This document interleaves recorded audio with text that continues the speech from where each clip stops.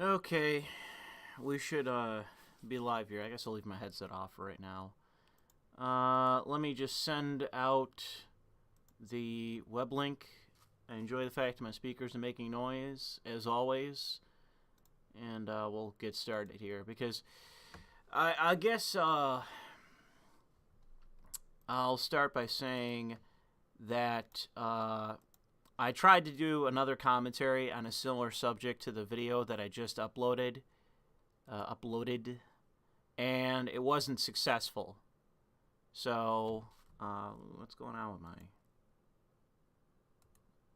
What the fuck? Fuck is going on with my volume here?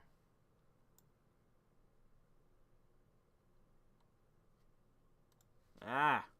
The fuck? What the fuck is the proper thing? There it is. I don't know what's going on with my mic. It's like super soft. Turn that shit up. Okay. That's weird. Normally I'm too loud, and for whatever reason my mic was like really low. So we're going to be talking about another instance of we're going to be watching a police shooting. Okay, so that's what we're going to be talking about. Yeah, smash that fucking like button. Sorry, let me tweet this out. Sorry, I got distracted by the mic issue. Give me a second here to share this.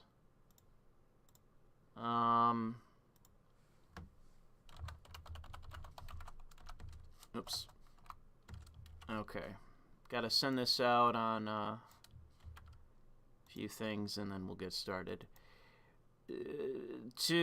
Fucking Gab. I'm not logged in. God damn it.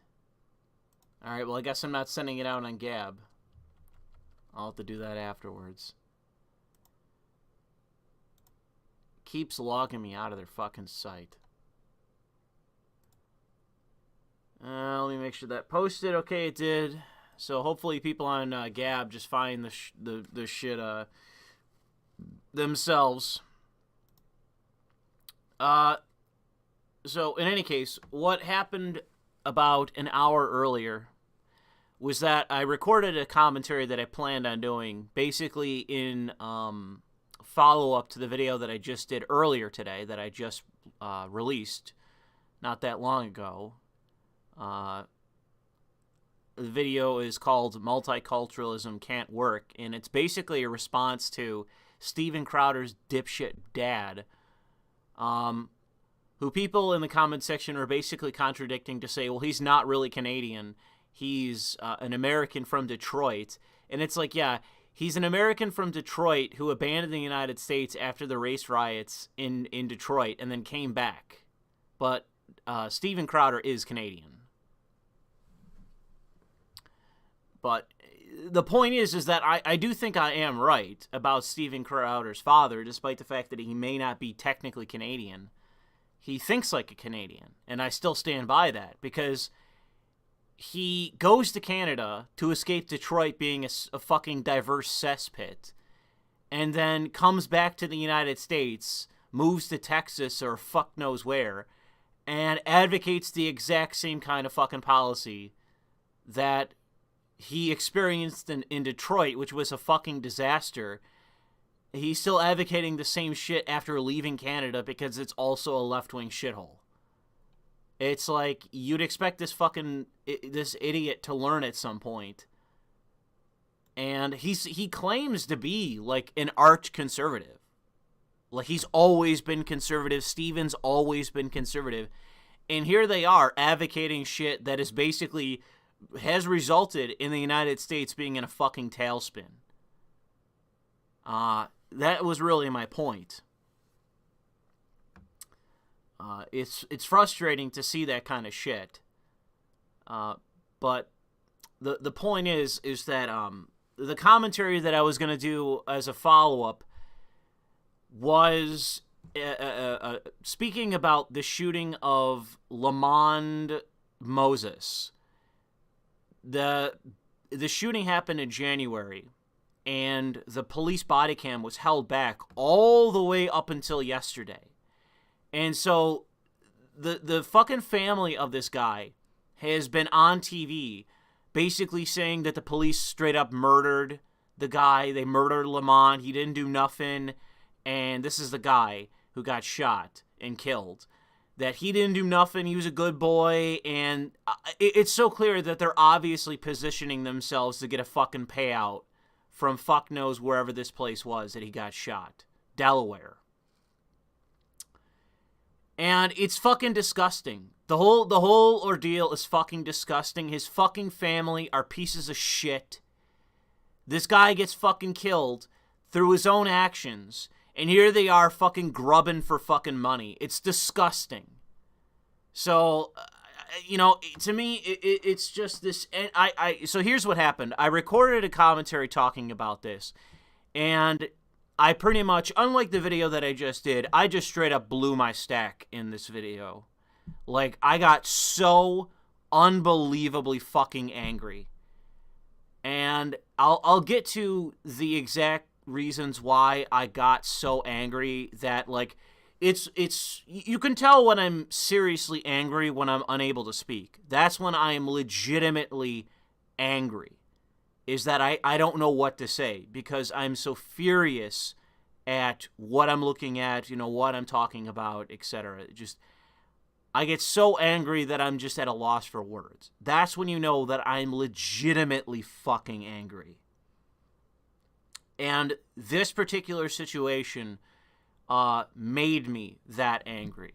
The shooting of this fucking asshole. Because it feels as though that I am isolated. Like I am by myself looking at this situation in a fashion that is as close to as objectivity as one can be. Because I'm trying to be nuanced in discussing it. But it's just fucking everybody. Everyone on the face of this earth is just a fucking asshole.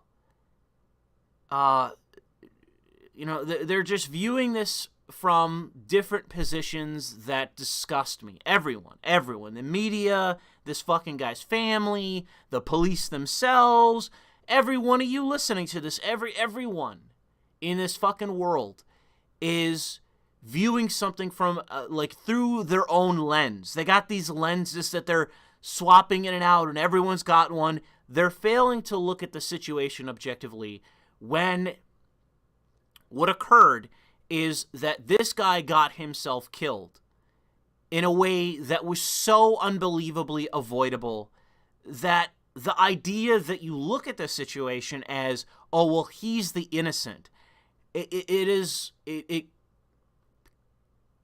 riles such anger in me that I can't really put it to words in such a way, I can't articulate it in such a way that I can make a productive commentary. So now that I've blown out my voice and blown my stack, we're going to talk about this in a stream.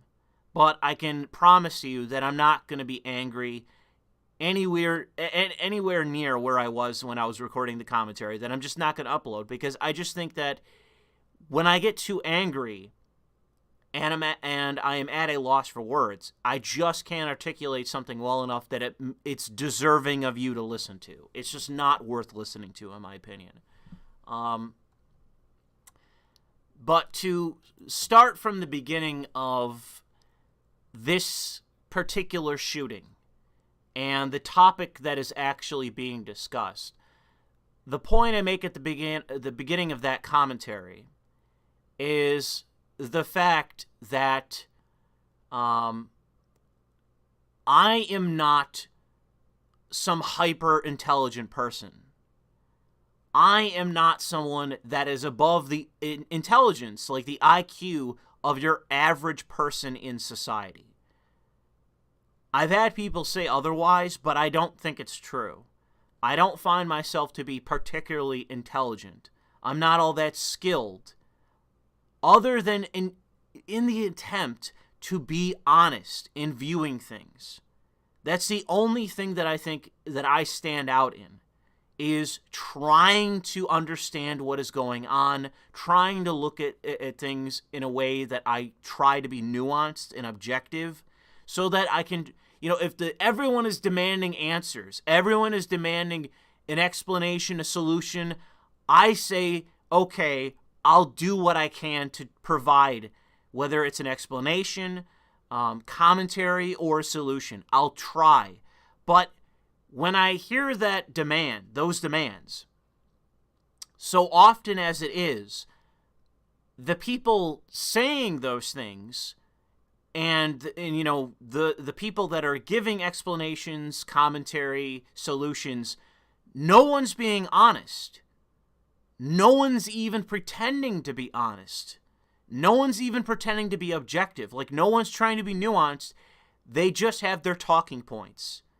And the thing that really angered me, that really pushed me past the edge, was the fact that if you look at this in a fair way, if you look at this in a truthful manner, the people who are offering solutions, offering commentary, the people even demanding answers, so often as it is, they don't really care. They don't really give a shit. Like, the people that are screaming, I want answers, and we need a solution, and I have a solution, none of these people really care.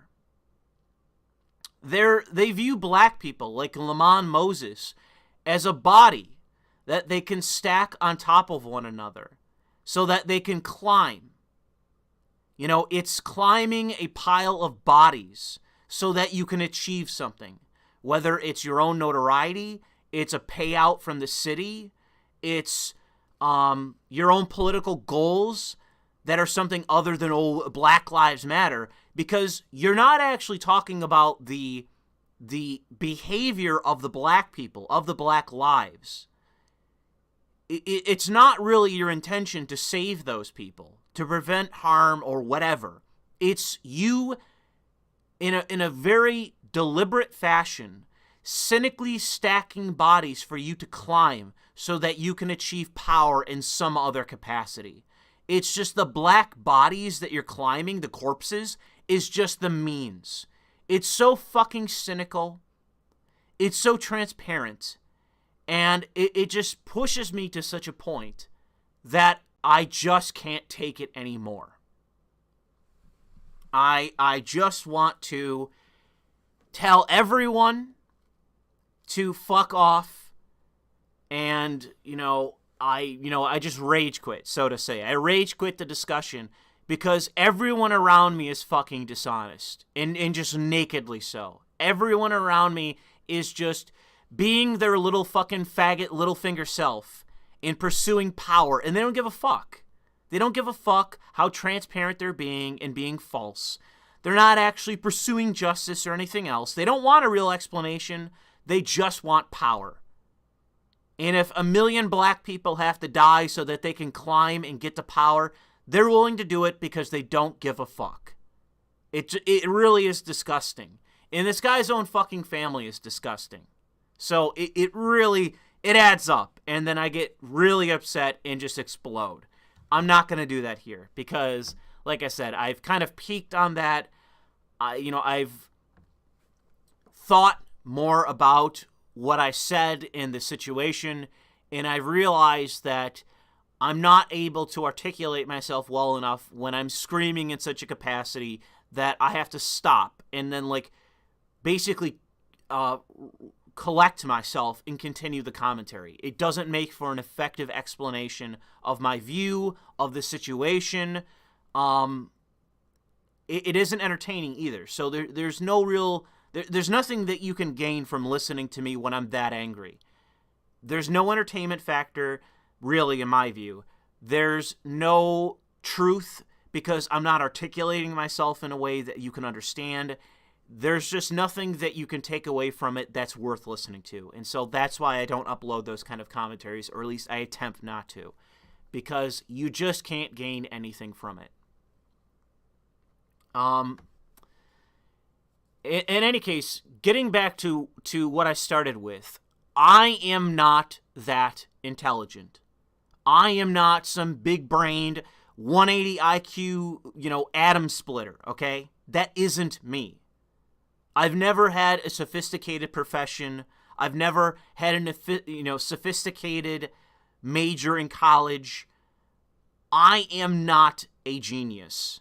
And I would say that in reality, I'm probably right around the average in terms of intelligence. But the difference between me and everybody else, I forget what the line is that I think it was a black guy who said it, like the difference between me and the 99%, like something like that, he said it in a way that it was threatening, like he's dangerous. But in the way that I'm dangerous, the difference between myself and the 99% is the fact that I genuinely care about the truth. I actually want to understand what is happening, and if there is a demand for a solution, I'm going to try to provide it. And the comparison that I made in the original commentary is that in reality, I'm not some 180 IQ intellectual. I'm Dr. Lexus. That's who I am. I am Dr. Lexus. And I'm going to play this quick clip from Idiocracy just to sort of like give you like how I see myself. Don't want to sound like a dick or nothing, but it says on your chart that you're fucked up. You talk like a fag, and your shit's all retarded. What I do is just like you know, you know what I mean? Like, this is pretty much the best explanation of how I see myself. I don't view myself in such a way that people are going to, you know, sit in awe at my fucking IQ and my galaxy brain. But the fact is that so many people out there do view themselves that way. They are paid professionally to commentate and to either explain situations, commentate at situations, or provide solutions to instances in society. It's either cultural commentary or statecraft, policy solutions for the public. So you craft a policy, you push it through politics, the political mechanisms, and you put it in law. People are paid to do that professionally. And they're just fucking liars. They're dumber than I am. They are dumber than I am. I, in the situation, am Dr. Lexus, but they are dumber than I am. And I can see that. I can understand that. Because they're either dumb or they're liars. And if you're being charitable, then you just assume they're fucking stupid. And for that reason, worthless. There's no reason to listen to someone who is stupid. Because they're never going to give you any kind of plausible explanation that you can act on. And if they're liars, you can't trust them. How do you know that they're actually going to provide you with a solution that is going to have any meaningful effect outside of them, more power gravitating towards them? And in reality, if I'm being honest, I think that is in large part what all of this is. All of the cottage industry around race politics in America. I think that the majority of it is purely fucking cynical. These are just dishonest actors. These are not people that are incompetent. They're not dumb. They are stacking dead bodies so that they can climb that pile and achieve power, wealth, status, notoriety. Like, that is what they're fucking doing. And that is immoral. I'm not here to give you a fucking long-winded explanation in terms of why it is immoral. I'm not breaking down that, but I am saying that those actions are immoral. And you doing that is transparent enough that someone with my intelligence, average intelligence, can see you for what you are and what you're doing. The immoral behavior that you're engaging in. I can see through the veneer of polite politics and very well-crafted horse shit. I can see you for what you are and what you're doing. And it's disgusting. It is honestly fucking disgusting.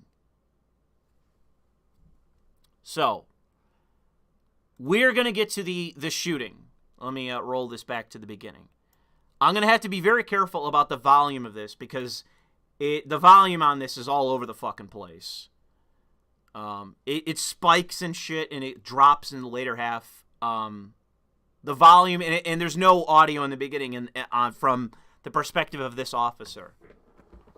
So allow me to lay out what happened, okay? The police are in this neighborhood from their own reporting. They're looking for stolen vehicles. They're either out because they've been told to go out there looking for stolen vehicles, or they've had reports of stolen vehicles and they're responding to that call. But either way, they're in this area looking for stolen vehicles. And they stumble upon Lamont Moses. Lamont Moses is parked on the side of the road with his car still on, passed out behind the wheel. So he's unconscious behind the fucking wheel. And his car is in drive. So this fucking guy is in his vehicle that is on. He's unconscious and his car isn't even in park. So this guy pulled to the fucking side of the road and passed the fuck out. That's how the cops stumble upon this situation and basically detain him. Launch an investigation.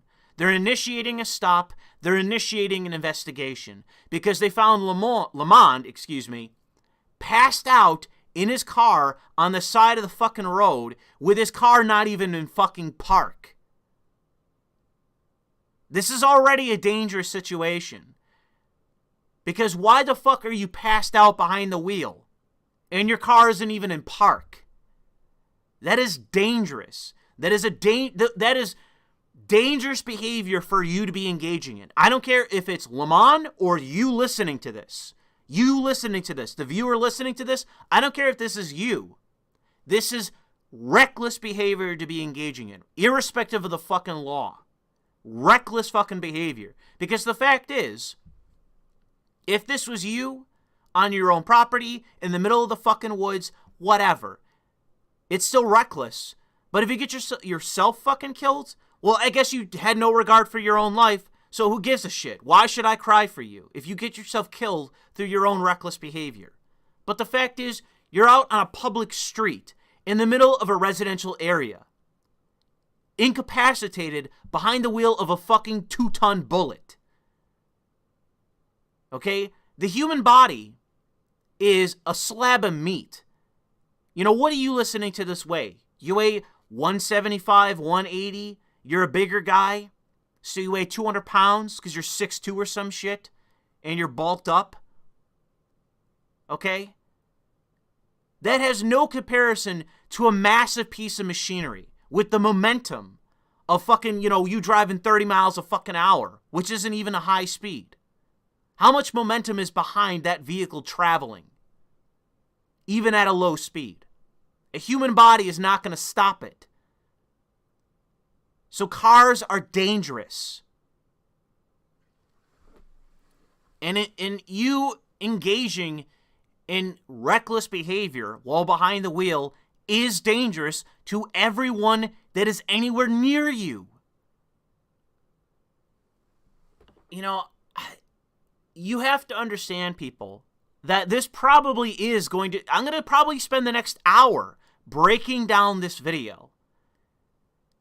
Because this guy's behavior is so fucking reckless that in the end, he gets himself killed. So that's the spoiler. This guy engages in such reckless behavior that in the end, he fucking dies. And like I said, if this was Copcast and I didn't really put much thought into it, I would laugh at it. I would say he deserved what he got, and we'd all laugh in the chat. I get a super chat of $6.50 or some shit, okay? But the fact is, if you sit down and you think about what happened, what actually is going on here, like, it's so aggravating because no one is actually discussing what's going on. No one's talking about this. No one's going to actually discuss what occurred.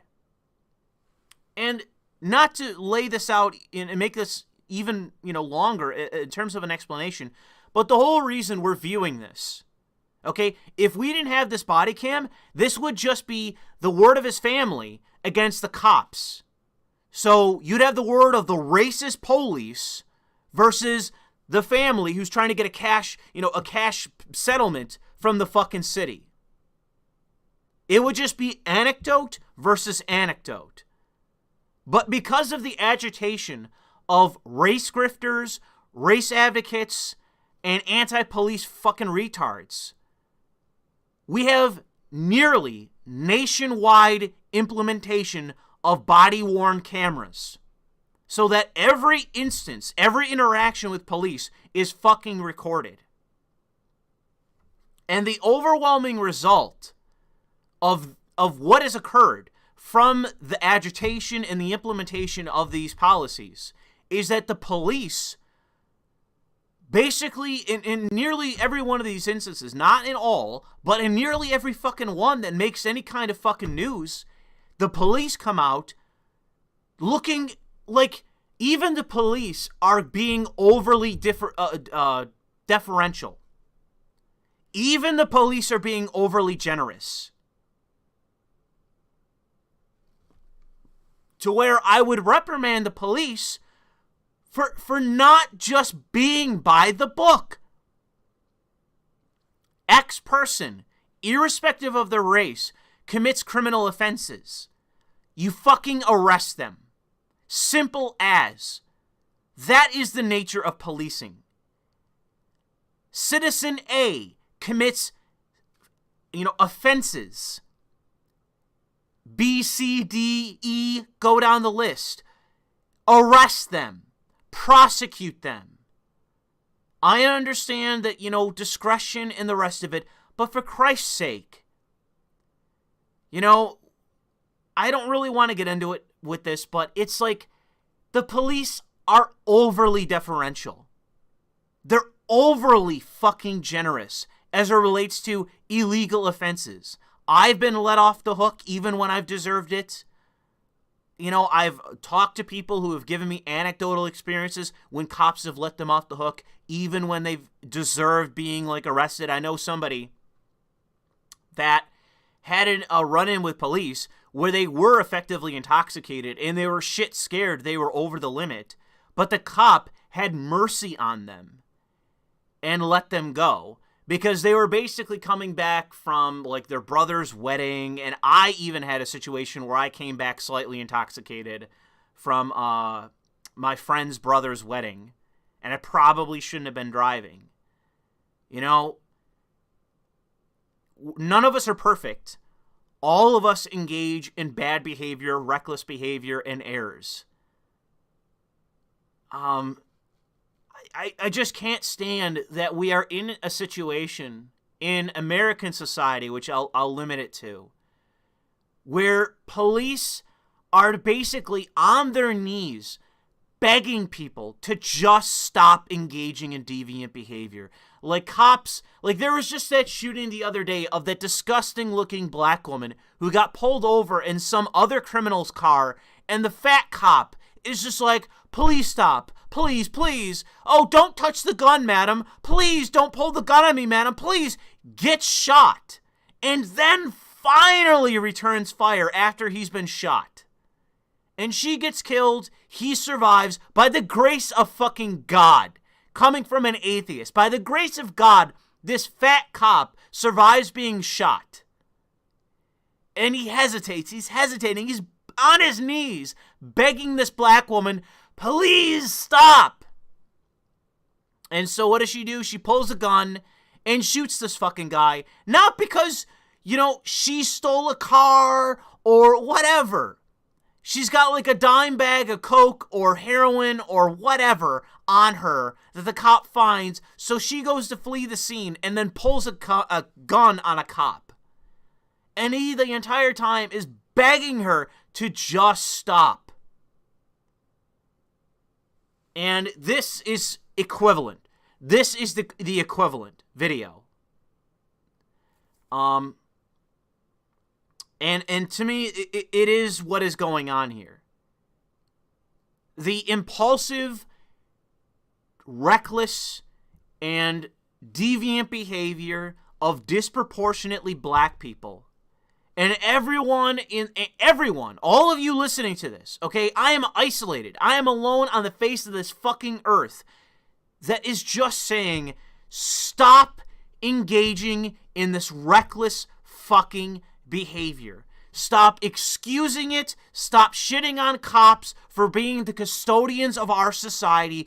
Just stop engaging in this fucking self-destructive behavior in the end where you die. Not because the cops are fucking racist or whatever, but because you don't give a fuck about your own life and you just toss it away. Like Dave Chappelle in the one skit where he tosses a condom into the fucking garbage bin. Like Kobe, and just shoots it into the fucking garbage, and it's a laugh line and the audience laughs. Like, that's how these people throw away their fucking lives. Where it's comedic. It is a comedy. It is a comedy of errors. This is a goddamn Chevy Chase movie, okay? This is a script that Chevy Chase would act. That's this situation that is disproportionately these body cam videos of black people. It is a comedy of fucking errors, and I am sick of watching it. I'm sick of watching these things just occur. I'm just in real time, I just watch this person throw away their fucking life for nothing. They didn't even know if this guy stole the car or not. I don't even know if this guy stole the car or not. They're approaching this situation because this guy is stoned out of his fucking mind, idling by the curb, unconscious. Anyways, I've already laid out how this starts. This guy is by the curb. His car is in drive. He's unconscious. And I'll have to skip ahead, excuse me, to where there's fucking audio.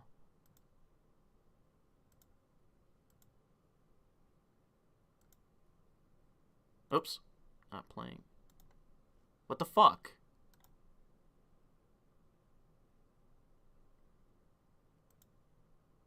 Come on, audio. Jesus Christ. So you sleeping in here, there man? we go. To make sure you're all right, man. My mom live right here. You're sleeping with the car and drive. Bro, my mom live right here. Why are you walking up like... So, right off the bat, cops approach. They find this guy passed out at the wheel.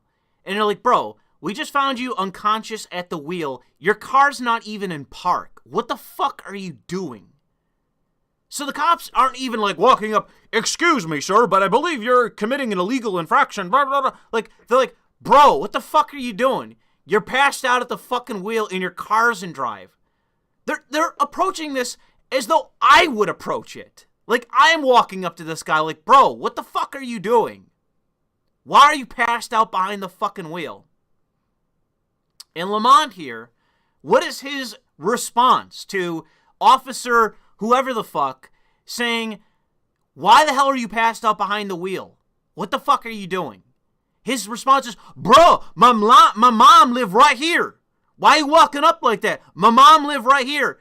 Hey, Lamont, that's what we white people call a non sequitur. Your mom living right there, homie, has nothing to do with you being passed out behind the wheel of this fucking automobile. Irrespective of your mom living right here, it has no bearing on you being unconscious behind the wheel of a fucking automobile while it's still in drive. I am not that intelligent of a person.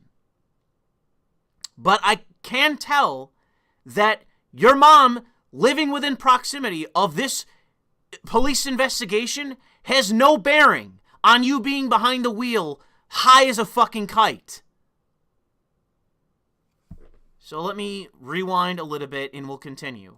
Mom live right here. Why are you walking up like... You don't need to scream, man. We're just trying to help you out. I'm okay. My mom live right here. We're just out here, man, looking for stolen cars. We see you sleeping and you got weed sitting right there. There's weed all over, man. Stop again. Comedy of errors. This is what I'm talking about. They approach this guy. He's unconscious. They just want to know what the fuck is going on. They're out there with a specific cause. We're looking for stolen cars. We noticed you. You're passed out behind the fucking wheel. And there's weed all over your fucking car. Now we have another reason for the cops to be stopping this guy. There's a controlled substance, sir, in plain sight. Hey, Lamond, hide your weed. Don't leave it in plain sight. You fucking ass! I really have to contain myself because I'm really starting to get angry. I'm really starting to get angry and I don't want to. I want to be articulate. I want to explain to you this reckless behavior and why the people like Lamond are dying. Why they're dying. It's because of their fucking reckless behavior.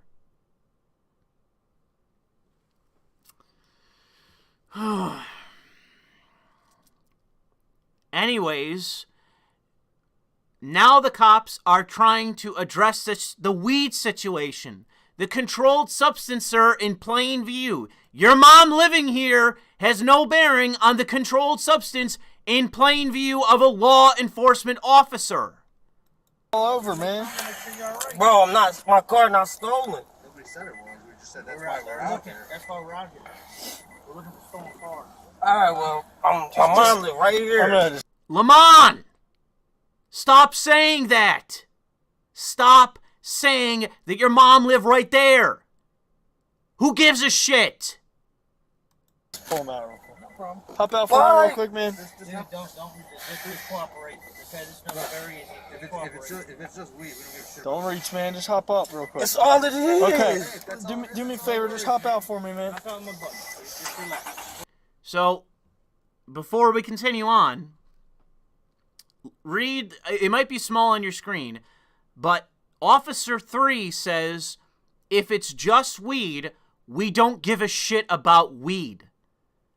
So, I want to reiterate this situation.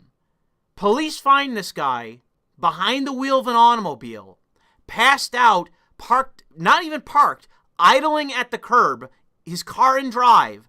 He's high as fuck on at least one narcotic that they can prove because it's all over the fucking vehicle in plain sight. And what do they say? We're just trying to help you. We don't give a fuck that you're recklessly driving a vehicle. We don't give a fuck about the controlled substance you're obviously high on sitting in plain view in your fucking vehicle. We don't care. We're just trying to figure out what the fuck is going on, Lamond. So hop out of your car. You're engaging in incredibly reckless behavior. We're in fear that you're going to do something crazy. Just step out of the car. If all you got is weed, we don't give a shit. Again, this is not by-the-book policing.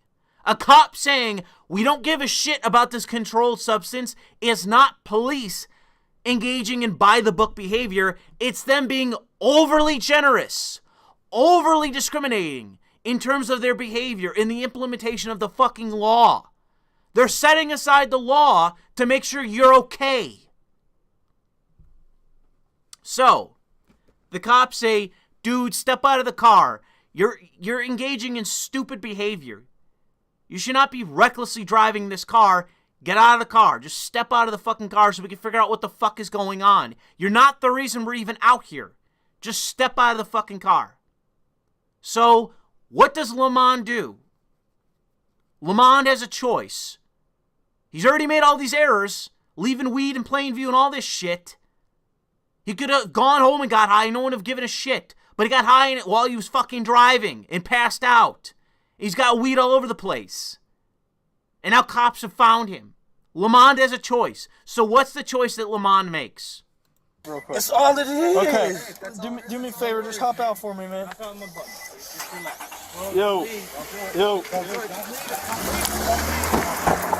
So here's another fucking error.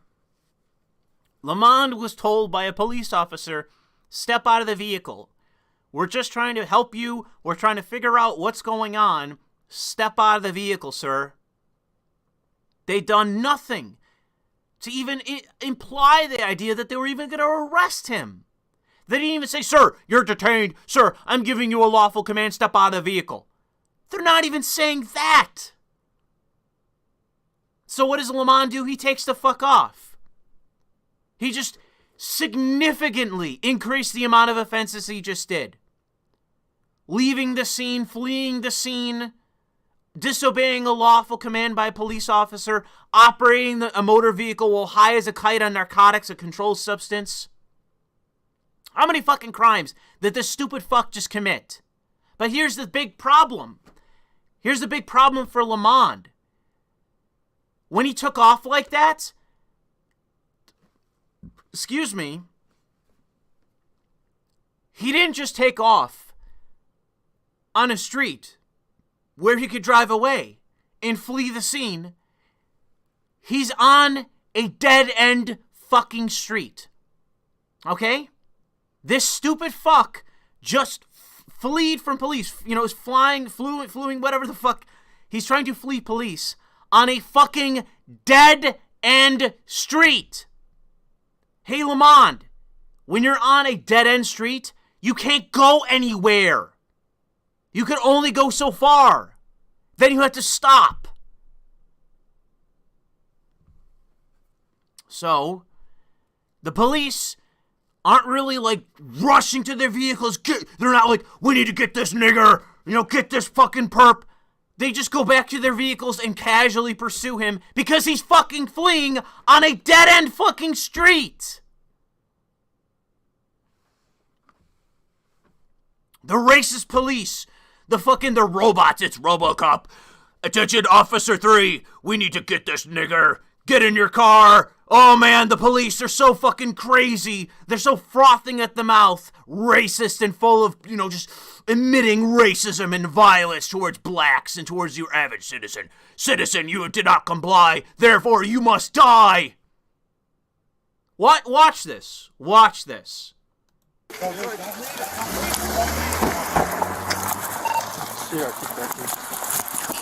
Could you even call that a jog back to their car? Because they don't have to rush. He's fleeing on a one-way fucking street. There's nowhere to go.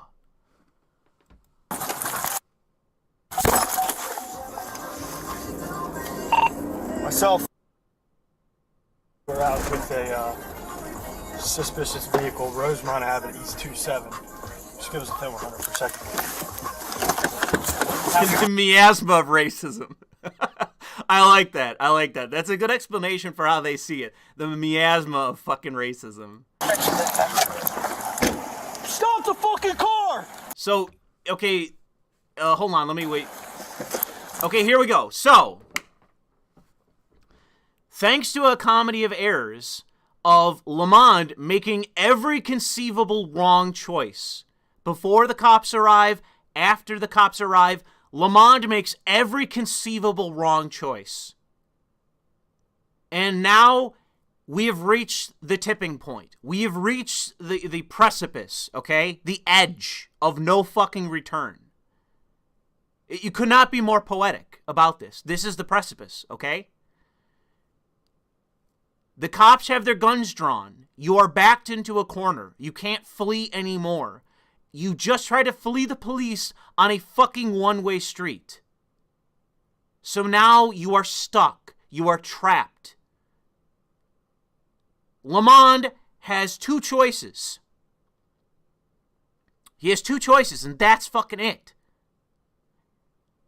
Choice A is to simply just fucking stop. Just stop your deviant behavior. Just, literally, just stop. That is choice A. Just stop. Or B, literally gamble with your own life. Just say, fuck it. I'm going to stupidly flee from police again. I'm never going to get away. They're eventually just going to catch me. There's going to be a warrant out for all this shit that I just did. They are going to catch me. I am going to jail or prison. Just give up. Or recklessly gamble with your own life in such a way that no one listening to this, none of you are listening to this, none of you would ever do something like this. Because you're going up against police with their guns drawn and full fucking immunity to take your fucking life. None of us would do this. None of us would ever say, you know what, choice B, I'm going to throw away my fucking life for the unbelievably slim chance that I'm going to evade police capture. None of us are so fucking irrational that we would ever fucking make that choice. But Lamond chooses choice B. Rather than just choice A, stop! Just fucking stop. That is choice A. Lamond chooses choice B. Don't fucking do it! Don't do it! Do it! Don't do it! Shots fired. Stop! Stop! Stop! Could be on Rosemont. It's dead end. So I will just let this roll on. This is the other perspective, the other officer. This video is actually a bit better, audio-wise, and seeing exactly what occurred. But it's like this guy had every chance, every opportunity. All he had to do was make the right choice, the rational choice, once in this encounter. Make one choice that is rational and the correct choice. But every single opportunity that he was given to make the right decision, instead, he chose the wrong one, the most reckless choice that he could have made. Every single fucking choice that he made was the worst choice fucking possible. And people demand an explanation. What is happening in America? Louis, tell me. I demand to know what is happening in America between black people, disproportionately, and the police. And it is this, over and over and over again. It is a comedy of errors in terms of a sequel, over and over. It's the same fucking sequel, a non-stop repeat of these people making every conceivable wrong decision and throwing away their lives. And there is no other way to view this other than just that. That is the truth. If you want to know the truth of these situations, that is the truth of these interactions. That is the truth. These black people are throwing away their lives. They are throwing away their lives and making a sequence of irrational, erroneous choices that end in themselves being killed. If you want to live, don't have your life be a comedy of errors where you choose to engage in illegal behavior, and then when police catch you doing it, you continue to engage in reckless, illegal fucking behavior, and you escalate the problem to such a point that the police have no other alternative but to fucking kill you. If you don't want to die, don't engage in this behavior. That is it. That is the fucking truth. Stop engaging in this behavior. Stop being a fucking deviant. Stop making these fucking choices, and you won't die. By the way, there's nothing else. There's no other caveats. There's no other, well, excuse me, allow me to introduce some nuance to this fucking conversation. There's nothing else. There's no other explanation needed. There's no other elaboration needed. There's nothing else needed but that simple fact. Stop engaging in this behavior. Stop being so fucking reckless. Stop throwing away your life for nothing. Police are giving you every conceivable fucking out to not do this. They're not even saying, oh, we're going to haul you in, to jail over you, being high on a controlled substance and operating a motor vehicle and blah, blah, blah, blah, blah. They're not even saying that, and you still choose to do this. The only explanation is not my police, my system, my structures. It is stop engaging in this reckless, self-destructive fucking behavior and throwing away your goddamn life for fucking nothing. That's it. That's it. That's the beginning, that is the end, that is the entire fucking commentary necessary to explain what the fuck is going on in America. Any other explanation is either false, erroneous, or unnecessary. Period. And if you disagree, feel free to do a commentary somehow disputing what I have to say here. And if you're not willing to do that, you're just going to type in, well, Louis, I disagree. You can suck me off until the day I fucking die. Put that on my fucking headstone. That anyone that has any kind of fucking further nuance or further explanation of what's occurring here, suck me off until the day you die, or give me some kind of fucking plausible argument as to how I am anything but completely, utterly, absolutely, and I mean that, to an absolute capacity, correct about this situation. I dare people. I challenge people.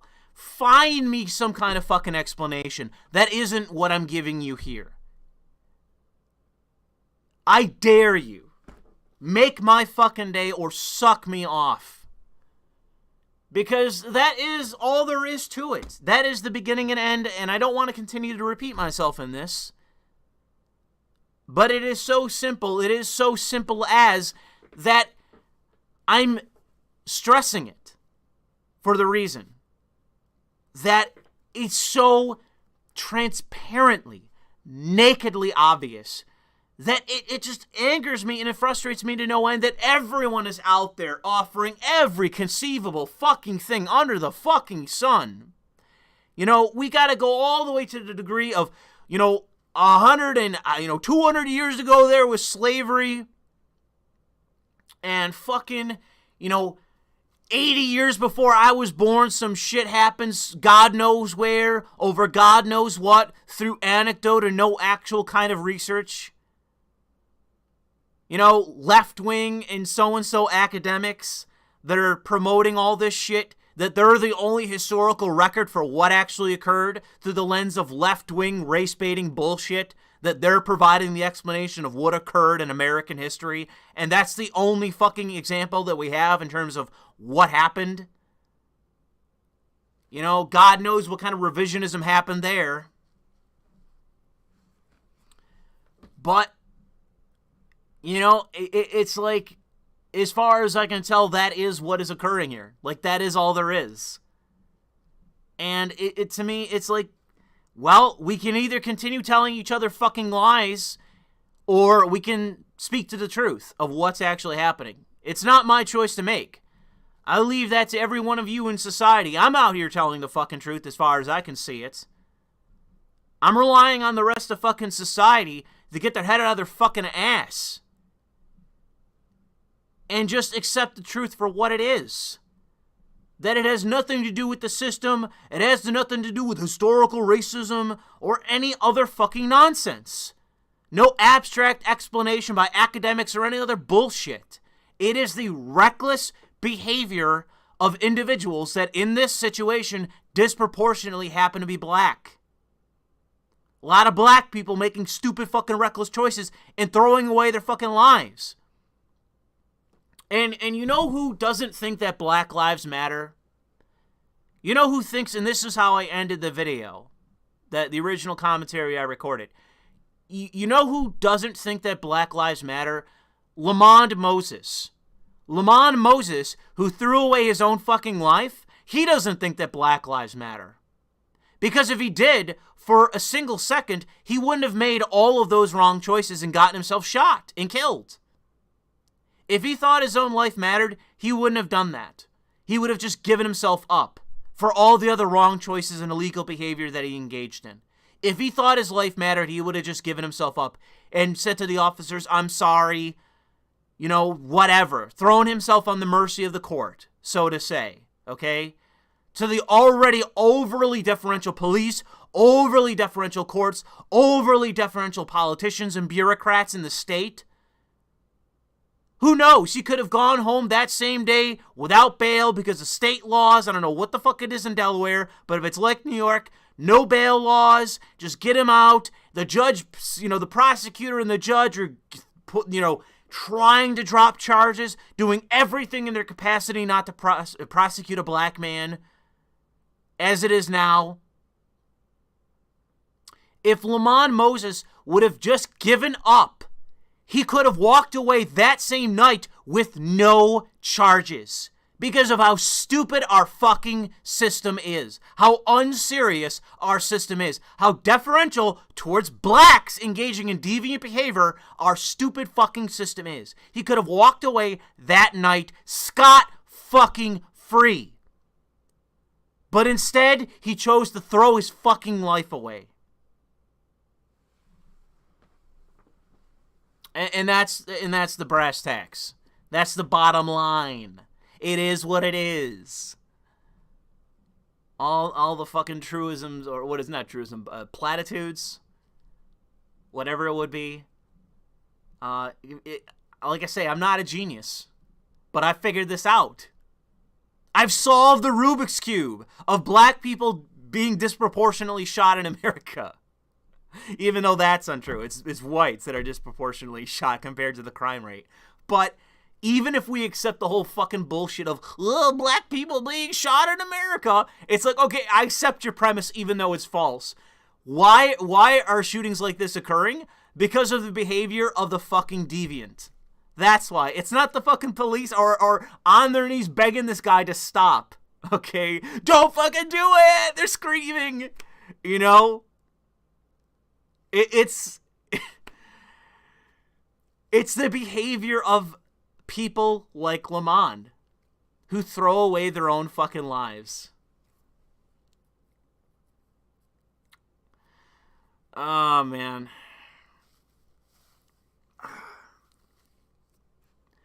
So, I will turn this over to the chat. It took me an hour to get through this. Do you find this commentary to be good enough? Have I satisfied you, chat? Do you think I've provided you a good enough explanation of this situation, of that video, and what's going on?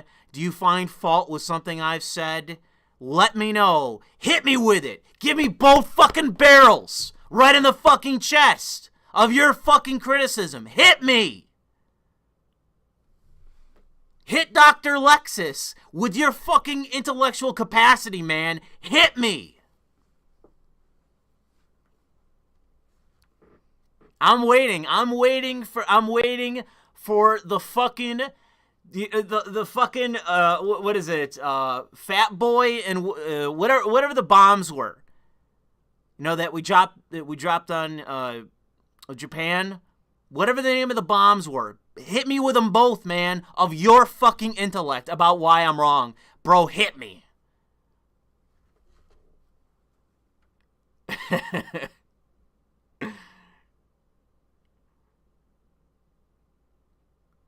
I'm looking. Hit me, especially if you got a super chat. Guys, hit me. You got a super chat. You're a big brain person.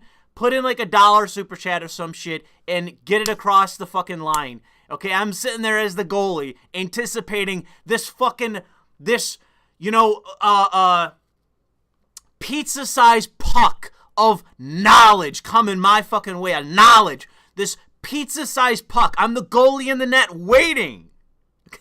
By the way, more Canadian fucking metaphor right here. I'm in the net and I'm waiting. Hit me with it. I'm ready to defend. Come on. Fat man and little boy. That's what it is.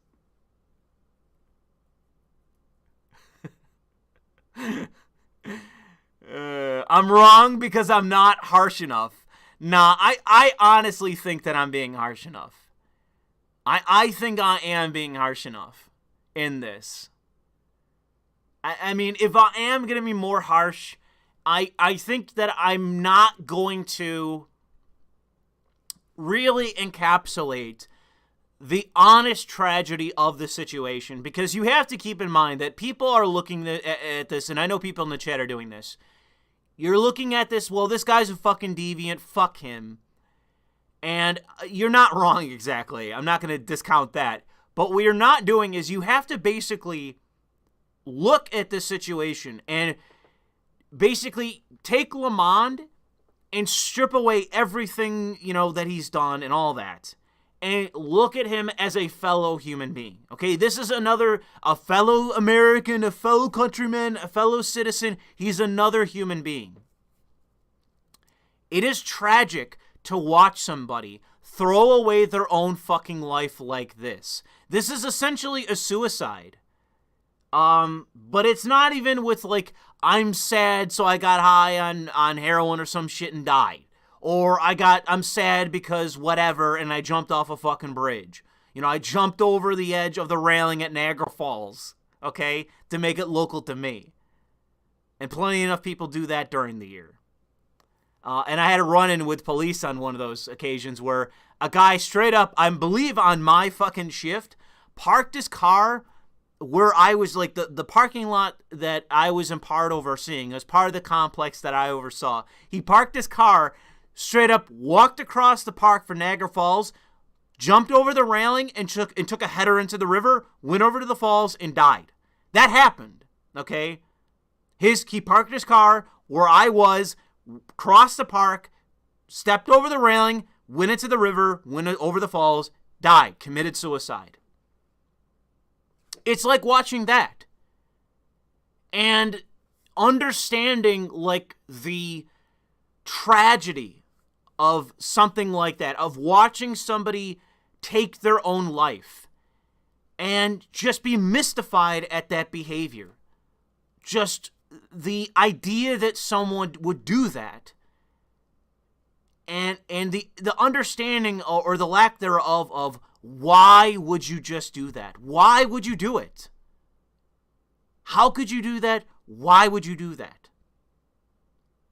And my anger doesn't even stem from that, even though you could be angry about that, the nature of that. The anger is everyone on the face of this earth, other than me, viewing it as though, the police murdered this black man, and that's other shit, when it's that is so painfully, nakedly, obviously not what happened. The fuck is wrong with all of you to see the situation as that? What the fuck is wrong with everyone? Why am I isolated? Why am I atomized? Why am I alone? Talking about this by myself, understanding the situation as it actually is. God knows, pull this, okay? Pull this video. Take this video as an example. Pull America, the America populace. Pull America as to how they view this video. And I guarantee you that it is overwhelming. It is overwhelming that I am alone in viewing it accurately. Okay? It is the 50 million flies on horseshit thinking they're right. When I view it as, well, you're on shit. That is just shit. I'm not interested as shit. I don't care if 50 million flies eat shit. You're still eating shit. I don't care how popular it is. I'm right. I'm objectively right. Give me an explanation. Give me an argument. Or suck me off until the end of time, so to speak. Anyways. Nah, I'm not gonna tell any more security stories. That was. I mean, it wasn't the bleakest one. One guy bled out after he smashed in cars. I've already told that one before.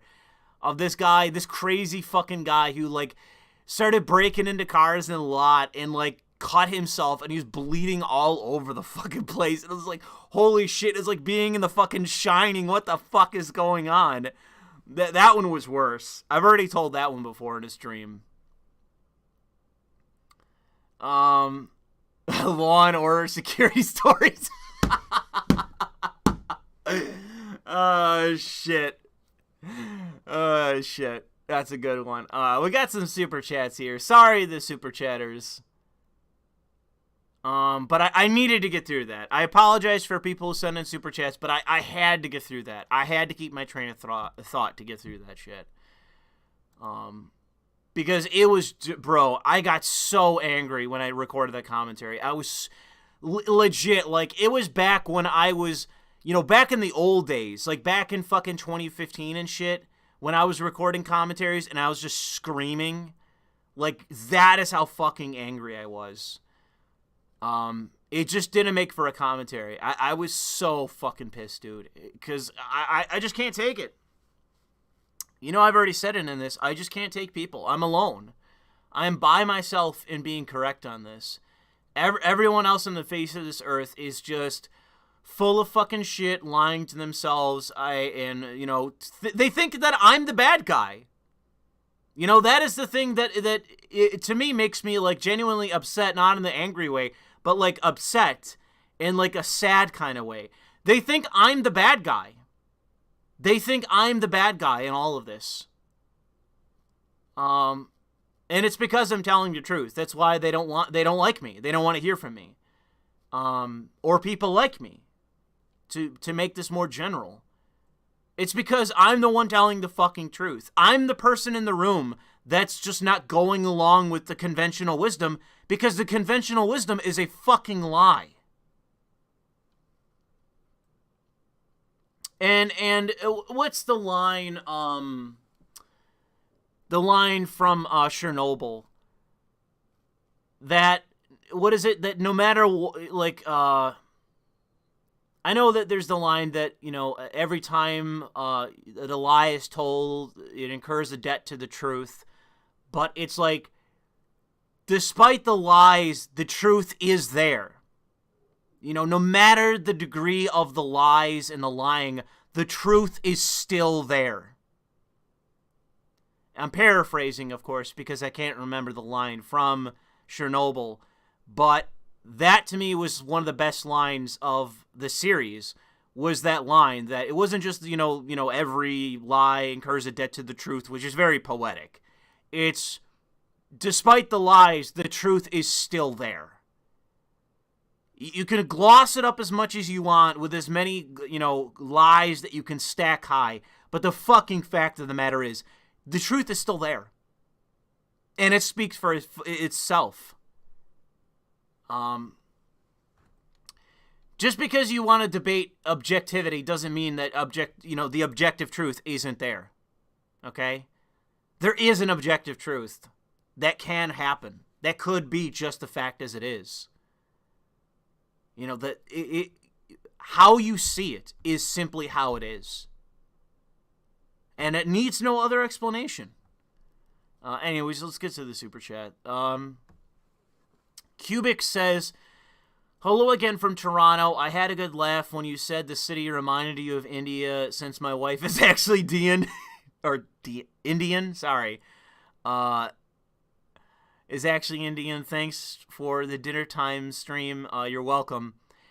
it's not to dump on Indian people. I'm not trying to say that Indian people are bad. I've met some very westernized Indians, and it wasn't at Buff State, but I met some girl that if I had the chance, I would have dated and fucked like there was no tomorrow. Like, I would have wrecked her, and she was Indian, I believe. I don't think she was native Indian, like, you know, she wasn't, like, an Indian national. I think she was actually born in, I think, Canada, and was going to school in America. But, man, bro, she was banging, and I would have fucking plowed her. I'll put it like that. So, for all I know, that's who you're dating now. I got cucked by this guy in Toronto. He fucking found this girl who went to UB and managed to tap that ass when I couldn't. But that isn't to say, though, that I want to replicate Indian society in America, because Indian society is fucking disgusting, third world, and horrifying.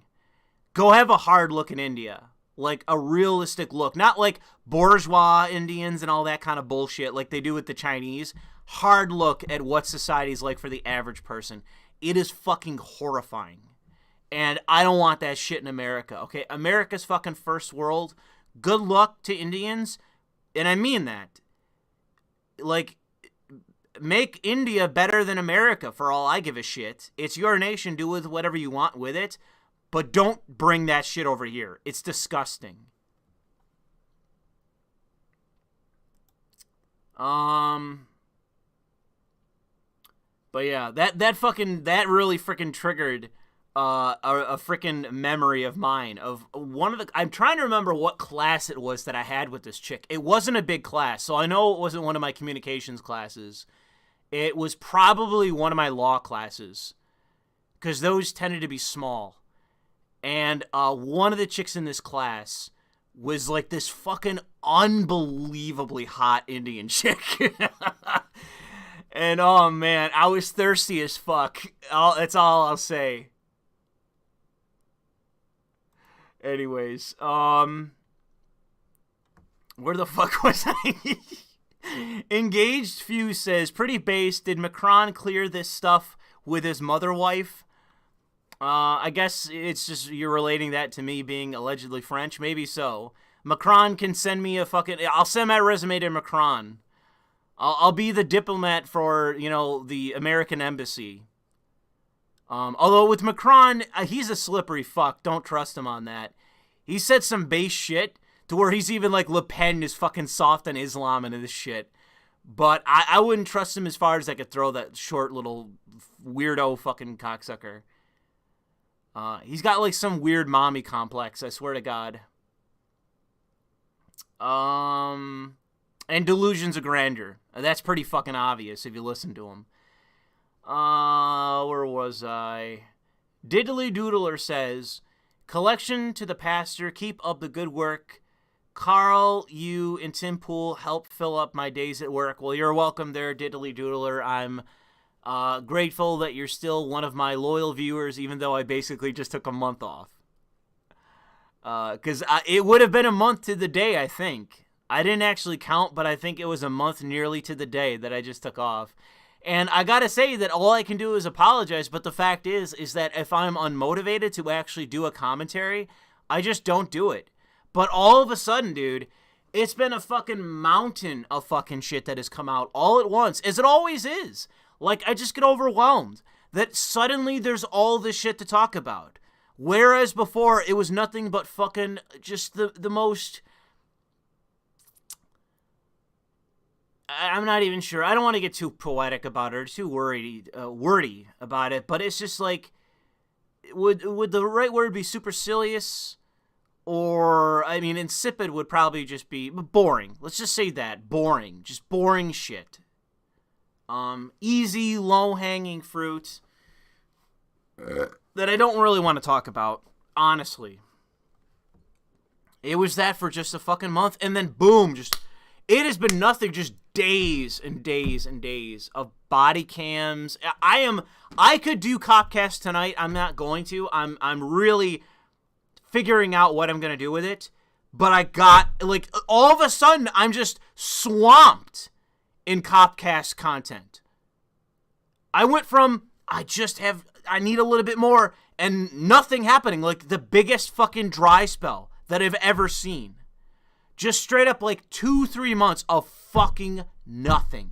And then out of the blue, just mountains of fucking insane material to work with for Copcast. So I got to figure that out, and it's basically on the horizon. You know, I'm letting you know Copcast 3 is on the horizon because now I got too much content. You know, I got 6 hours of fucking content all of a sudden, and it's like I can't, like, now I got to distinguish what I'm going to use. And this was one of the videos that was just so unbelievable. Like, honestly unbelievable that I had to do a standalone commentary on it. Because it was just that over the fucking top. So thank you, Diddly Doodler, and those of you supporting me. The Gettr says, does anyone think that after we build our own everything, they will just leave us alone? Once we're in parallel societies, they will come for us either physically or through government action. So that is basically you demolishing the, in some part, like the alt-right, white nationalist, and it includes like Tim Pool, like the basic idea of balkanization or separation, that they'll be over there doing their thing and we'll be over here doing our thing. And that is the thing that I reject wholly, because exactly, who said that again? The Gettr. You are completely correct, Gettr. The solution is not separation. It's not abandoning America. It's not some bullshit Tim Pool scenario of, well, they'll leave me alone. Goddamn, you know, in my Waco compound, you know? That's what Tim Pool thinks. He thinks if we all hypocritically move away to the middle of fucking nowhere, that's somehow the solution to all this. We abandon politics. That is Tim Pool's explanation. And in some capacity, the alt-right and the white nationalists, they're advocating a lot of the same thing, which is balkanization, separation, all that kind of thing. And my thing is no. The only way that any of this is ever going to work in our favor is to take power and to crush our opposition. And that can be done in a way that isn't fucking flame out, go on a Christchurch path and all this stupid shit. It is a very calm, patient, long-term plan of pursuing politics in a meaningful and moral capacity, achieving power, and then decimating our enemies. And it isn't some Fed posting bullshit. It is simply understanding the mechanisms by which that our enemies have achieved power and just like a light switch, turning them off. Academia and media and the news and all the rest, you just, one by one, off, off, off, off. And I have people go, well, what about a violation of free association? What about a violation of free speech and free expression? What about a violation of this principle? What a violation about this or that? And the thing is that the thing that they fail to understand is I am fully aware of what I'm saying and what I'm advocating. I am fully aware, I am fully conscious about what I am saying. I may say something, passionately. I may be impassioned as I say something. I am saying something that is thoughtful and rational. I have thought about these things. I have considered what we should do, and I have listened to untold people who, without a shadow of a doubt, think of themselves as more intelligent than I am, more thoughtful than I am, and they do not offer plausible solutions to the issues that we are now dealing with. With Tim Pool, he has no solution. His whole fucking solution is to move the fuck in the middle of the woods and abandon politics. That's his solution. He is parallel, mirrored to the alt-right and the crazy Fed posters who are like, no political solution, all this shit. Flame out. They share the same explanation, the same solution. What should be done? They are mirrored in that way. And I am the total antithetical. I am nothing but the antithetical. I am nothing but the opposite in saying that the solution is political. And it isn't violent or crazy or radical or irrational. It is nothing more than a long-term, patient, thoughtful strategy of taking power and basically position by position defeating our enemies, defeating the causes of where we are, why we're here, going after the sources and destroying them. And you don't have to get violent. Laying off every sociology professor in the country is not violence. It's not dangerous. It's not radical. Oh my God, Louis Le Vau, radical. You need to get the FBI on the case by saying, by the way, lay off every gender studies professor. That's not Fed posting. That's not irrational. That is me looking at a situation, understanding the source of why we are where we are, and then saying, well, here's one of the causes. Well, let's just eliminate that cause. Or, sorry, that source, I should say. Eliminate the source. And it's just one example of a source. I'm saying it in a frivolous way. But it's the truth. Academia is one of the reasons why we are in such a fucked up situation. Why we are living in an unserious society that we regard as clown world. It's been coined clown world. Academia is one of the big sources for why we're here. So what do? You just dismantle academia.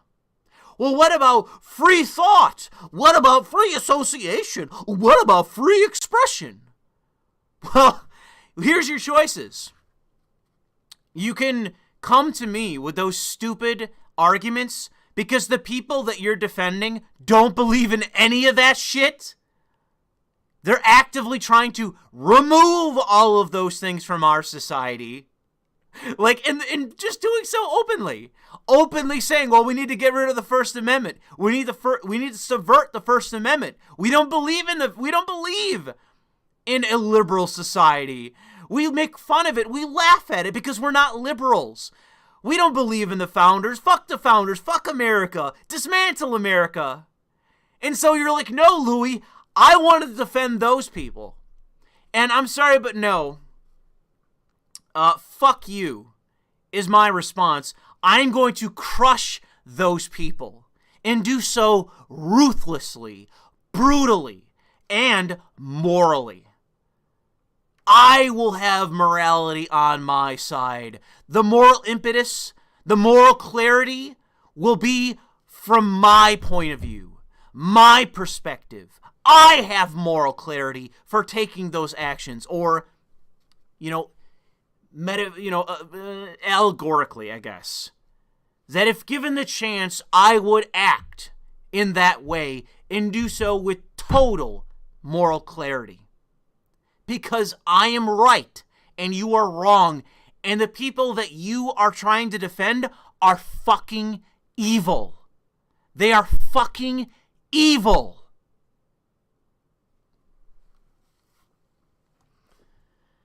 Anyways, so thank you, Geth, for the super chat. We are correct. Yeah.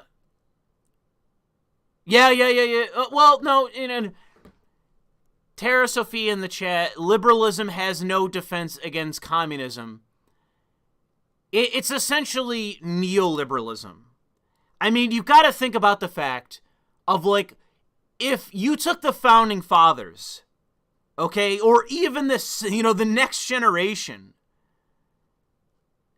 what would they do in our situation? And they would be so brutal that it would just be Fed posting. Like, it would just be me attracting the attention of the FBI. That's what the founding fathers would have done. They just would have looked at these people and been, oh, these people are insane. Lock them up or XYZ. Just think about what they would have done. The founding fathers didn't really eschew violence. That was kind of their bread and butter for how they, engaged in politics. You go to the founding fathers, hey, Ben Franklin, hey, Thomas Jefferson, hey, Thomas Jefferson, you got all this lofty intellectual shit, that all these ideals that you want to engage in, that, it swells my bosom with pride. Oh, Thomas Jefferson, if only I was as wise as you are. And that's how I actually feel. Thomas Jefferson, I am just an ant, and you are this mountain of a man, of an intellect. You're just this, like him and the rest of the founders. I'm just using him as an example to, exaggerate. But, hey, Thomas Jefferson, all the founders, how are you going to actualize your politics? Oh, I'm sorry, Louis. Violence. That's how we're going to realize our politics. Listen to our ideals about freedom and liberty. How are we going to realize our politics? Pure, naked, fucking violence. Like, that is the irony above ironies of Andrew Jackson, of fucking, Abraham Lincoln, Honest Abe, and all the fucking founding fathers, whether it's borderline pacifist fucking Benjamin Franklin or any of them. Irony of ironies. General George Washington. Hey, George, how did you realize your politics? Naked fucking violence.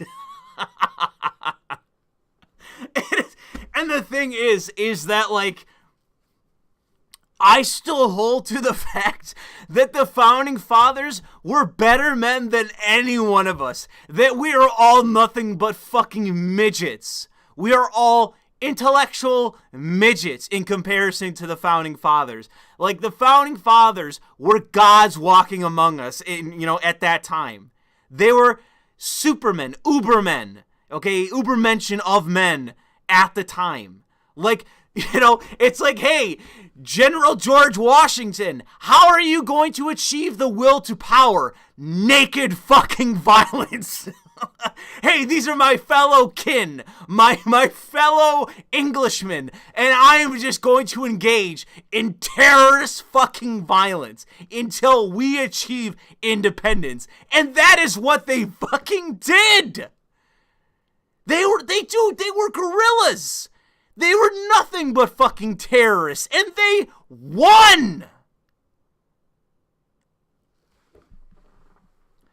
And again, the reason I bring up that fucking point is that isn't what I'm advocating. That isn't what I'm advocating. What I'm advocating is purely fucking political. It is nothing more than statecraft, fucking policy.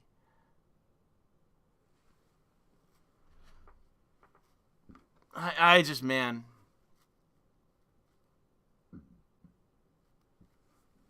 I just can't take it. I can't stand. That would be the thing if I ever had a chance to go on Steven Crowder's show. I know he's even said this himself, but he says it to in such a fucking, like, an empty capacity. He's like a dispenser in some way. Like, he acknowledges that fact that I just, talked about with the founding fathers and their fucking politics. Like, the intellectuals that they were, the philosopher kings of we're going to live in the most liberal society. It is going to be a free society. And how are we going to achieve it? Through naked fucking bloodshed. Oh, man. But my point is, that isn't what I advocate. And you always have to keep that in the back of your mind, that there is an underpinning of the United States, like the true reality of our country. The foundation of it is just swamped in fucking blood of dead Englishmen. That is the people talk about the Indians. Oh, the Indians, fuck the Indians. The Indian Wars, as far as I can tell, were defensive.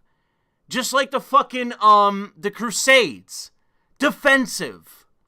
We show up, and we're like, hey, what the fuck's going on here? We're trying to explore shit, and the Indians come in with their slaves, and are like, hey, we're going to enslave you, and barbarically murder you. And we're like, no, we're not going to do that. Anyways, the reality of America is the United States Constitution was written in the blood of dead Englishmen. That is the truth of America. And so whenever we're here and, a fucking 200 odd years later, what are we even at this point? How far down the line? I don't even have to look it up. 1791 to today. Someone do the math. You're talking to Dr. Lexus here. Put it in the chat. How many years later? And here we are, so unbelievably fucking neutered, castrated fucking bourgeois. That we're like, oh man, don't talk about violence. Don't talk about violence. Oh man, I love the Founding Fathers. Oh, I love the Founding Fathers. The Founding Fathers are my heroes. And the Founding Fathers are like, yes, kill everyone. Kill everyone who disagrees with us. Independence or we murder you. Oh, man.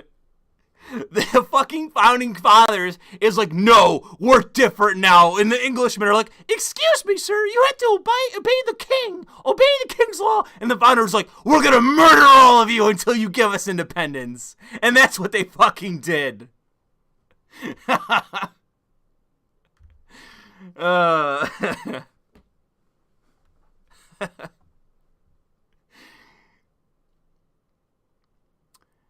Oh, yeah, people in the chat. Oh, ooh, the French. Ooh, je ne sais quoi. Let me talk to you about the French.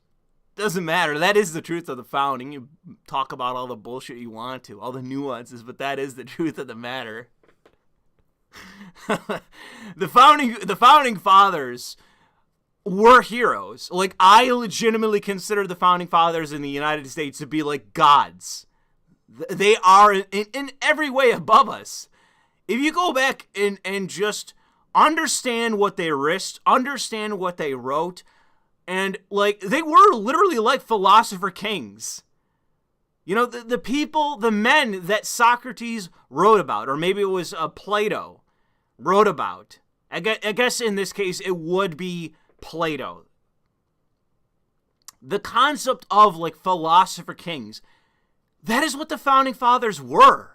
They embodied it. They were like, we are going to defy the king in our own home nation. We're going to defy 1,200 fucking years of authority. And we are going to start our own nation based off of this philosophy. And we are going to risk not only our property, our lives, but our families and just everything. Where if we lost, everyone would have been genocided. If the Founding Fathers would have lost all of their supporters, their families, it would have been like fucking China, like Han China, the fall of whatever it was, Han China, or Deng Xiao when he died, when he was assassinated, your whole family gets murdered. That's what have fucking happened. If the Founding Fathers would have lost, they would have all been murdered, and so would have all the supporters and their families. They would have all been murdered.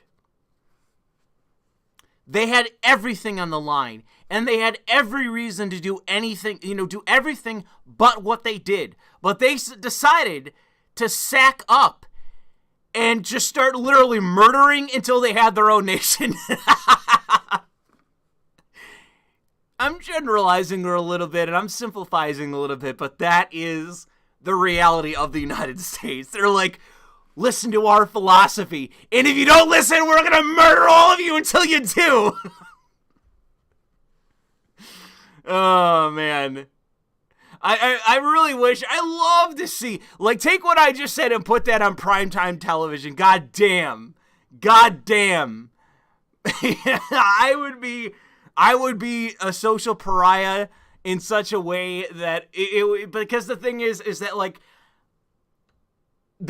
everyone wants to think that the founding fathers were these pacifist philosopher fucking pussies. And it's like, no, they were philosophers, but they were basically like the Nietzschean view of the philosopher king. Like, it's like the will to power. And it's like, what does a man do? If a man believes he's morally right, he has moral clarity, he engages in violence until he has what is true, what is moral. You know, it is an unbelievable concept that they did engage in. And the thing is that I'm not, like, I'm such a fucking beta. Like, I am such a fucking peasant. I am such a mortal man that I'm like, no, founding fathers, I'm not going to do that. I disagree. I'm not going to say that. I'm not going to advocate. I don't believe that. Oh, excuse me. Allow me to provide you a series of paper cuts on how we're going to achieve what I desire. Here's my vision for America, and here's all the paper cuts that are going to be required to get what I want. Here's my vision. And that's the reality. That's the separation between myself and them. So, that is a response to Tara in the chat. You can say that liberalism, whatever it was, liberalism doesn't have, like, a means by which to contradict communism or whatever else, like enemies to liberalism, but that is patently fucking false. It is false, but the reality is that, like, the liberalism that is today, like modernity, how we view it today, it is, like, basically voluntarism, pussy bullshit. Just a pacifist crap. And that's why people look at it and say, well, it's not fit for purpose. But it's like, well, that's not really the foundation. Like, the foundation of what was individualism, what is liberalism, it was brutal. It was nothing but political realism. Go read Benjamin Franklin. Go read Benjamin Franklin. I mean, he was a political realist. He was sitting there like, oh, I have all these lofty ideals, and he did. You know, he was like this big Christian and, oh, a communitarian and blah, blah, blah. It's like, while he's like, the day before he's out there holding, like, public prayer and shit, he's out there advocating fucking violence. You know, the will to power. It's how we're going to engage in violence until we have what we want. That's who they were. That's who they were. And it's because they had actual moral convictions. They had moral convictions that what they believed was right, and that the right thing to do was to act on it, to demand that was the system that was in place, that governed over them, that was the nature of the state, that was the nature of society. They had that moral clarity and demanded it. And the king, you know, the crown said no, and the American revolutionaries, the founding fathers, are like, all right, well, we're going to just engage in enough violence until you fuck off. Until we have what we want. It's like Satan in not A Perfect Storm. What the fuck is that fucking, that horror movie by Stephen King? What somebody name that movie, that Stephen King horror movie where Satan says, give me what I want and I'll go away? Like, that was the founding fathers. They're killing people until you go away. Go back to the Isles. Go back to Britannia. You give us what you want or we're going to keep murdering people. legit, is that far off from what the founders did to what the revolutionaries did? Is that far off from what really... It was terrorism. They engaged in terrorism. The British weren't any better. They did the same shit. They were engaging in terrorism too. They tried to suppress the revolution. So they were just as fucking immoral. To any, you want to fucking deconstruct the American Revolution? The British were just as fucking immoral. If not more so. No, people in the chat are wrong. Is it? Oh, Storm of the Century. That's what I believe it was. Storm of the Century was the movie that I'm citing. But yeah, dude, I love that line from that movie from Stephen King. I love that line. Give me what I want and I'll go away. I love that line. It's not even that good of a movie, but that line stuck with me. It's so great.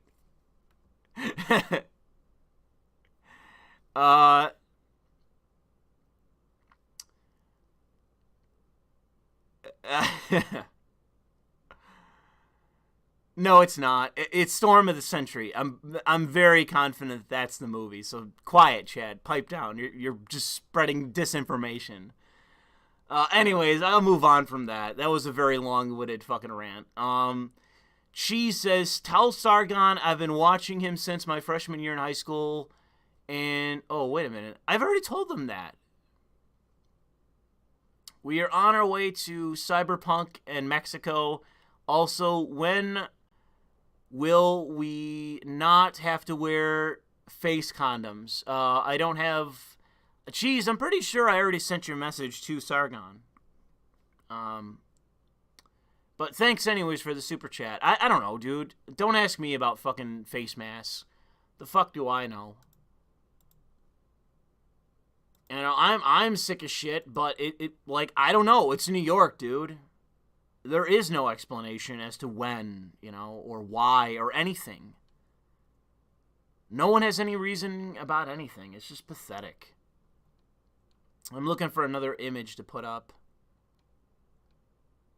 Ooh, that's very spicy. I don't want to put that one up. What do I got? I got too many articles. Here, I'll put this one up. Oops. Ooh, don't want to do that. What the fuck? Fucking Twitter changing around the shit. I had Chinese food earlier, and I'm, hungry again.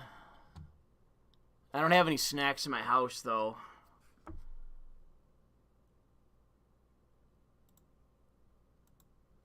Let's see here.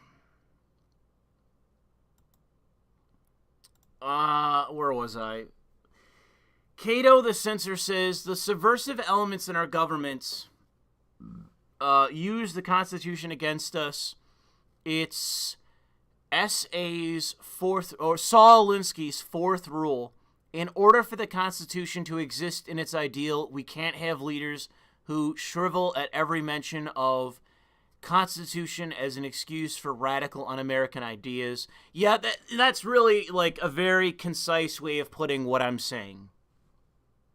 I have been raging and ranting, but essentially you're making my point for me. And this was actually a while ago, early into the fucking thing, into the stream. That is the fact, and that is what the founders understood. They understood that you can't have revolutionaries in your own nation that are just abided by. I mean, you look at the Civil War as an example, and it was a fucking bloodbath, man. It was, Abraham Lincoln was a fucking tyrant. Anyone who's objective about the Civil War, they'll tell you that. Abraham Lincoln was a fucking tyrant, and the Civil War was a fucking bloodbath. And it is because, you can't give revolutionaries or whatever, separatists, any quarter. Fuck what the Constitution says. If the continuation of the nation is put on the line and the entire basis of the Constitution is threatened, then it justifies any action. If you are a nationalist, if you care about the Constitution, you care about the founding, you care about America, if the entire goddamn order is going to be overthrown, then it justifies anything. Anything that you can do. It obviously doesn't, justify being arbitrary, but it's political realism at its most extreme. It justifies any fucking action if that action can be provably shown to be well within the reason of continuing the United States, continuing our nation, like the actual continuation of its existence, not some, not its, not the fortification, how it is now, not the fortified America, where it's American democracy in quotations, right? It's, and anyone will tell you this. I think Styx Hexenhammer has given a very concise explanation of what I'm alluding to here, that fortified America isn't actually America. Deconstructed, subverted America isn't really America. And so these people can use the Constitution as a weapon, but it's not real. It's malicious. And in the end, as soon as they've used that argument and that tool set to its extent that we're all crushed, that we're all defeated, that actual America as it should be, is dead, the Constitution's fucking gone, and we all fucking know it. They know it too. So I am not motivated by, well, what about the First Amendment? What about free speech? Well, what about free expression, Louis? Well, what happens? You can't do that, Louis. You can't do that. That violates their rights. They have a right to oppress us. Oh, what about their right to fucking ruin our lives, put us in prison, murder us, and otherwise oppress us? They have the freedom to do that. That's free association. Isn't that the free market? The free market to oppress you, close your accounts? Oh, man. And it's like, no. That isn't a free society. That's not liberty. That's not us being free. So unless you're willing to back down, then fuck, you deserve to be crushed. And Tim Pool's whataboutisms from his fucking compound that will be inevitably raided, that is just a hard fact of the matter that he doesn't understand, that he's a fucking fool to not understand. Eventually, Tim Pool, they're gonna get you. You can move to the middle of nowhere and literally have your own compound. They're eventually coming for you, dumbass. So yeah, there's being arbitrary, which is wrong. There is revenge, which is wrong, and there is doing what is necessary for protecting what is morally defensible. And I believe our nation to be perfectly, in our Constitution, our founding, the rest of it, the philosophy that underpins the origins of our nation, to be perfectly morally defensible. And does that justify potentially violating some people's rights? Yeah, it does. But it doesn't justify being arbitrary, and it doesn't justify being vengeful, okay? Doesn't justify that, and that's not what I advocate. I'm not advocating revenge because I'm angry. Arguing actions because I'm angry and want revenge. It has nothing to do with what I advocate and why I think what I think. Revenge is 0% of it. Doesn't even factor in. Don't give a fuck. And if you are listening to this, it shouldn't with yours. And anyone who says that, what's the word I want to use? Who humors that idea of revenge, they're not serious. They're not being serious, or fuck them. That's my position. Because that isn't what's necessary. If we're talking about real political realism here, we're talking about political realism, revenge doesn't factor in at all in iota. That is not the point of fucking political realism.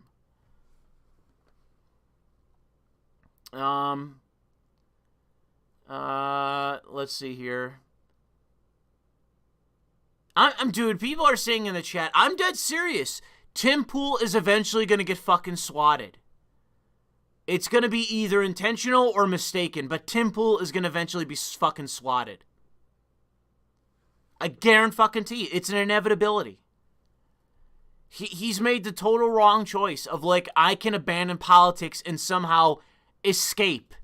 And it's literally a dumb... He is dumb. Like, that's all I'm going to say. I'll leave it at that. I've already talked about it more than I should. It's stupid. But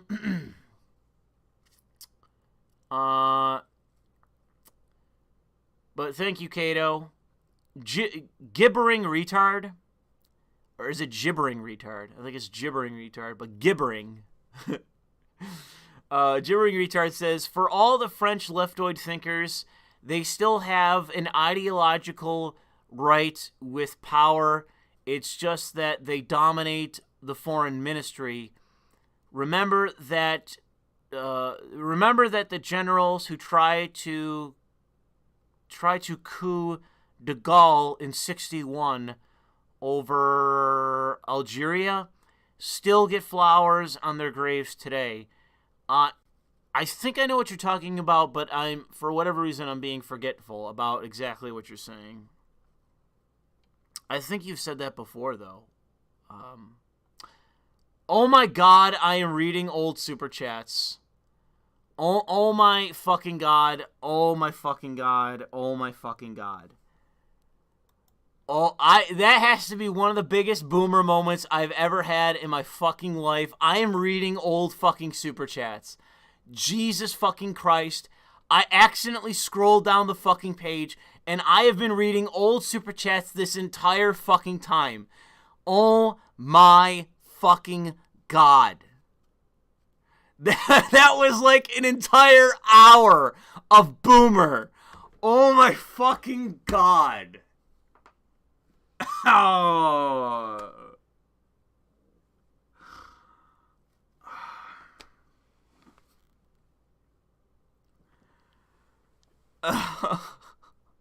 The only exception was Tara in the chat. That was the one exception. So it wasn't all. The last hour that I spent talking wasn't all me reading old super chats. So I have that defense. Oh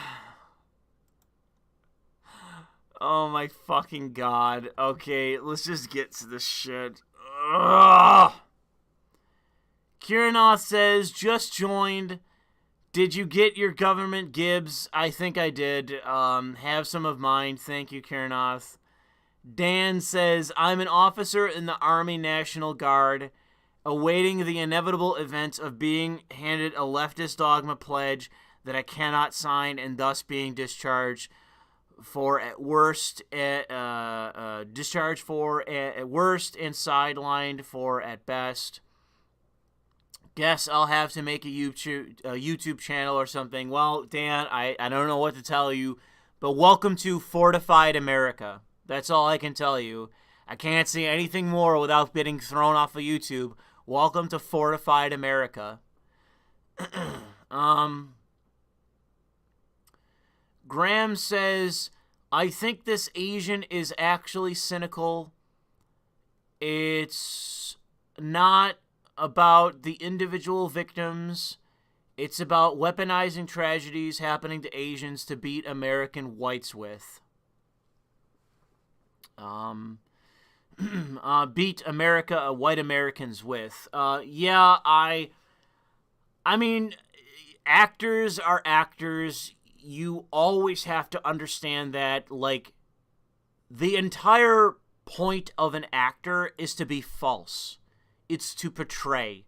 So when you see an actor on television saying something political, always understand that their entire profession is to be false. It's to portray. It's to act. So I always understand that when I listen to an actor. And I don't really know of any actors that I listen to that are into politics. Maybe when he was on Twitter, James Woods, but only loosely. I think I only retweeted him like a few times. Like, I never really took him that seriously. I liked him as an actor, but my main concern was his acting. It wasn't his fucking politics.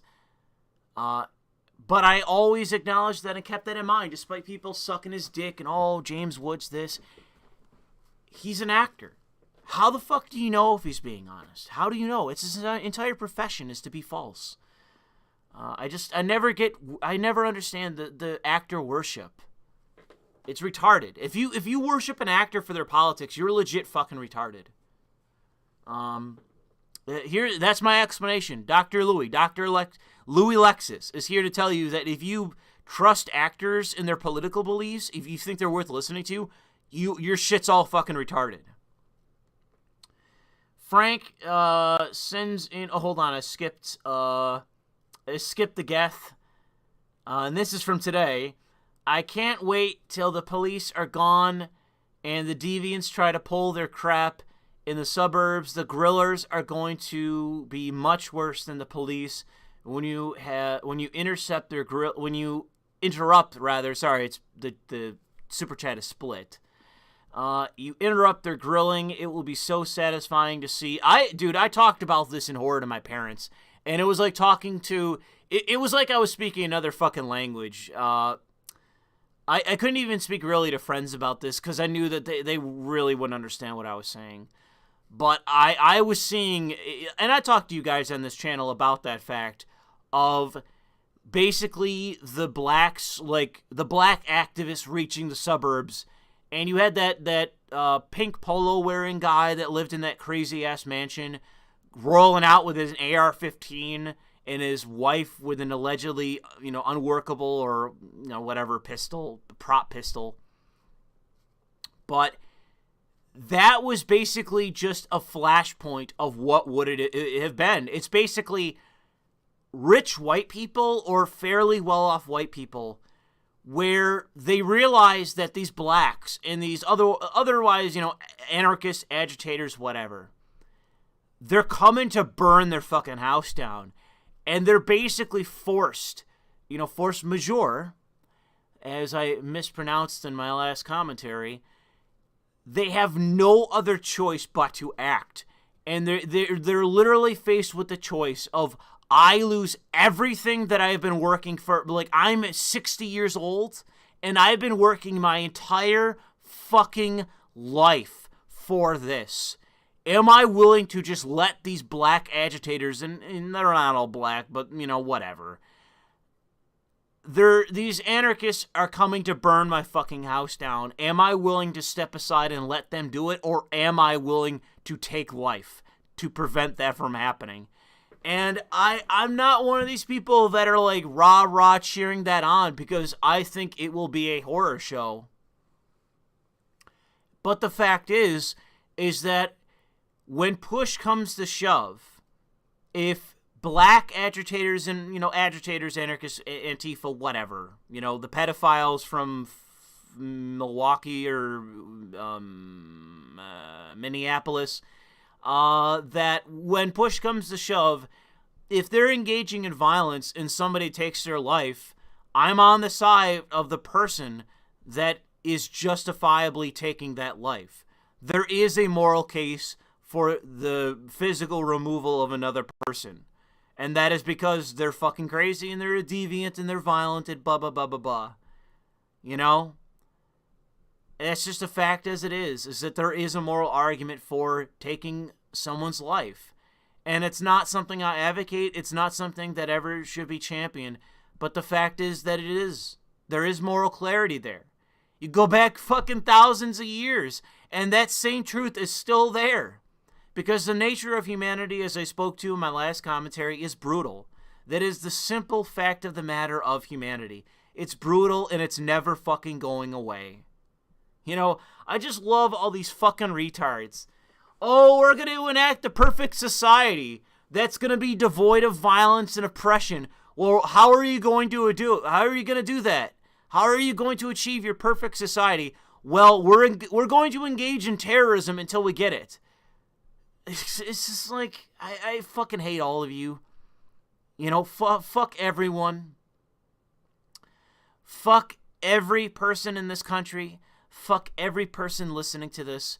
I hate every single person. This is not just the fucking fuck the fans moment. This is my total misanthropic moment where I just can't stand anyone anymore. That it's like every fucking person in this world is just a fucking retard. Oh, these people, they're like, even I'm gonna fucking call out Sargon for sometimes giving these people the benefit of the doubt when they're fucking evil. And it's just like, we gotta make sure we're not too harsh on these evil fucking people that are going to achieve perfect society through fucking mass murder and terrorism. It's like, I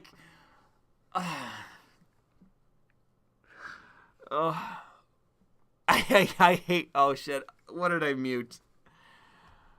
I just laid on my fucking, okay, I'm not muted. Fuck everyone. Fuck the world. That's all I'm here to say. Just, I can't take it. Oh my god. I'm sorry, this is Black Pill Louis. I'm sorry. I apologize.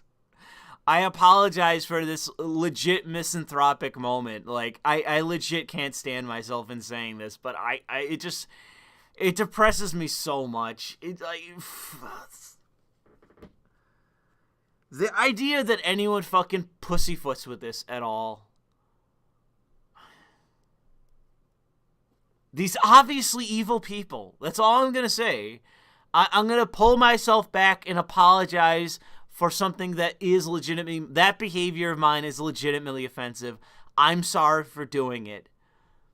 I just can't stand it. I just can't stand how these people are given the benefit of the doubt and they're just so fucking evil. They're just so fucking evil, man.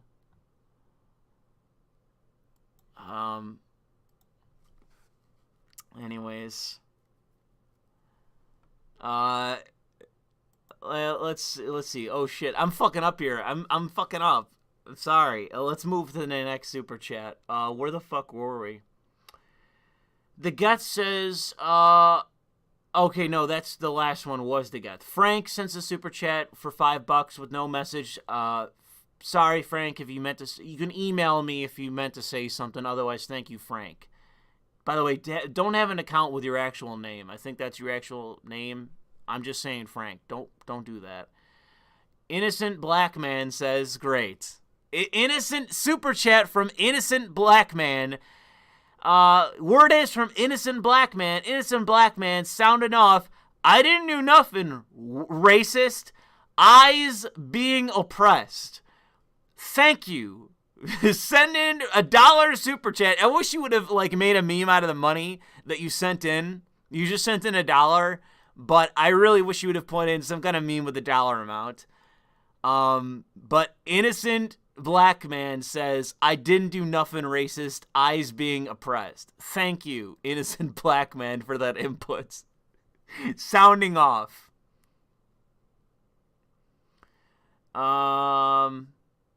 Anyways. Let's see. Where are we? Oh god, the next super chat. We got Innocent Black Man for $3 in the chat. IB's going down driving, buys rival gangsta. My police stops me's from leaving, why they gotta be like that.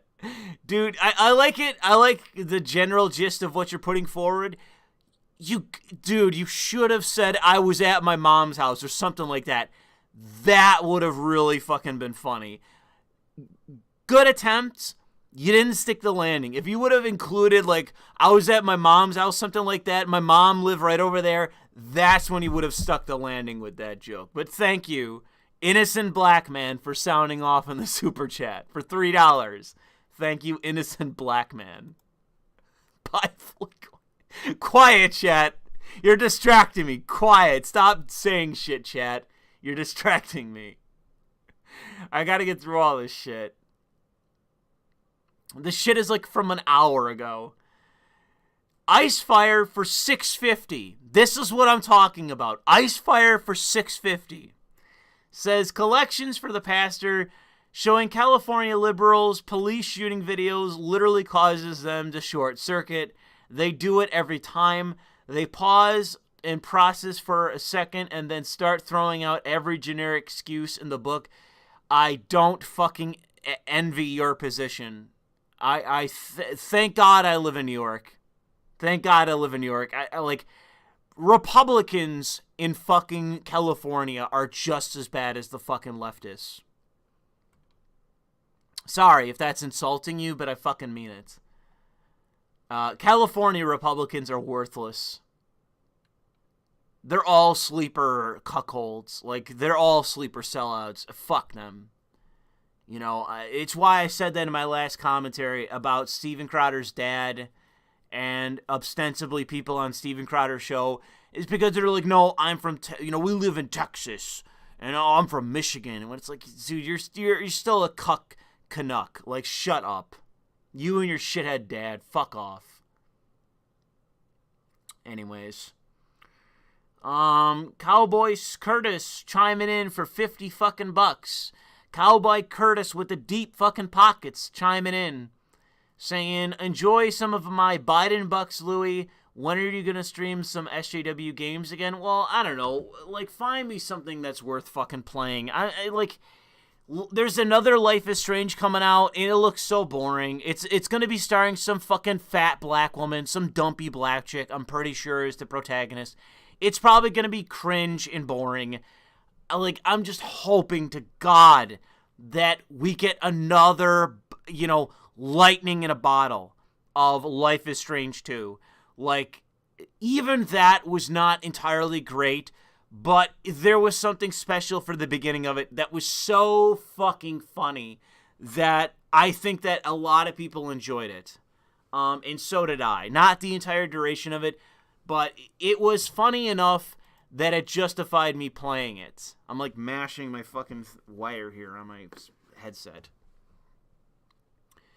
I'm hoping that the third Life is Strange is worth it. But if you have something as a suggestion, feel free, because I'm not aware of anything I've seen worth playing. I do have a widescreen monitor. Graham in the chat, I do have a widescreen monitor. Let's see. Deplorable chimes in. Says, I feel bad for your neighbors having to hear harsh reality and a constant barrage of red pills through their walls. I'm in my basement, so I'm not sure that they've heard me. I think there's only been one point where my neighbor was outside his house where I was yelling where he could have heard me. Because I have heard them through the window, like the basement window. I could hear them. So there's a decent chance they heard me yelling. But, they're kind of like uppity suburban dickheads, so I don't really care. I got like these like half Hispanic neighbors. Like I'm not sure if they're actually Mexican or not. I think the wife is Mexican and the father's like legit like either half Hispanic or actually from Spain or some shit.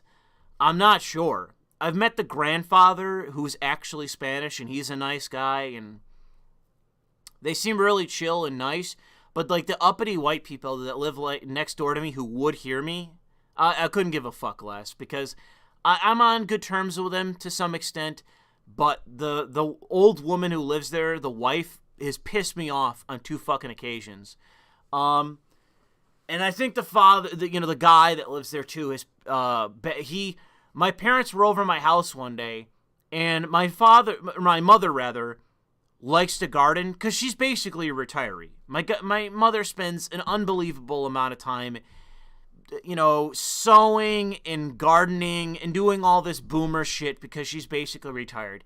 And so on occasion, she'll come over and she'll garden in my lawn. She'll plant shit because I there's the back of my house has like flower beds and I don't plant anything in there. I'm not planting shit there, okay? It looks fine. It has shrubbery. It's good. But she likes to mess around with stuff and, trim the verge and all that and, plant flowers because that's what she likes to do. She likes to touch up my house and do things such as that because she's basically retired. She's going to retire in full in like fucking 6 months or some shit. And then she's going to be fully engaged in doing nothing but boomer retiree shit. But my mother comes over my house. I'm not here. I'm out working. And my mother's over my house by herself, gardening in the back of my house. And my neighbor comes over, and she's just gardening, and my neighbor comes across, my lawn to my mother, who's on the other side of the house, and basically, in a very suburban, subtle, tactful, but rude way still, basically disparages me and says that, like, well, he doesn't mow his lawn enough. He doesn't cut the shrubbery enough. He's not over his house, taking care of his house enough. Even though I cut my lawn once a fucking week. And I would cut my shrubs in that like once every other week. And I was working at the time like 75 hours, 60, 70 fucking hours at that time that they said that shit to my parents, to at least my mother. They were bad-mouthing me when I was away breaking my back. And I was still keeping up with the maintenance of my house and my lawn. And so when my mother told me that, I was so unbelievably angry. I was just like, they're retired and they do fuck all day but fuck around at their house. And they fucking judge me for not having a perfectly manicured lawn like them when they don't work anymore, and I'm out there working 70-hour weeks ready to stick my own Beretta in my fucking mouth because I can't stand it. Oh, man. So I wave to my neighbors, and I'm friendly to them and that, and I pretend like there's nothing going wrong, but I legit have a problem with them. Because when I wasn't here, they came over and disparaged me to my fucking parents. Anyways, but that's typical suburb behavior. That's typical suburb behavior, I gotta say. Anyways,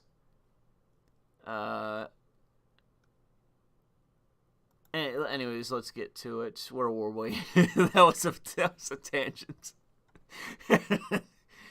That was from Deplorable. Fake Name says, Louis, when are you debuting as a VTuber? I want my VTuber Copcast. That would be crazy. I don't even know how you do that. You basically have to, is it like mocap? Is that how they do it? Is they basically mocap it where they stick the dots on their face and they have some kind of program they pay for where,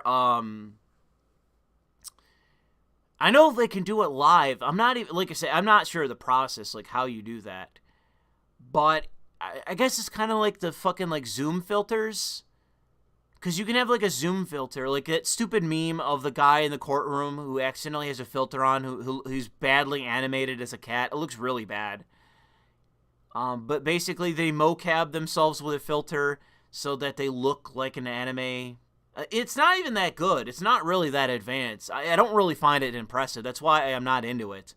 I don't find the whole VTuber thing to be all that impressive because the animation is not really that good. The whole thing that sells it is their acting ability. It's them like making the cutesy voice and all that shit. Like that's actually like the anime, or it's really the acting that they're engaging in. It's voice inflection and all that kind of shit. It's not really the animation that's going on, and that's why I'm not into it. If the animation was there, I could see me kind of maybe doing it just for the sake of having something other than like a still screen. But I don't know. I mean, what they have right now is just not really that good. Unfortunately, it's just I've never seen anything that's really been that impressive that has been basically what you would consider a VTuber. It's not that great. It would probably be better than what I have now, just as an alternative, but it's just not where it needs to be for me to actually consider it. If VTuber equal king, good, shut up. Be quiet, chats. Come back to me. Come back to me when it is legitimately impressive. When it is legit impressive in terms of like facial expression, where you can tell the actual expression the person is engaging in, where it is in some way lifelike, and it's in real time. When it gets to that point, come back to me and we'll talk about it, because I could see just doing it for the sake of having something. Anyways, let's see here. Where the fuck were we? Jesus Christ. My name, her, sends in $5 super chat with no message. Thank you, my name, her. Email me if you actually meant to say something. Otherwise, thanks for the super chat. Chris Cap says, rather, you keep comparing this to suicide. I don't agree. People committing suicide expect to die. I don't think Lemon Moses expected to die. It's like watching a toddler walk on train tracks. They are incapable of understanding their own actions. Well, I don't know. Maybe that's the area in which that I'm wrong. That I'm being too generous. That I'm viewing it as a suicide when it is someone that is so fucking stupid and just incapable mentally of understanding what their situation is, that they realistically don't understand that they could die in this situation. Maybe that is the actual response that says in some capacity that I could be wrong. Maybe Lamond is so dumb that he legit thinks that this reckless behavior may not result or could not result in his death. Although, again, all I can do is explain to you from the perspective of a rational person with a functioning fucking brain. You know, my IQ might be 3 digits, ladies and gentlemen. I might have 100-something IQ. I don't know. Maybe I haven't cracked 3 digits, but it's possible. I've never taken an IQ test. Who knows? I could be 99. I could be 101. Who the fuck knows? But I do know I'm not that bright. I'm only so intelligent. I'm not an intellectual. And still, these people, it's like comparing your average man to a fucking, I don't even know, an inanimate fucking object. It's just depressing. You know, it's like literally trying to watch, I don't even know, a brick walk up a flight of stairs, like watching some inanimate object. I don't even want to compare it to an animal, because that's what you're going to get banned on YouTube for that. Maybe a toddler is the, maybe I'll just say this. It's like watching a retard trying to split an atom or do something to where people are like, yeah, do it. And it's like, Jesus fucking Christ, why are you saying for them to do this? They're legitimately retarded. They have Down syndrome or some shit. God damn, don't do this. Like, just stop. And you see some of that sometimes with people with Down syndrome. You know, I really don't like it. Some of that shit with Down syndrome and all that. Like, oh, go retard, go. It's like, God damn, don't do it. Don't do it. What if they fucking fail? Oh, they fucking failed. Oh, God. God damn the cringe. I have seen it. I hate it so much. Don't do that. Please stop. Please stop pushing the retards to do things. And that is similar to this situation, I suppose. If you're correct there, Chris Cap, that it's literally watching a retard and you advocating them engaging in bad behavior when it's like, please don't. Please find their guardian. Please make it stop. So good argument there, Chris. In the chat. In the super chat. Let's see. Where were we? Oh, shit. Oh, fuck. Where were we? Oh, my fucking God, where were we? Okay, Chris, I found him. Okay, so Prim, which sounds like that location in New Vegas. It's the crumbling of our mainstream culture. America has been the prominent world power since 1945 and the de facto world hegemon since 1989. You're speaking truth. We've attempted to absorb every single world culture. We're too diverse. Our culture is collapsing from within. I completely agree with you, Prim. I don't think that anything that you just said is incorrect or false or erroneous. I think that everything you just said was correct, and so much so that I will reread it. It's the crumbling of our mainstream culture. America has been the prominent world power since 1945 and the de facto world hegemon since 1989. We've attempted to absorb every single world culture. We're too diverse. Our culture is collapsing from within. Very concise, just very powerful statement, with all brevity, in mind. What can I say? Thank you for the message, Prim. 657.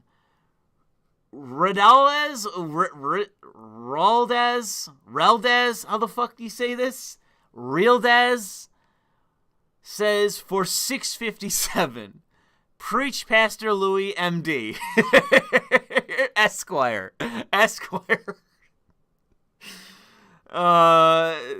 Preach, Pastor Louis. Thank you.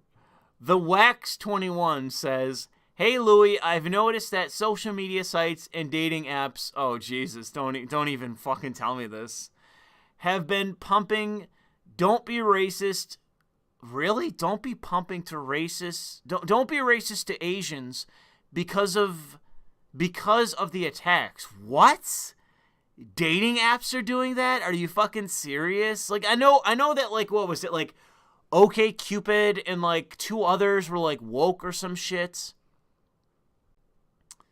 Don't be racist to Asians because of the attacks. Is it only because they're Asian? Or is it because those commies in California see it as white racists? Fuck, dude. Like, I understand what you're saying, but I'm not sure. I've noticed that social media sites and dating apps have been pumping, don't be racist to Asians, the message of that, because of the attacks. Is it only because they are Asian? Or is it because the commies in California who run the apps, that's what he's saying by this, all of these dating apps, most of them I'm aware, are all run in Silicon Valley, see it as white racist? I don't know. Dude, I don't know. I don't have an explanation, bro. I'm not sure. I can see it. I can see it being the latter. But it could be a few other things. Like, legit, bro. I can't give you an explanation. I can't explain it. Sorry. Thanks for the super chat, but I couldn't tell you. I'll just leave it to the chat. I'm sure they'll chime in and give their opinion. But legit, it could be a few things. I'd have to think about it at length. I'd have to bounce this idea off of other people. Like, this is the kind of question you'd have to have in a hangout with a couple people, or at least myself and Sargon, where I'd bounce it off of him and let him have him speak about it, so I could consider it more at length. Because, dude, it could be a few things. Who knows with them? It's always the Sololinsky fucking gravitation towards, what should we be saying, Prince says, pee-pee poo-poo, how do you do-do? Thank you, Prince.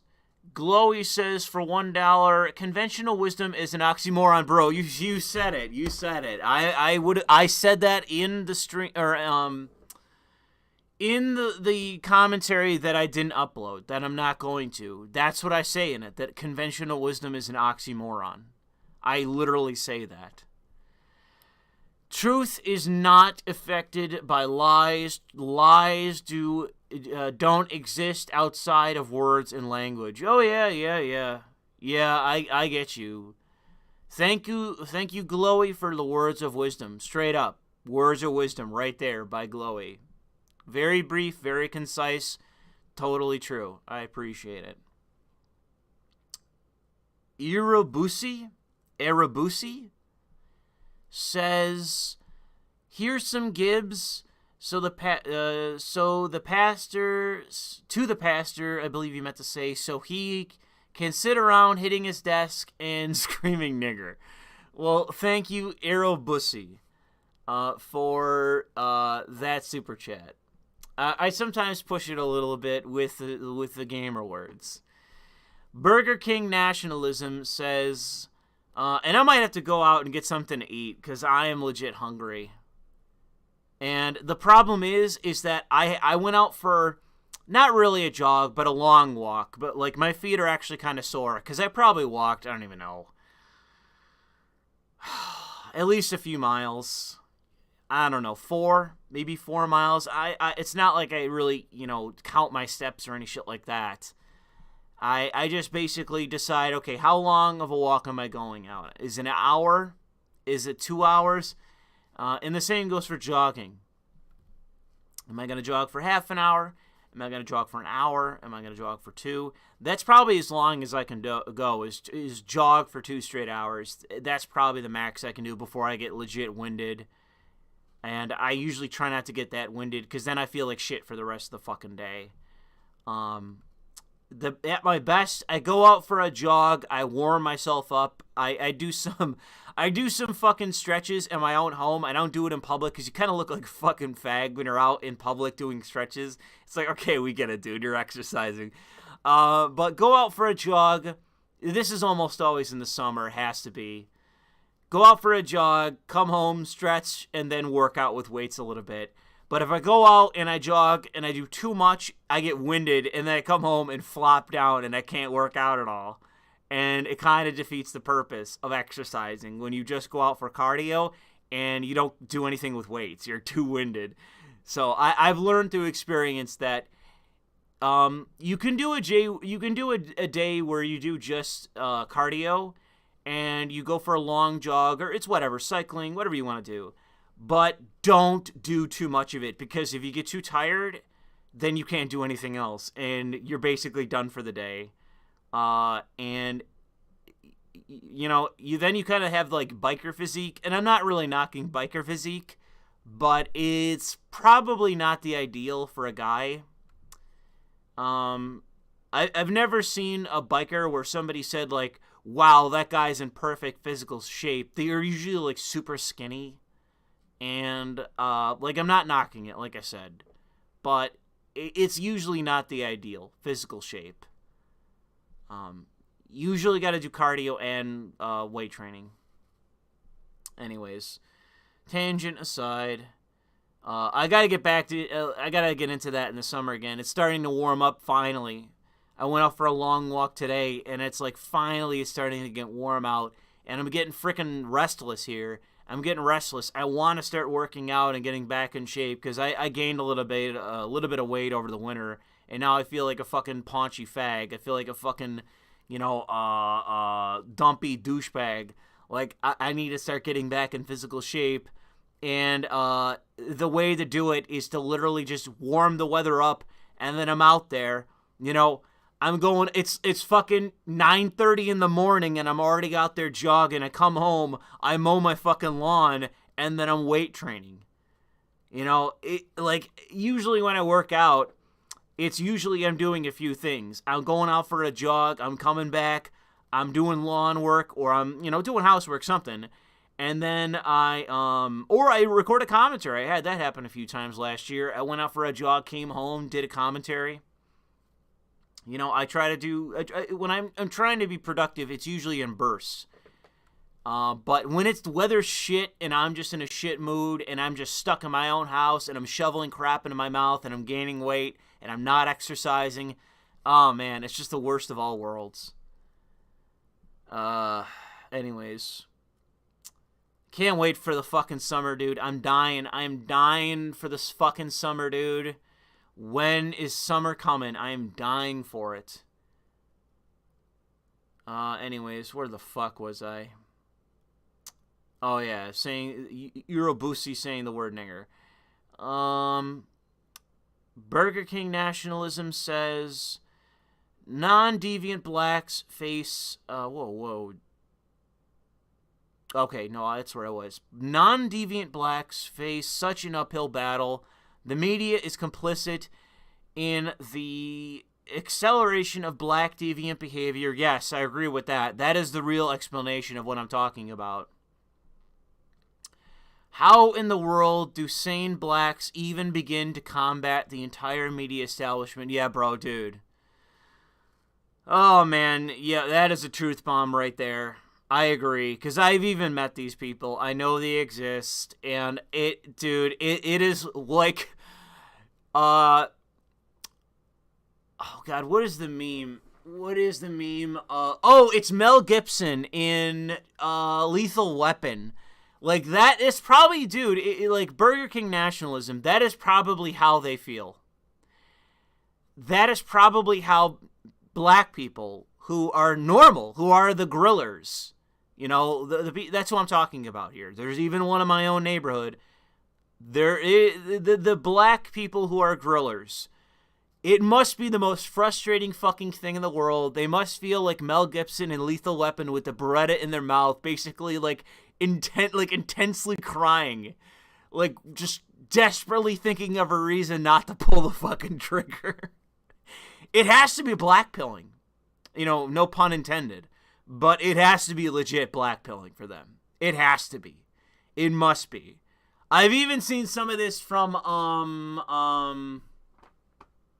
what are their names? The twin black guys that go on Steven Crowder's show.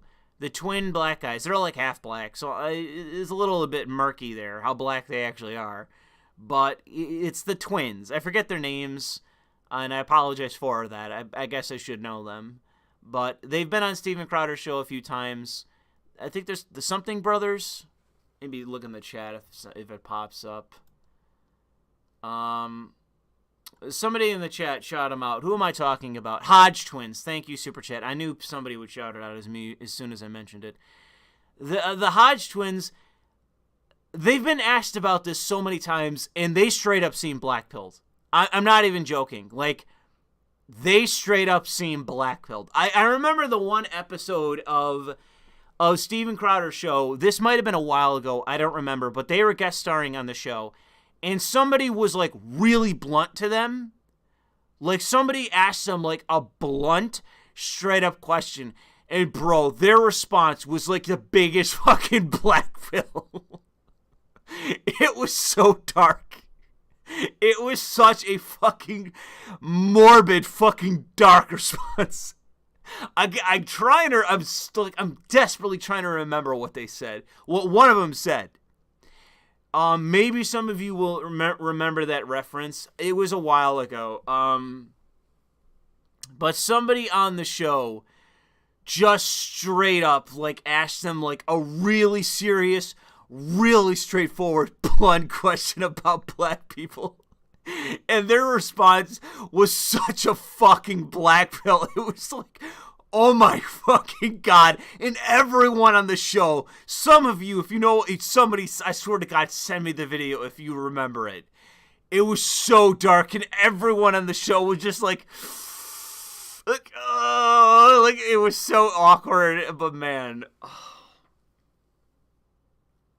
I'm desperately trying to remember what was said. But dude, it was so black in terms of humor. It was so morbid.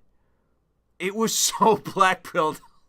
It's like at the tip of my tongue. I'm just trying to remember what the fuck they said. One of them said, I don't even think the other one agreed. Oh man, I don't remember. God, dude, I wish I could remember what the one said. Oh man. If somebody remembers, I swear to God, dude, I will give you the biggest shout out if you send me a message with the clip.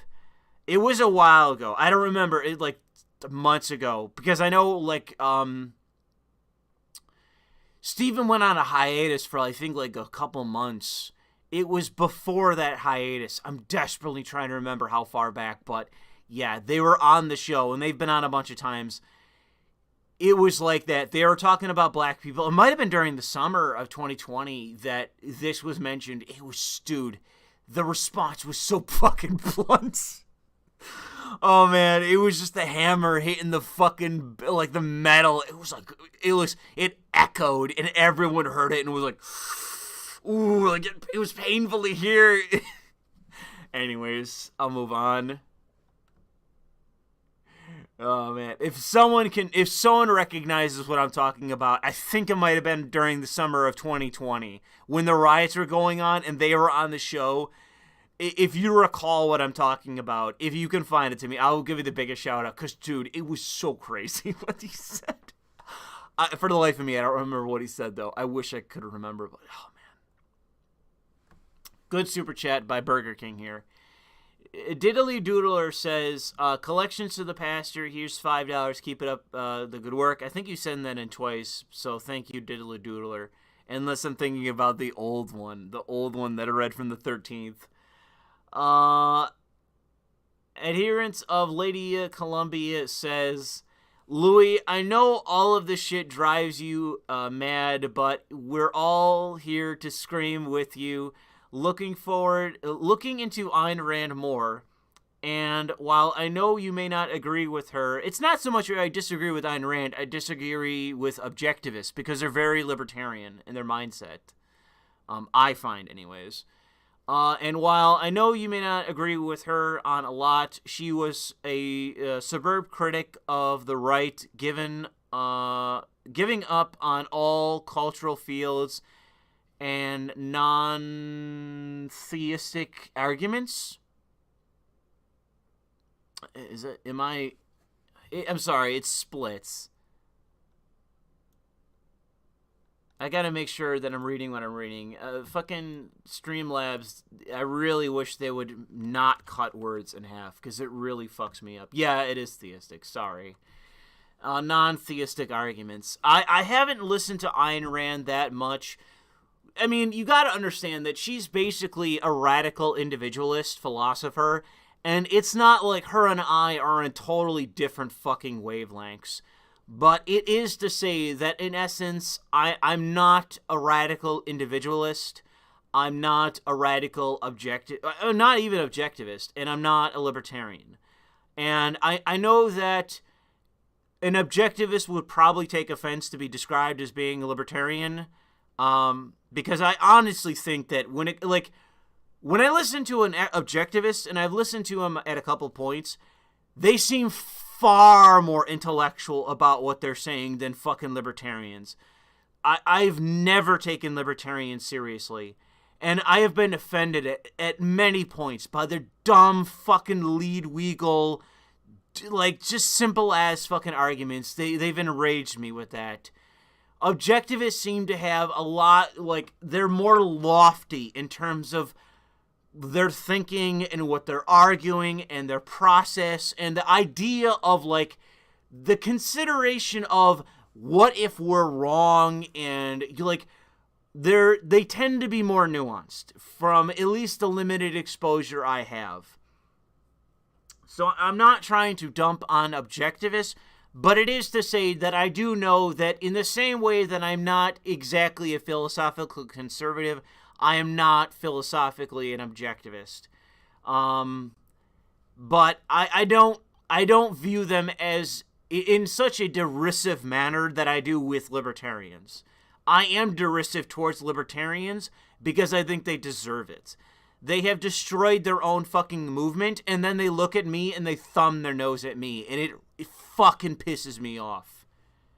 So, I'm sorry for any libertarian audience that I have, but dude, every once in a while, I will just see some stupid shit from a libertarian. It's like, they topped out at one point where, despite the meme bullshit, they had political potential, and they literally, by no fault of conservatives, of Republicans, of me, or any nationalists, they literally murdered their own movement turn around and shit on people like me. And, dude, it is so fucking aggravating. There is no more hubristic movements, if I'm saying that correctly. There is no more arrogant movement than the libertarian movement, or what the fucking cinders that are left of it. They are so fucking arrogant, and it just angers me so much. They're more arrogant than the left. They're more insufferable than the left. Because it's like, arguably, they are in some way radically individualistic, but they're so stupid and abstract and fucking arrogant that their whole ideology isn't worth the same quantity of what you'd find in my fucking toilet bowl. The entire summation of libertarianism doesn't equal out to the contents of my fucking toilet bowl because of their just aggravating arrogance and fucking overly conceptual bullshit nature of their ideology. I'll leave it at that. Otherwise, I'm going to go on for a rant for an hour. There's a reason why I have a problem with libertarians, and I think they deserve all the derision that I offer their way. I think they earn every fucking bit of it because of their fucking behavior. It's not to shit on my own libertarian audience because I'm well aware that they exist, but bro, every once in a while, it just happens where I'll see some libertarian on Twitter or on YouTube, or a libertarian will come across my path, and they will just say something that is so fucking incendiary that it angers me in such a way. And I don't think anyone can do it. I don't think there's any other fucking group out there that can anger me as quickly and in such a way than the libertarians. Because it's basically like, you would have me as somebody that would be ostensibly on your side if you weren't a bunch of overly abstract, fucking arrogant faggots. You drive away people as though you were covered in liquid shit. And you think that you smell of roses. It is so aggravating.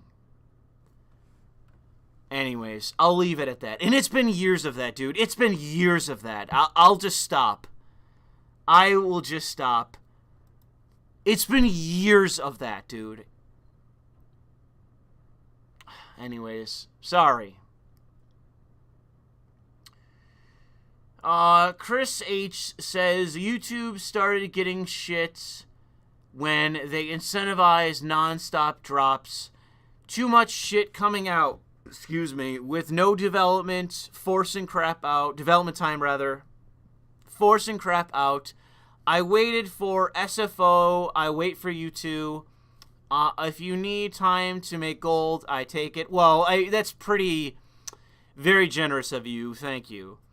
Take it, aim for the pastor, amen, and lolies. Alms for the pastor. Jesus Christ, what is wrong with me? It's also 1:30 in the morning, but I'll read that again just because I fucked that up. I appreciate the sentiment there, Chris. YouTube started getting shit when they incentivized non-stop drops, meaning dropping content. Too much shit coming out with no development time, forcing crap out. I waited for Short Fat Otaku. I waited for you. If you need the time, I'm already fucking this up. To make gold, take it. Alms for the pastor, amen, and lolies. Thank you. That's a very nice sentiment. It's a very nice message from Chris. That's very nice of you. A bit too generous, if you ask me, but thank you. Ardent of Lady Columbia says, leave the cities. Well, fucking way ahead of you. Build up smaller areas. I've already said make America one big suburb. Like it's literally my strategy. It's going to be literally paving over the cities and making America one large suburb. Call it what it is. Like, that's all it is going to be. Because, dude, urban culture sucks. Like, I fucking hate it. I don't know what to say. Like, I remember I talked to my parents about this. Like, they watched a video of, like, a shooting or something, and it was a black guy dressed like it was a black guy who was, like, 70 fucking years old. And I pointed to the guy, and I told him, my parents, I want you, and I blocked his face, tell me how old this guy is. And my mother and my father guessed, like, oh, that guy's got to be, like, what, 20? Like, 21, 22? And my mother said, no, he's probably younger. He's probably 16. And the guy was fucking, like, 70. And he was dressed like a 16-year-old. He dresses like a Zoomer. And he's 70 fucking years old. He doesn't even dress like millennials did. When I was, first years of college, graduate year of high school, didn't even dress like I did. Dresses like a fucking Zoomer, like 70 years old. And that is urban culture. I fucking hate it. I hate it so fucking much. It is so inauthentic. It is so insincere. It is so strange and dumb. Fuck urban culture. And I don't mean that as a stand-in for black culture. I'm saying urban culture, at all. In total. In summary, fuck it all. I hate it. I hate urban culture because it's a lot of shit like that. 70-year-old men dressing like tweens. Jesus Christ. Anyways.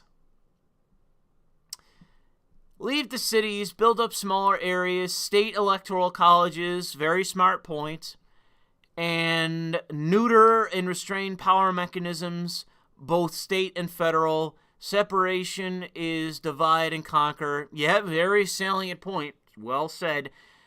Separation is divide and conquer.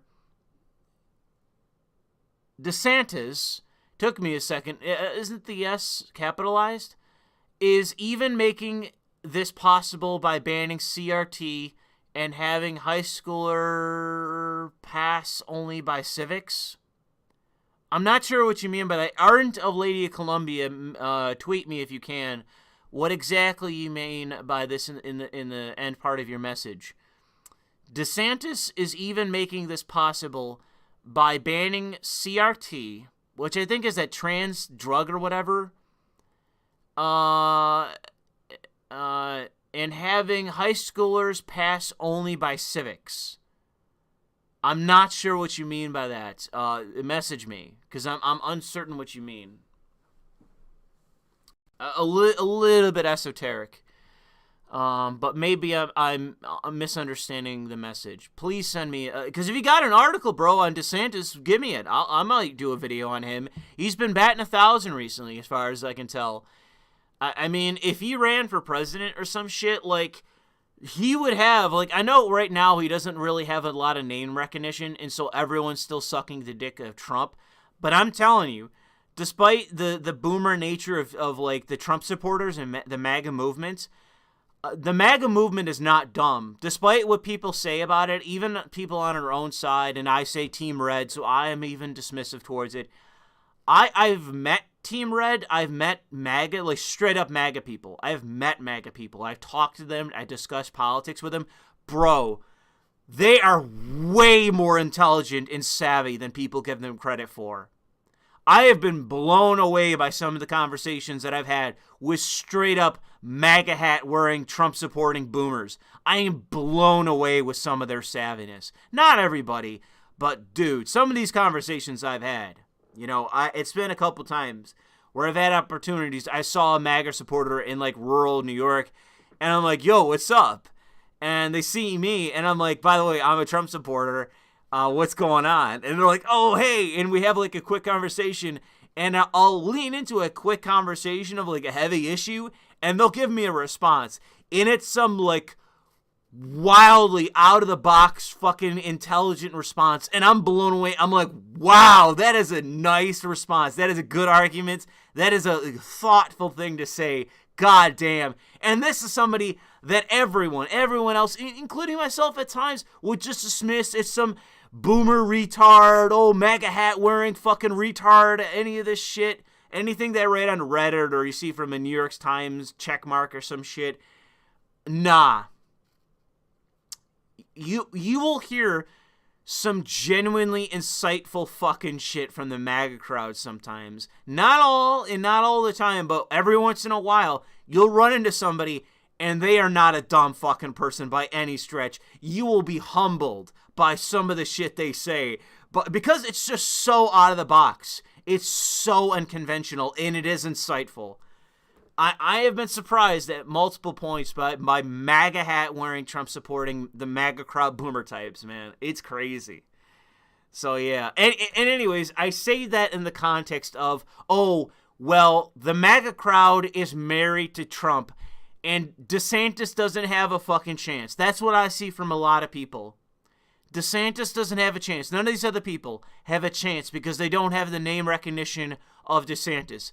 I'm telling you, if DeSantis, governor of Florida, leans in and goes like straight up fucking MAGA, like they're not sending their best, like straight up just unapologetic nationalist rhetoric and straight up Trumpist fucking rhetoric, and he goes full fucking MAGA, I'm telling you. People say, everyone's married to Trump. Nah. I think you're discrediting the MAGA supporters. I think you're discrediting. Maybe some will still be, married to Trump. But if they see somebody that is like a big dick, palpable fucking threat to the left, they will elect that motherfucker. I'm telling you. DeSantis, it's up to him. He's been good at many points, and I've seen some good rhetoric, some thoughtful things, and he's been doing a lot of good. I've seen some good things. And when everyone was shutting down and shutting up, DeSantis was out there, even facing potential censorship, arguing, when he had skin in the game and he was risking things, arguing the truth. He took a chance politically. He was speaking truth to power. And he's a politician. This is what he's supposed to do. And unlike all these other people, Trump disappeared into the ether for months. It's only been very recently he's come back. But the whole while, DeSantis was out there offering opinions. He never flip-flopped as far as never backtracked. Trump has done that. And point is, if he lays down enough groundwork for a national strategy and he runs for president and he goes full MAGA, if he gets like a Steve Bannon to run with him and he's pulling no punches, he's engaging in straight up just like Trumpian rhetoric, he's going full nationalist, he's like straight, going straight into the rapists and rapists and drug dealers, whatever the line was, and they're not sending their best, that kind of shit, the Trumpian language, bro, he will be fucking unstoppable. I really don't think that people give him enough credit for the potential that is there. I see it. I'm not saying like, I'm endorsing him and Team DeSantis, anything like that. But the actual potential, I see it. It is definitely there. And it's basically what I would do. You get DeSantis. Like, he's more of a serious politician type from what I can see. More nationalistic, but more serious. He's not super showman in that. But you just get Steve Bannon in the room. Like, give Steve Bannon, it's Steve, tell me what to say, Steve. And it's like, listen, Rick. You go out there and you say this. Listen, Rick. You go out there and you say this. Say this, Rick. And he goes out there and says it. And he just goes full Trump. He goes full MAGA. And he's like going into, full Trumpian mode. Trump campaign mode where he's just a wild man. He's anything. He's going to say anything. And he fucking just doubles down and triples down and doesn't give a fuck. Oh man, he will be godlike if he does that, because he'll win. I'm telling you, he'll win. He will win the MAGA crowd so easily. And it will put serious pressure on Trump to simply step back and endorse him. It will. You don't realize this, that Trump is still a political animal. If enough pressure is put on him to step back, because we got basically Trump Light, or Trump, not even Trump Light, but Trump 2.0. Okay, let's be nice. Trump 2.0, and it's basically far fewer downsides and potentially a lot more groundwork that will pave the way to actual nationalist policy. And Trump gets 100% of what he wants. I think Trump could step back and say, you know what, DeSantis, go for it. Like, I believe DeSantis is going to do what I want him to do. A lot of people think that Trump is an egomaniac, and he is, but I've seen enough examples of Trump pulling back and not being an egotist when he could have been, that I think that there's the potential for that. In 2024, DeSantis goes full Trump mode. Trump himself, even though he's vowed to run, pulls back and says, you know what, fuck it, let DeSantis go. I endorse MAGA 2024, that kind of thing, and that DeSantis or somebody picks up the fucking banner and go, and it's all in, baby. It's MAGA 2.0 2024. And and I honestly think that there's a real possibility of that. I see that as far more likely than the revenge of the establishment, the revenge of the cuckold GOP and that sort of deal. Like, I don't see that as, like, that is possible, but not as likely as MAGA 2.0 2024 all the way. Like, I see that as likely where we're headed for 2024. Because it's so clearly underneath the surface. It is still ever present. There are so many people within the party right now. It's very easy to shit on the GOP. Very easy to shit on the GOP. And I'm not going to stop you. But I see the people on the ground level that are in the GOP, actual people in the GOP, and bro, they are frothing at the fucking mouth MAGA crowd. And it's like, you can say that the tippy top of the Republican Party is the cuckold GOP, the rhinos, blah, blah, blah, but I'm telling you, it's basically like a virus that is slowly seeping in, and it's like veins taking over, like slowly encompassing the whole thing. You know, it is that. That is what's happening. And it's MAGA. It's purely fucking MAGA that's doing that. That's seeped in and is taking over the entire party. It's simply just MAGA. And, I swear to God, I think that the likelihood of what's going to happen in 2024 is just MAGA is like a sleeping giant that just explodes into the fucking room in 2024. That's my expectation. Out of the fucking ether. MAGA, like 2016, all over with new people. It's going to be fucking wild. That's what I think is going to happen. The only downside is that the people that could possibly come in to the room and be like, no, I'm taking the mantle, it's my time, that sort of ambition. That ambition that's necessary in politics with Trump. Trump is pure ambition. People like, you can't run for president, Trump's never going to win. Trump is like, fuck all of you, I am wildly ambitious. I am pathologically ambitious, and I'm running for president. It's that kind of, like, arrogant ambition that is required for anyone to run for president. It's why so many presidents that we've had are arrogant. Trump was arrogant. Obama's arrogant. Biden is arrogant. Bush was arrogant. But, Clinton was arrogant. George W. was arrogant. Nixon was arrogant. Reagan was arrogant. Maybe Carter wasn't arrogant. But, like, Kennedy was arrogant. Find me the last politician who wasn't unbelievable. FDR was arrogant. Find me the last fucking United States president that wasn't wildly fucking arrogant. a prerequisite to running for president is this brutal, raw fucking arrogance. Where it has downsides. Every one of our presidents has had a real issue with their arrogance. They have had flaws because of it. But they're all notably arrogant. All of them. Eisenhower, I don't know. Eisenhower's debatable. But LBJ was arrogant. Kennedy was arrogant. Nixon was arrogant. Like, it is all over the 20th century, dude. And I disagree about FDR. FDR definitely was. Maybe, are you saying Teddy Roosevelt?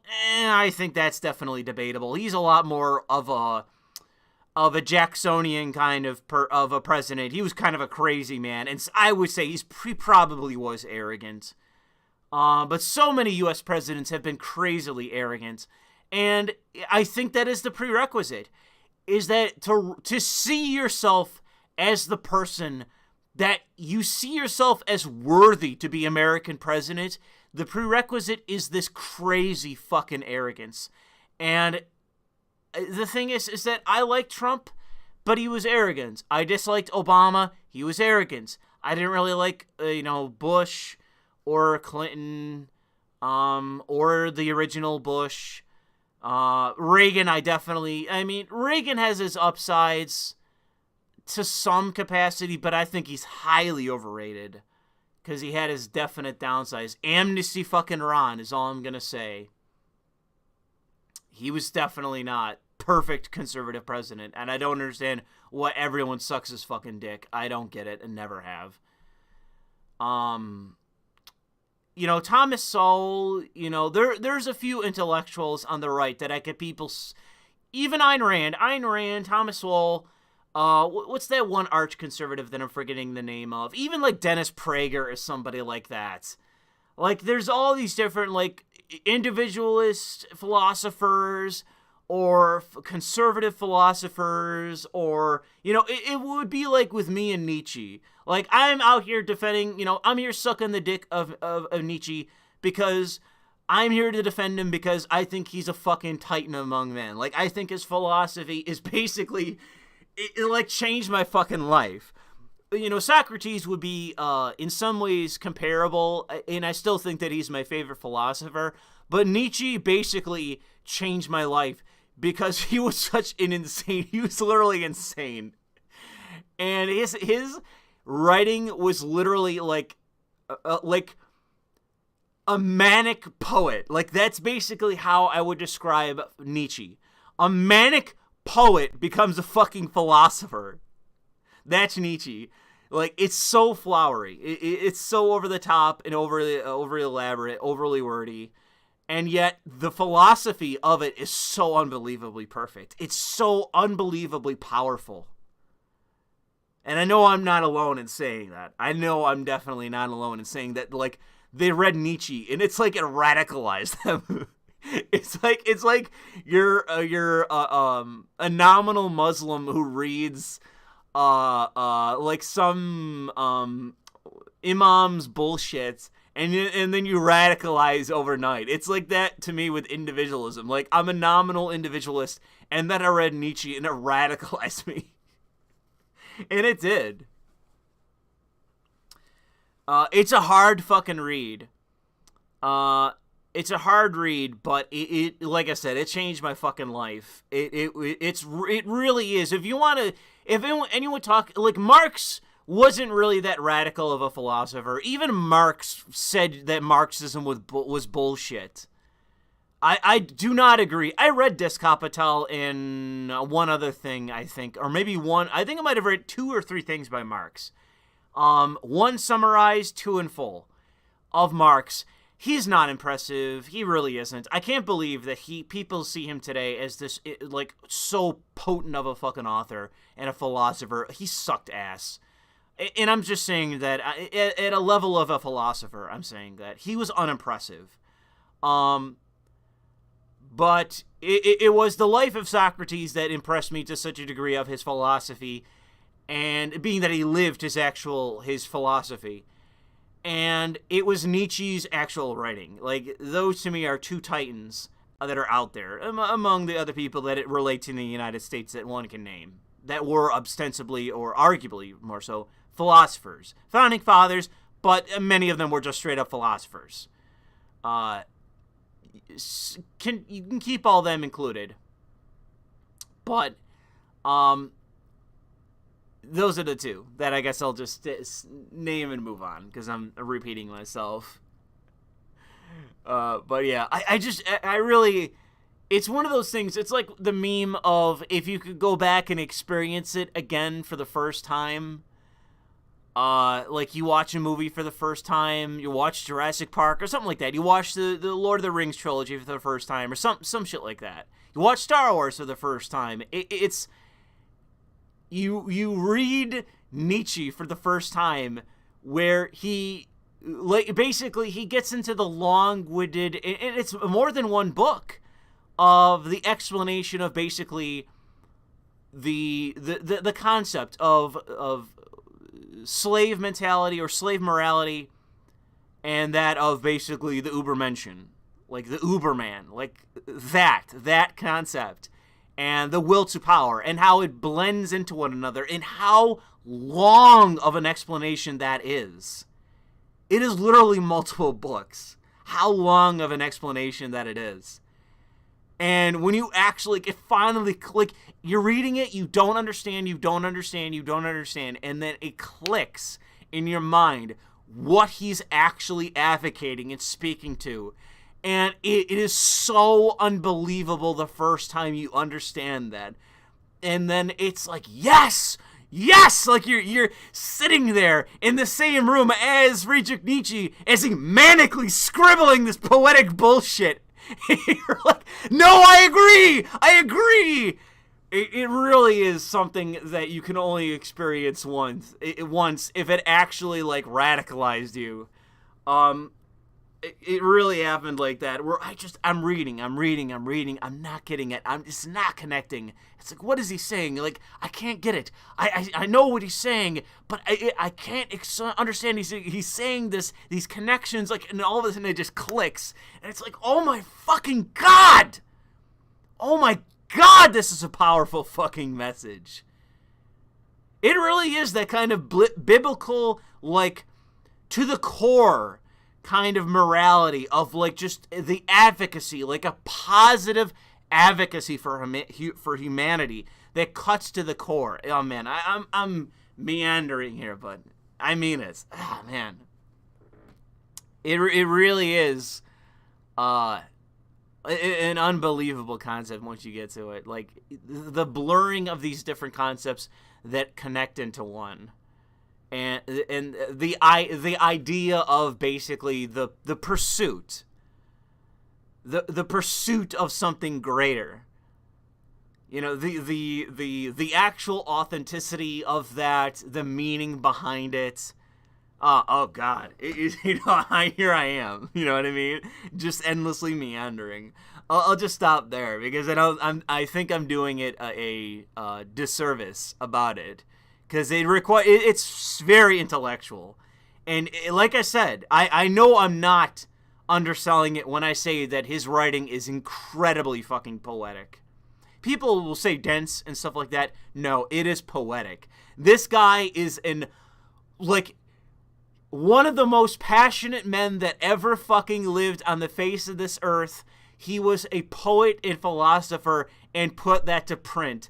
And was an unbelievable genius. And I would compare his writings to the Bible. I would do that. I would compare, and I think Jordan Peterson has done the same thing. I think he has. Am I wrong about that? Somebody in the chat shout that out. I think that Jordan Peterson has compared Nietzsche to the Bible. And it's not because of, I don't know. I'll just stop there. There's a good reason why he's still to this day considered to be one of the greatest philosophers of humanity, you know, of mankind. There's a reason. I'll just stop. But Yes, I am right about Jordan Peterson. And the thing is, I haven't read much of Jordan Peterson. I've only listened to so much of Jordan Peterson, but we have that in common. We're both simps for Nietzsche. We're straight up simping for Friedrich Nietzsche. We're both on that same wavelength. Because I believe Jordan Peterson is himself, in some ways, a radical individualist. And that's what Friedrich Nietzsche was. And obviously not the only one, but goddamn, dude, just unbelievably powerful. Unbelievably powerful. Yeah, well, the thing is, you people in the chat, Nietzsche went crazy. The question is whether Nietzsche was insane the entire time. Okay, people will say, oh, he saw a horse being whipped, and this is just by muscle memory, a horse being whipped, and then he defended the horse and basically was institutionalized past that point. And then, oh, syphilis, whatever. But I honestly think that it is the thing, the blurring of the line between genius and insanity. I honestly think he was one of the smartest men that ever fucking lived. Like, what he wrote was that powerful. And it's only when when it actually connects with you that you really get it. And you recognize, like, how powerful what he has written, what it actually is, like, what it actually means. It's unbelievable. It really is. Like I said, it's basically, like, people are saying in the chat that are making the connection to the Bible. It is comparable to that of being a religion, of being like an evangelical Christian, of the realizing of the love of God or the love of Christ, or that sort of belief. Like, it goes beyond that of merely the material. That is really the thing that ultimately with Nietzsche that he's moving beyond, is simply that of the material. You can read a lot of it, like, that is the ultimate meme about God is dead. Like, oh, God is dead, he's talking about materialism. It's like you fundamentally misunderstand. That is a different concept. But what he writes about is beyond. It's basically him mentioning materialism, arguing of materialism, but transcending it in such a way that it is in some way spiritual, that it transcends that of just the material, and it rejects it. There's no one, and this is to me the whole problem with somebody like the Amazing Atheist. I don't understand how you walk away from reading Nietzsche, appreciating it so much, and then remaining in this sort of like nihilistic materialism.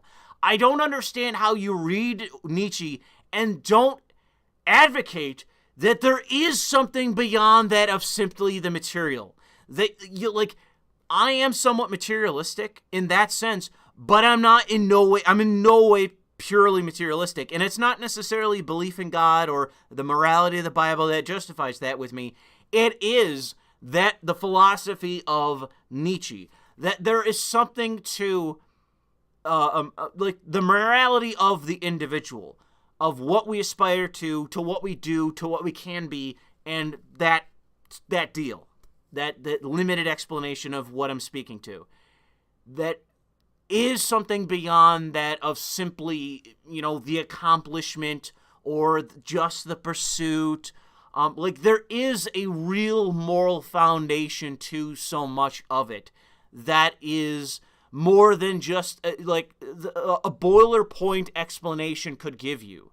There is no Cliff Notes version of what that is actually speaking to. It cuts through to the nature of humanity, and it speaks to the nature of humanity that is so unbelievably poignant and true that it is rarely found in something other than that of, like, from the perspective of a belief in Scripture from that of a Christian, of relating to life, society, and humanity. There's a truth there and a potency there that is so unbelievably powerful that I don't understand remotely how you can read that, comprehend it, and just shrug your shoulders. I just don't fucking get it. Anyways, I guess I will stop there. I will force myself to stop there. Oh,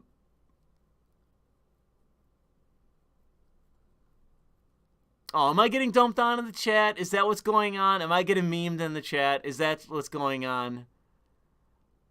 Am I getting fucking dumped on for simping for Nietzsche?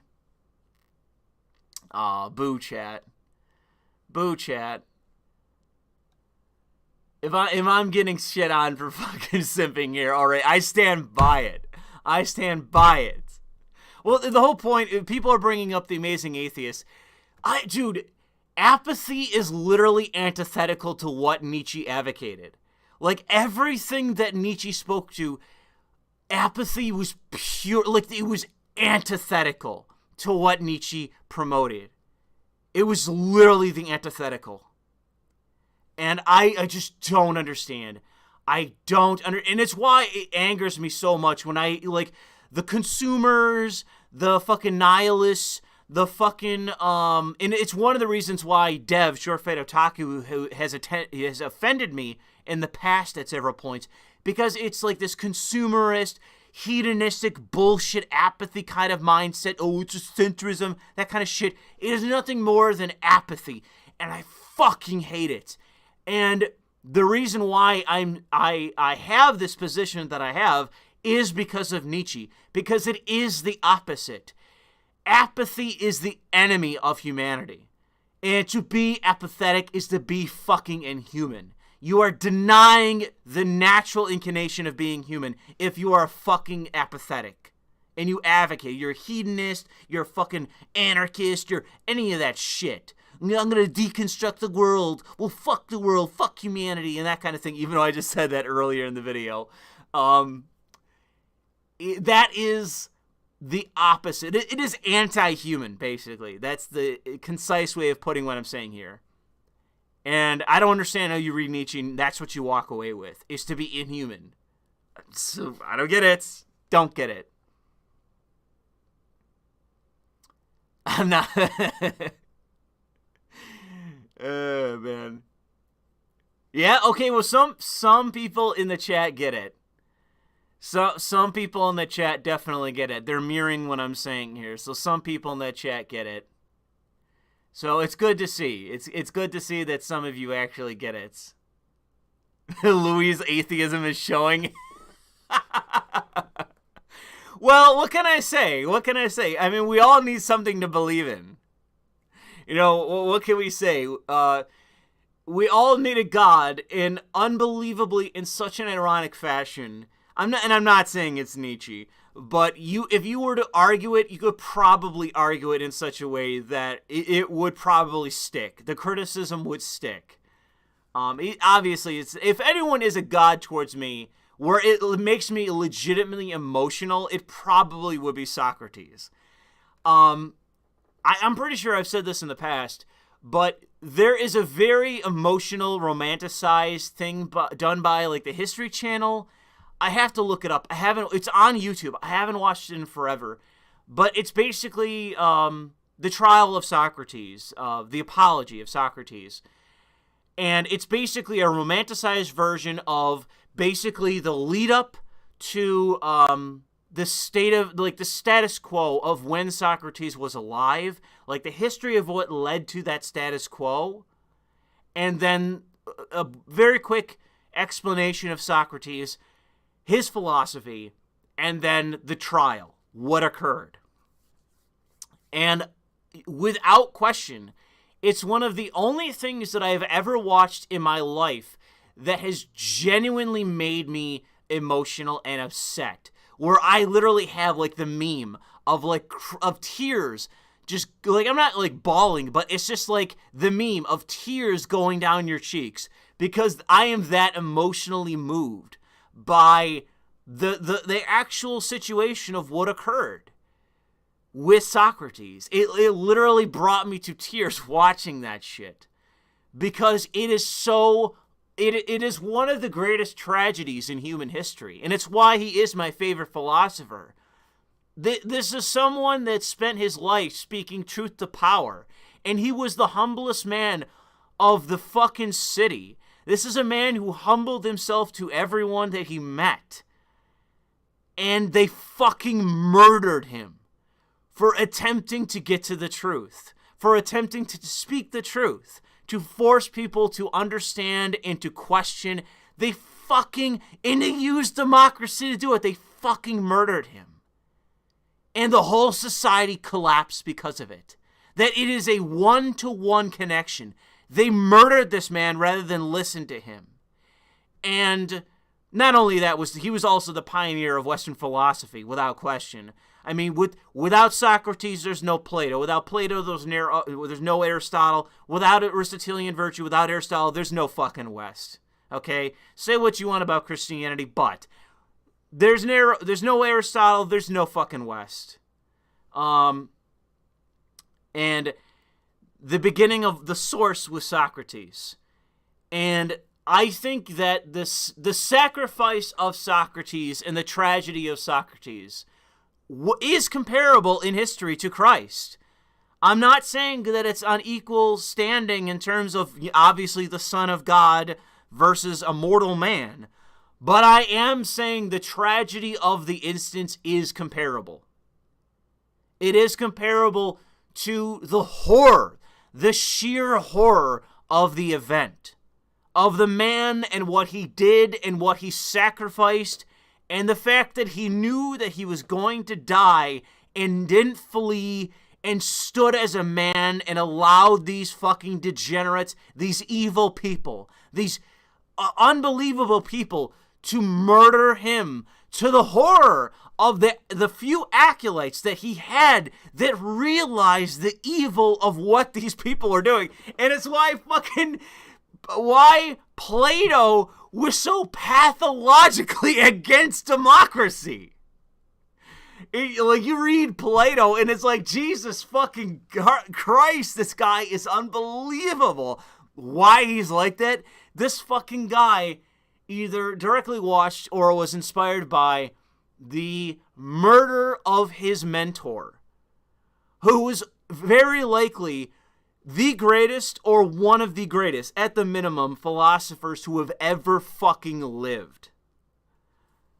Okay, I have people in the chat. I'm not trying to say that the death of the Son of God or the murder of the Son of God, the execution of the Son of God, that it is directly one-for-one comparable. I'm not trying to defame anyone's beliefs here, that I'm not comparing it, but I am saying that it is equitable in terms of the impact of humanity, because it did have a serious impact, and one that was horrific, truly horrific. When you really understand. It's why, when I watched that stupid romanticized series by, the History Channel, whoever it was, or maybe it was the BBC, I don't even remember who did it, but it literally brought me to fucking tears.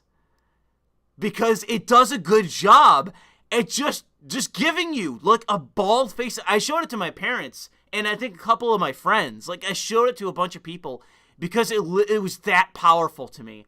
It brought me to tears. Because it just shows you the bare facts of what fucking happened in a slightly emotive fashion. And it is one of the most horrific things that has ever happened in human history. It is so fucking evil. Anyways, I'll stop. I gotta stop myself. But yeah, I gotta remember what that series was. But I'll find that out, and maybe I'll tweet it out. I've talked about it in the past, but I randomly found it on YouTube. But it's by the BBC or by the History Channel. I don't remember who it was by, but it was old. It was from the early 2000s, I think, and it really was unbelievable. Obviously I had read, the Apology, and I, experienced that, exposed myself to that philosophy well before then. But I saw it in 2015, 2016. And I read all of, all that philosophy pretty early on in college. So that was when I was freaking 20. But it's different to read it and to be inspired by it than to actually like see it on screen, and they have all these like actors involved, and they're like you're watching somebody basically stoically face their own fucking execution for something. I just gotta stop. To me, like, I'm getting misty as I speak. What can I say? I'll stop there. We gotta pound through these super chats, man. I gotta stop.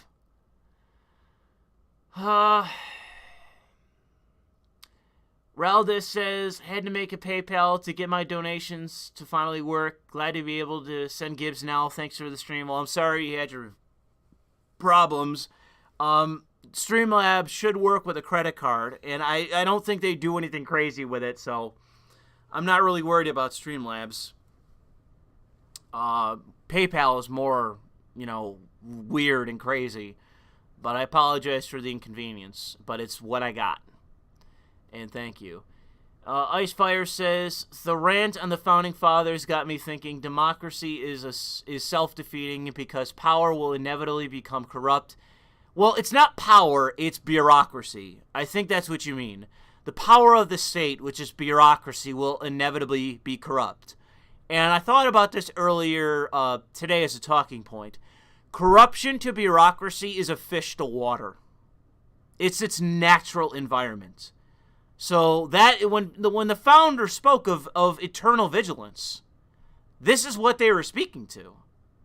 They were talking not about me or not about the Mexican over the border, even though,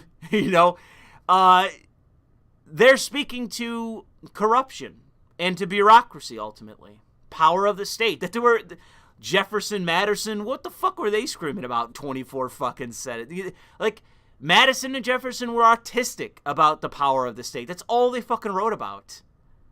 And this is who the fuck carries out the will of the state but the bureaucrats?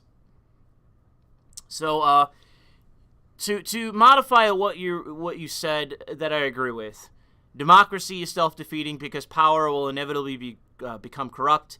What you actually mean is bureaucracy. Bureaucracy will inevitably be corrupt. It's not power. Power in itself is... Power is. Okay? Power is itself a different concept. It's a different thing in itself. Like, it's basically... Power is the wind. Power is nothing more than, like, a force of nature. Maybe I'm being a little bit too lofty about it, and I'm failing to articulate what I mean, but power simply is. Power can't become something. Power simply is. I hope you understand what I mean by that. People wielding power, that's something different. Power is. It's something in itself. It doesn't require your involvement, my involvement, the involvement of bureaucrats. It simply is. If it would not be a bureaucrat, it'd be somebody else. It simply is, as it relates to humanity. So I think your thinking is not slightly erroneous. You're right on the whole, but is a bit erroneous. And that's what I appreciated about Deng Zhou, or Teng Zhou, however you say it correctly. He had a very good understanding. Very good political realist. It's why I appreciate his character from the Three Kingdoms. It's because he had a very clear understanding, despite being a relatively evil person himself, very clear understanding of the nature of power. And I appreciate that. I appreciate the fact that the tapestry and the ceremony of Yuan Shou, especially him, but Liu Bei, of the other, like, the more noble, Cao Cao, I doubt you could really say is noble. He's like the ultimate manipulative snake fuck. So he was very much a political realist. But the others, like Liu Bei is the classic example in Three Kingdoms of, like, the ultimate moral actor in terms of politics. But Yuan Shao is another good example of, like, lineage and ceremony and all of that sort of thing. Tapestry. When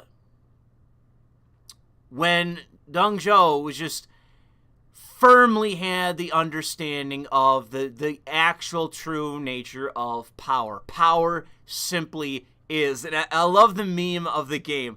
The meme of the Total War game, dude, is so fucking funny. There's so many one-liners in it that are just great.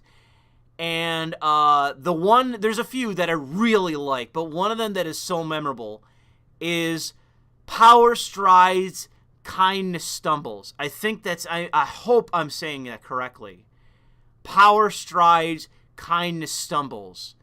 I believe that's one of the lines from the game. And that is exactly what he's speaking to. That there is so much that... There's so much, like... I guess I'll just leave it there. I gotta try to stop myself.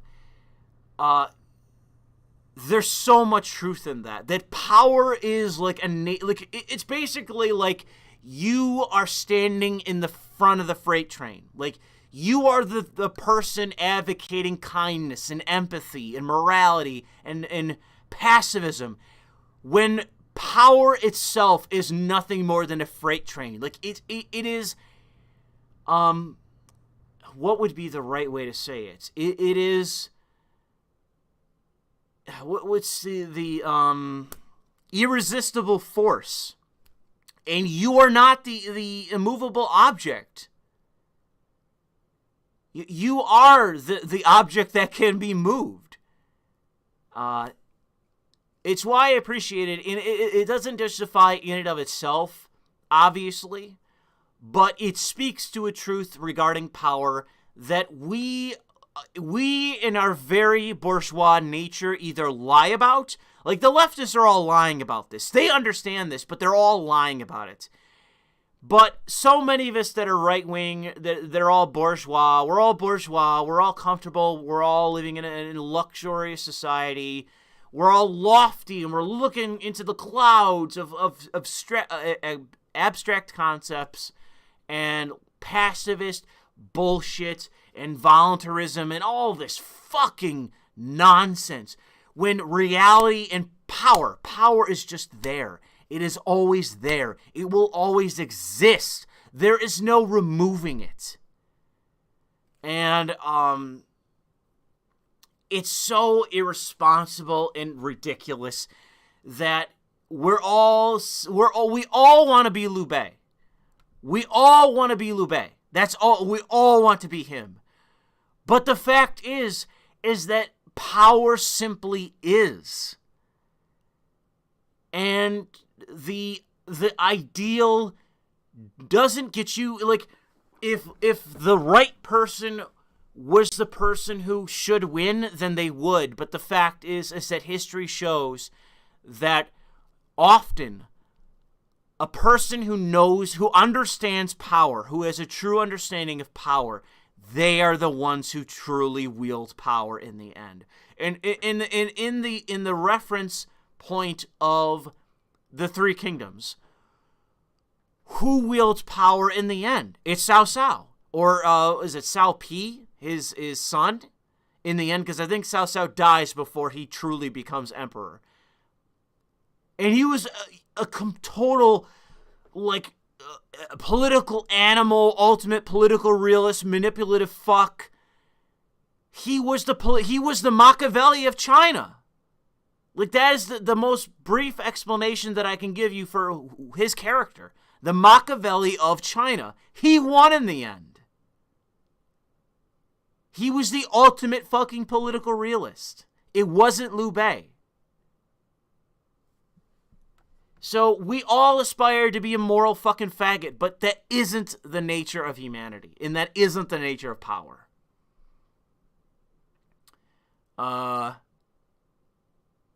Anyways. Oh, man, so now I'm getting fucking memed in the chat. Whatever. No, I'm not saying Lu Bu. I'm saying Liu Bei. I'm not saying Lu Bu. I'm saying Liu Bei, not Lu Bu. I'm not saying the foster son or whatever of Dong Zhou who fucking murdered him. I'm obviously not saying Lu Bu, okay? I'd just say Lu Bu if I meant Lu Bu. I'm saying Liu Bei. I don't, sorry. I'm pretty sure I'm even pronouncing it correctly. I don't know where the fuck you're getting Lu Bu from.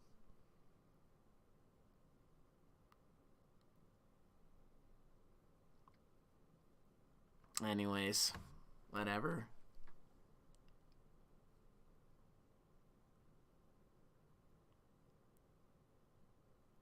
Lou? Is that how I should say it instead of Lou, I should say Lou? Jesus Christ.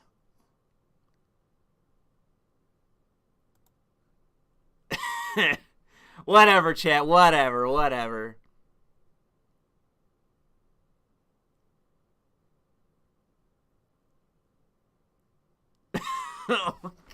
Now I'm getting shit from the chat. Come on. Dude, if I said it incorrectly, I am barely incorrect in how I'm pronouncing it. I am unbelievably close. I am unbelievably close in how I'm pronouncing it. Come the fuck on. Oh, Leo? Is that Leo Bay? Leo Bay instead of Lube or Lube? Leo Bay? Come on.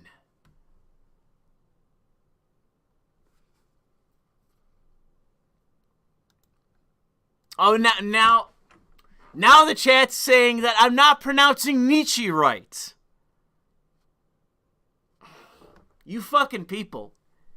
You're dismissed. You're all dismissed.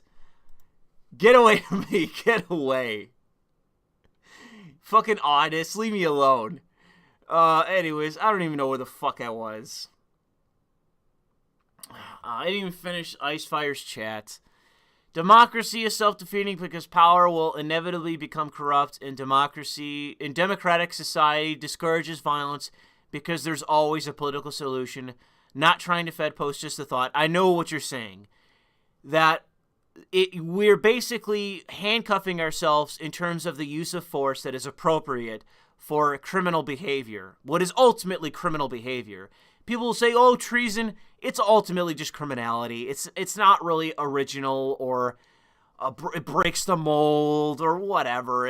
There's no pomp and circumstance and fucking you're not mystified by the behavior. It's been true forever in human history of political corruption by fucking bureaucrats. It's why I brought up the example of the fall of the the Han Empire and the Three Kingdoms. I understand exactly what you mean, and you're correct.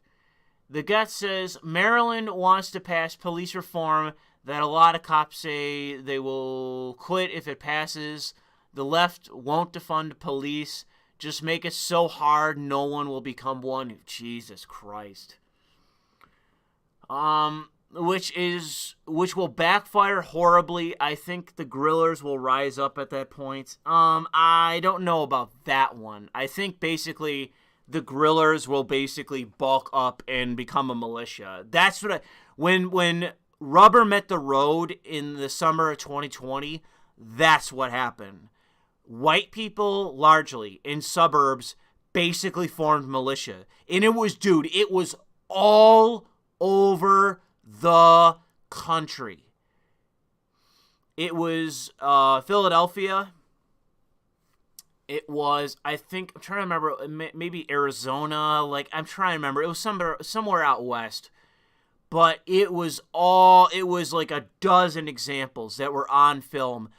Suburbs, legit organized militias, and were basically either hunting down the activists, like happened in Philadelphia, on the streets with aluminum bats, literally walking the street.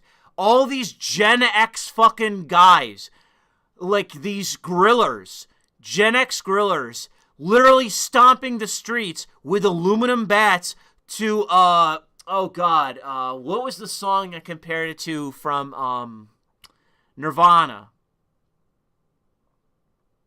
Oh God, what was it? I'm trying to remember. What the fuck was the song that I used?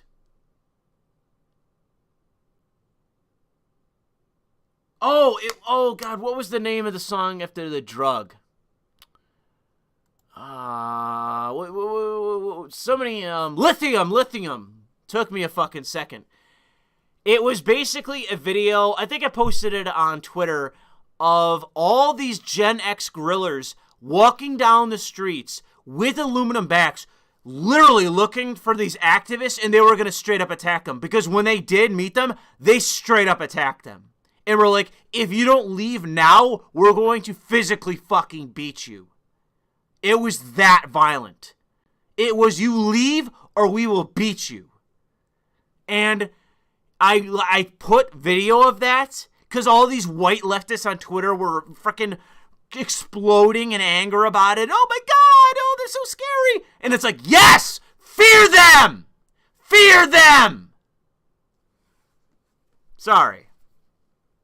But I want you to be afraid. I want you to legit be afraid because you deserve it. They are engaging in moral behavior. You're anarchists. You're criminals. You're terrorists. You're hurting people. You're terrifying their families. And so they're going out with bats and they're saying, leave us alone or we are going to use violence. They're perfectly morally justified. And I put that in praise to these heroes of the generation of Gen X. And I put it to the tune of Lithium. Because they deserved it. They look so fucking badass. And people are like, oh God, what are they doing? They're intimidating the fucking terrorists. And it's like, good. Be afraid of them. You're fucking terrorists. I want you to be afraid. Oh, man. This has gone on way longer than I fucking intended.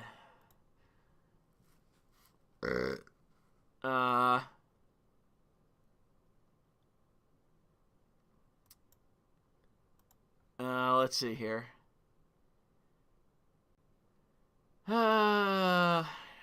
Cowboy Curtis says, Chat, is Louis a bigger boomer than Carl? By Cowboy Curtis. And that was from earlier in the stream when I totally fucked up and spent like an hour reading old super chats. Thank you. Daily Dueler says, pulls up to massage parlor. Oh man, what a reference.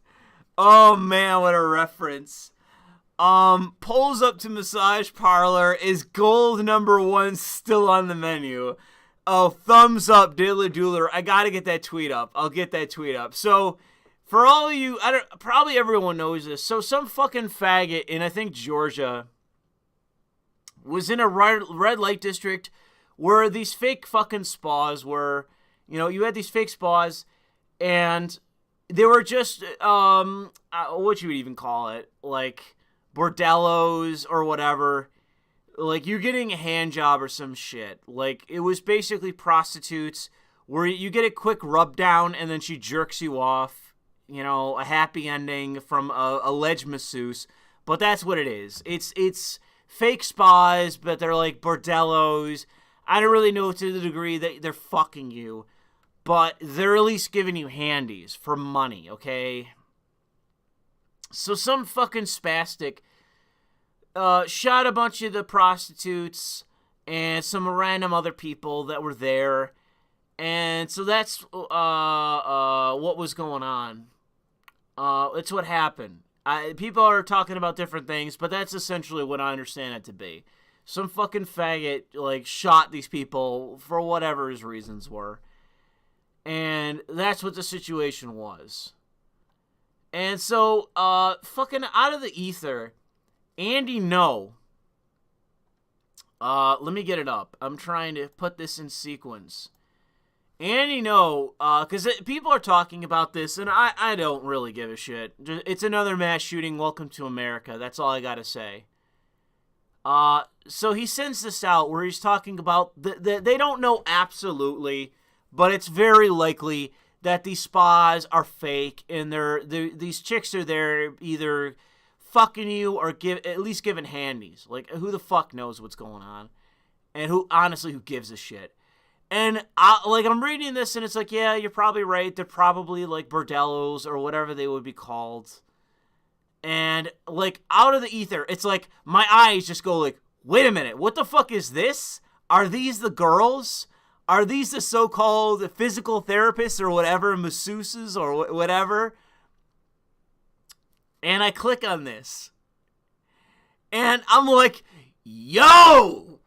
Like, holy shit! Like, we got gold going on here. Like, goddamn! And let me find my tweet. Can we go back to it? Oh, goddamn it. Hold on. And we go to my tweet. And legit, like, this is my reaction. I was like, God damn, that first gold tier is a selling point. Like, legit, I saw this and I was like, whoa! And so I basically memed myself in the next image. I found like an exaggerated image of that old meme of dead ass. And I just have her image here. Because legit, dude, like, whoa! Like, I was actually surprised. Like, here I am thinking, like, these chicks are, like, 40 years old. And some of them were. Some of these chicks were, like, 40 years old. And they're disgusting whores and all that. But, I got caught by surprise. And I was like, whoa! Like, we got some good ones right here. Holy shit. But man, I just put the tweet there. You didn't delete that.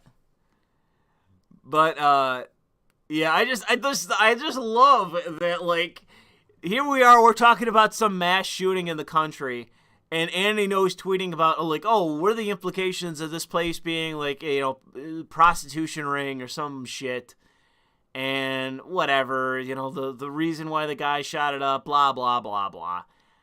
And he just inadvertently shows some images of the girls who were prostitutes there. And I'm like sitting there, and it just caught me so by surprise. I was like, whoa, like, holy shit, like, goddamn, like, tempting, that's all I gotta say. And the obvious thing is, like, it's like, the guy shot her? Like, what the fuck? And it's like, her hand jobs were so great, man. I just had to kill her. I couldn't have enough of her hand jobs, bro, so I had to shoot her. It's like, what the fuck is wrong with you?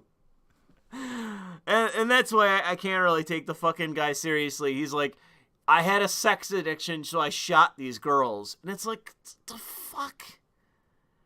But, that's the meme. It's like this Asian girl's hand jobs were so good that this guy lost his fucking mind. The guy nutted himself into insanity. Anyways. Let's see here.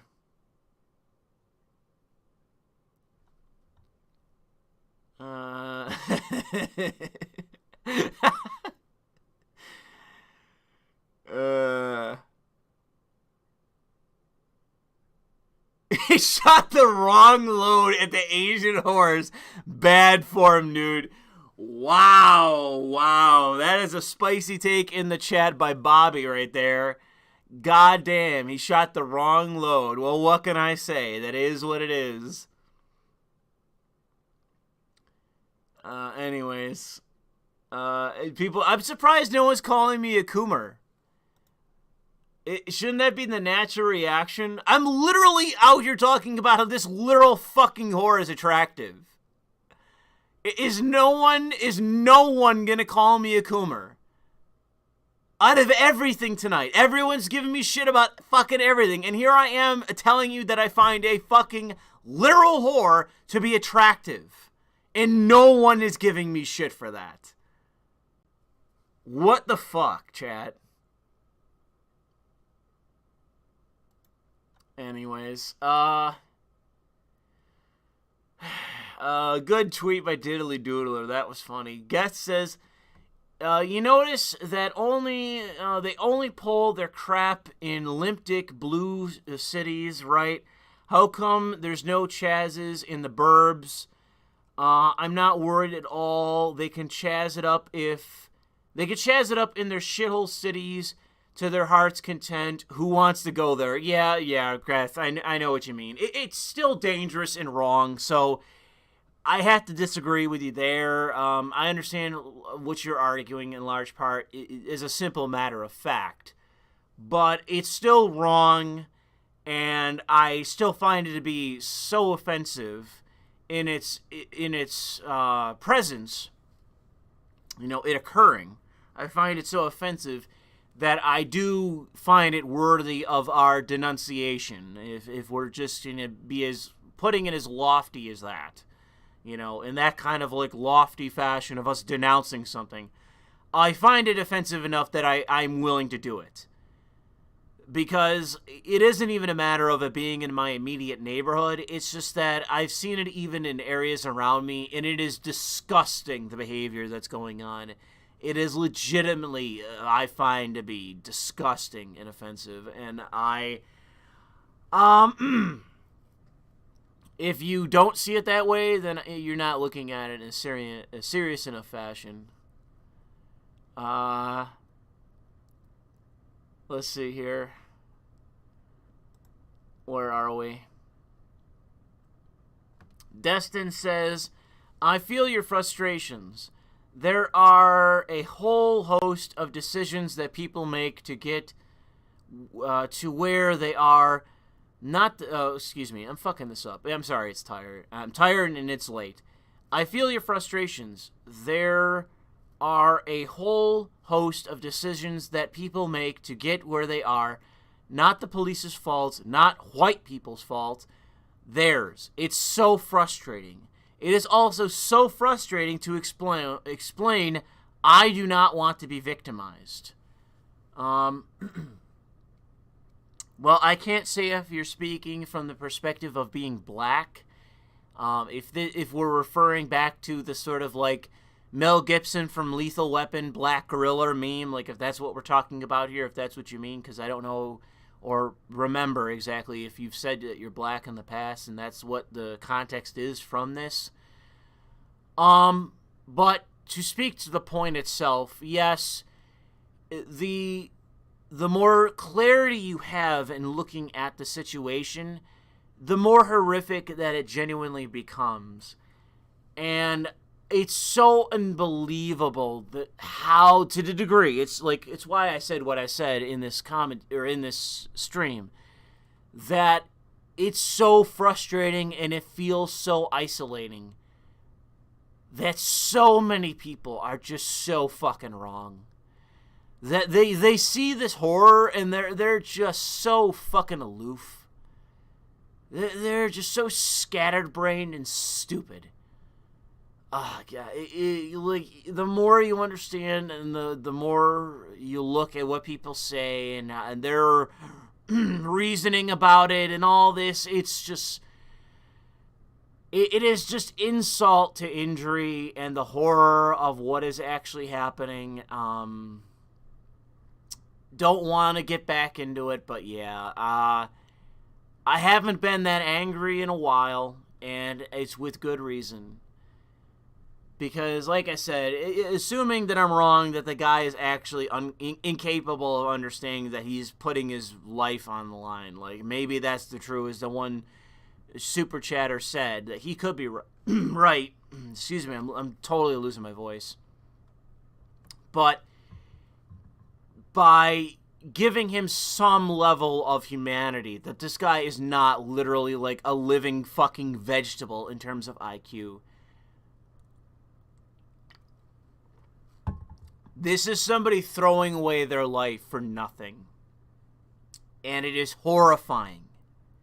And I find people's aloof, insipid, stupid fucking responses to be just awful. And unbelievably upsetting. I know how that sounds, but it really gets to me. It really does. It really it gets to the skin, man. it cuts to my skin, and maybe I should have thicker skin and be the ultimate fucking, monotone douchebag and not take anything, and not let it get to the skin, not cut close to the bone, but sometimes it does. What can I say? Sometimes it does. Anyways, thanks for the super chat there, Destin. Graham says, I still think of you, Jesus. Looking like a young defense from falling down. I wish I was that attractive. I'm no Michael Douglas, that's all I'll say. Glowy says, did you hear about the Georgia phone call that was supposedly Trump was pressing officials to find votes was fake? Leaker or a liar? Was it Georgia Republican woman that idolized Washington? Dude, are you fucking serious? I haven't heard that. You're telling me that the entire fucking phone call was fake? I don't know about that one. I know that it was obviously misconstrued. But are you saying literally the actual phone call itself was fake? Because it sounds like you're exaggerating. The phone call was obviously edited and all that shit because the point he was making was, this is obvious horseshit. You fortified the election in Georgia. You just stabbed me in the fucking back. What the fuck are you doing? That's how I interpreted that phone call. Are you saying that the entire thing was literally a forgery? Because, I don't know about that one.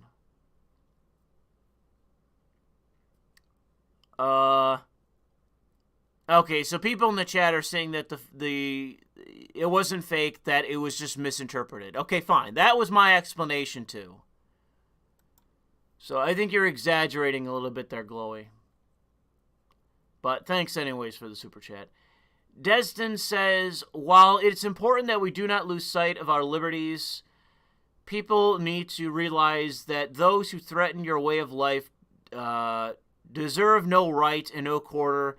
Human civilization has always been about the use of force or the battle for said force. Yeah, that's a concise way of putting exactly what I'm talking about. So thank you for the additional super chat, Destin.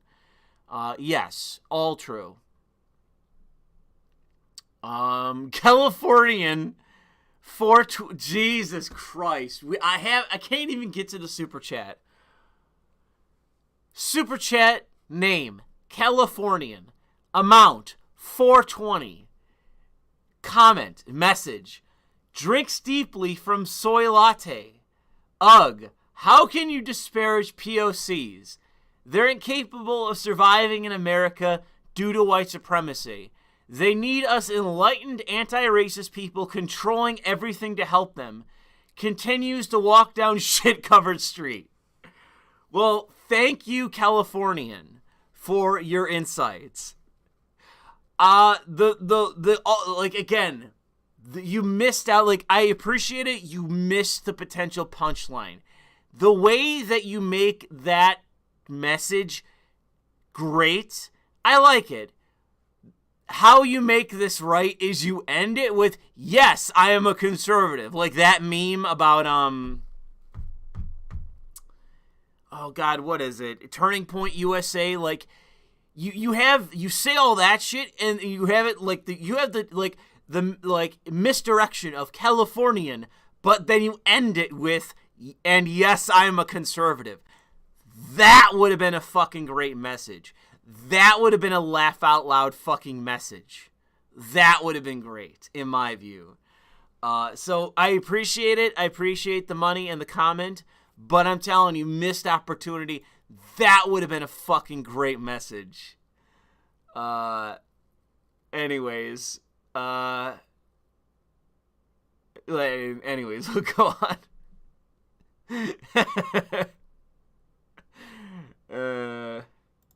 California, man. I mean, New York. I mean, all I can say about New York is that it isn't California. It isn't. As much as you could say about New York, it isn't California.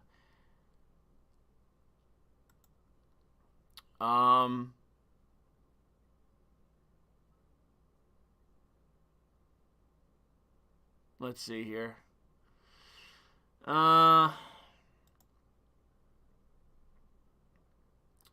Prince says, if you ever become a VTuber, your avatar has to be a female version of your current avatar. Dude, I can't do that without changing my voice, and I am incapable of voice acting. I can't do that. So, good offer, but I can't do that. Oh, Jesus fucking Christ. There's so many more. Prince again. First super chat in a while. Could you get Streamlabs to work because I'm a fucking 20-something boomer. Can't wait to blow my entire paycheck again like the good old days of 2018, 2019. Well, thank you, Prince. I can't speak to Streamlabs, dude. I don't know what's going on with it. I mean, if a lot of people are having problems, I'll look at my settings. Maybe something turned off. But unfortunately, this is the situation as it is. Like, YouTube is never going to monetize my channel again. And I fear remonetizing it because I think monetizing your channel puts you back on the shit list. I think they start watching over your shit like a hawk again. So I fear trying to remonetize my channel. I've always just left it off ever since I got demonetized. I've just left it. I'll see what I can do. But I appreciate Prince. Narco Republican says, praise the Lord for the pastor has cometh. Any advice on surviving on a woke corpo job? I don't know. Like, I view working anyway. I mean, I've had people disparage the way that I view working, but whatever. The most amount of money for the least amount of work. That is the way that I view working, and that is what I would advocate. Just if you live in if you're working in a shit environment, you know, your choice is just go along or fucking run the company yourself or start your own business. I mean, I've known people that were in the gaming industry. They talked about like the woke bullshit in the companies that they worked. And they would speak out against it. I've talked to multiple people that talked about this. Devs at AAA companies. And it was unbelievable to me that I had several devs come to me and talk to me about this. And I verified them. There's only, I think, one guy I couldn't verify entirely. But two others where I definitely know that they work for AAA devs. And they just literally spoke about all the bullshit that goes on. And that it's from the top down. As much as I was screaming about it once upon a time, about it being from the bottom up, it's from the top down. And so my explanation, dude, is that unless you are running that company, or you have so much power or stock in the company that you force the issue, or you have enough people that basically you can unionize in the company, like a conservative union in a company, something like that. Or you can stand against it. Or the guy who leads the company is basically, I think the guy who runs Red Bull is conservative or whatever. My Pillow guy runs the company, whatever. Or start your own company. Like, and I'm not advocating, I mean, like I said, you want my actual response. My response is, do what I do. I go into work every day thinking about making the most amount of money for the least amount of work. And I've run into people all over the place who think I have the absolute wrong mindset towards work. But the thing is that there's never been a job that I've done that I've been truly passionate about. I've always had a job that I have done the work, but I've always begrudgingly done it. I've never had a job that I've liked or have been passionate about. It's always been about the money. Every single step of the way, it's been about the fucking money.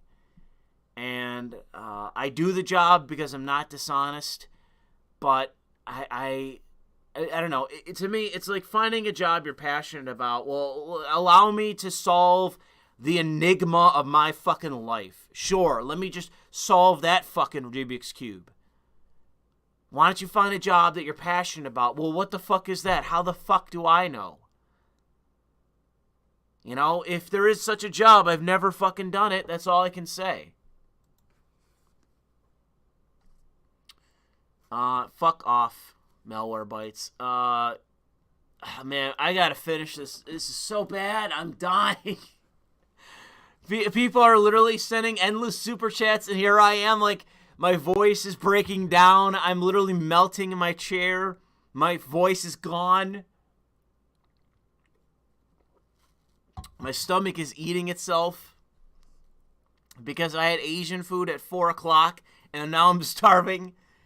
And it's fucking 3 in the morning. I don't even know I'm going to eat anything. I think I'm just going to go to bed hungry. I think that's how it's going to be. I don't really want to go out and buy something because I have nothing here. My cupboards are fucking bare. I don't want to go out and buy something, so I'm literally just going to go to bed starving. How third world of me. Where the fuck was I?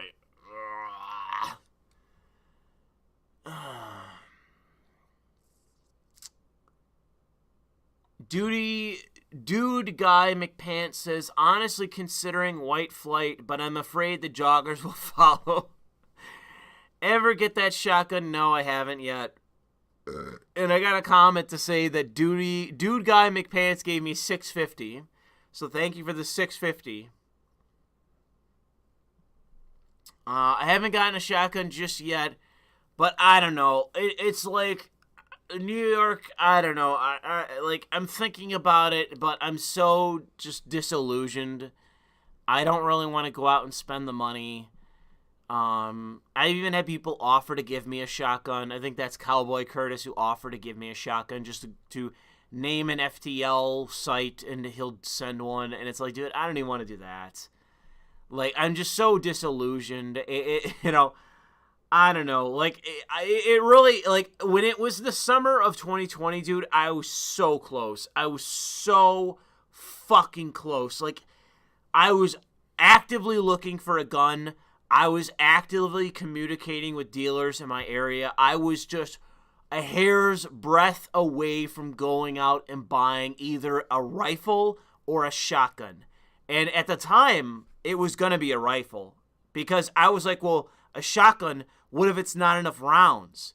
You know, if I got a pump-action shotgun, what if it's not enough rounds in the barrel? Or in the pump, I guess, the tube. You know, what if I need more rounds? What if I need more stopping power? What if I need more range? You know, I was legit paranoid because every fucking day, I mean, I don't know how bad, I mean, maybe. I was alone on June 1st, I think it was, where it was like at its worst. Where there were people rioting in Rochester. It was all over. What was it? Minneapolis was literally burning to the ground. And all the press were obfuscating it. And even my own parents are like, well, what about racist policing? And I was losing my fucking mind. Because it's like black people are across the country.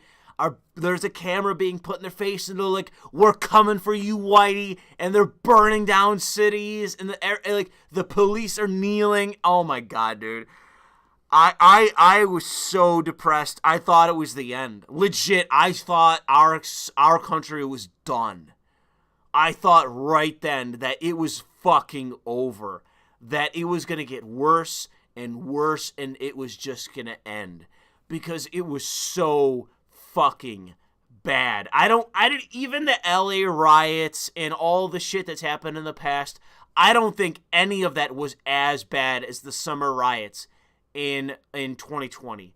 I think that may be the worst race riots that have ever occurred in American history because it wasn't just the rioting that was occurring and the targeting of whites and all this shit that was happening. It was the system itself pulling back. It was prosecutors and journalists and everybody on their knees just saying, well, black people, name the reparations that you want. You're actively engaging in terrorism. Just tell us the reparations that you want and we will give it to you today. That's how I felt like most people were acting and when what was going on. When it was nothing more than race-based fucking terrorism. That's all it was, beginning and end. Race-based terrorism. Oh man, it was so bad, dude. I probably could have legitimately diagnosed myself as depressed like the 1st of June, like right around then. It was when it was at its fucking worst. I legit thought the country was done. I thought the country was over. I thought we were literally about to have a fucking race war, and the whole thing was like the game was up. And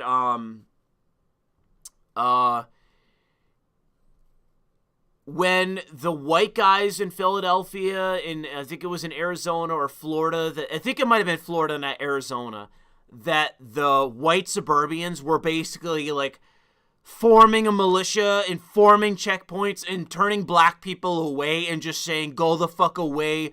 There's like, we're not fucking around anymore. We are going to use lethal force. Get out of here. And in Philadelphia, the guys that were patrolling the streets were engaging in violence. It didn't get a lot of coverage, but I showed videos of it. They were engaging in violence. They were looking for these activists, and they were like, if you don't leave, we will beat you with bats. And they were not fucking around. Dude, I thought the country was done. I thought the country was fucking over. Like, right then. I thought it was legit, unironic Tim Pool Civil War territory. Like, I was there. I thought the country was done. But it went on. Things carried on. Surprisingly so. Yeah, I know. I love the chat. Who said that? Constantine says, just wait for the acquittal. What is it? Derek Chauvin? Is that the guy's name? Just wait for the acquittal. Well, how are you going to burn down the same city twice? How are you going to burn down rubble? How do you burn ash? I mean, maybe you're right, but I just gotta laugh and say, like, what the fuck are they gonna burn?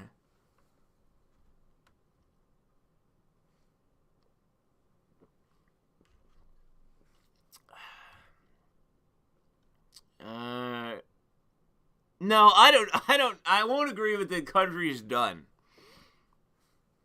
I won't agree that the country's done.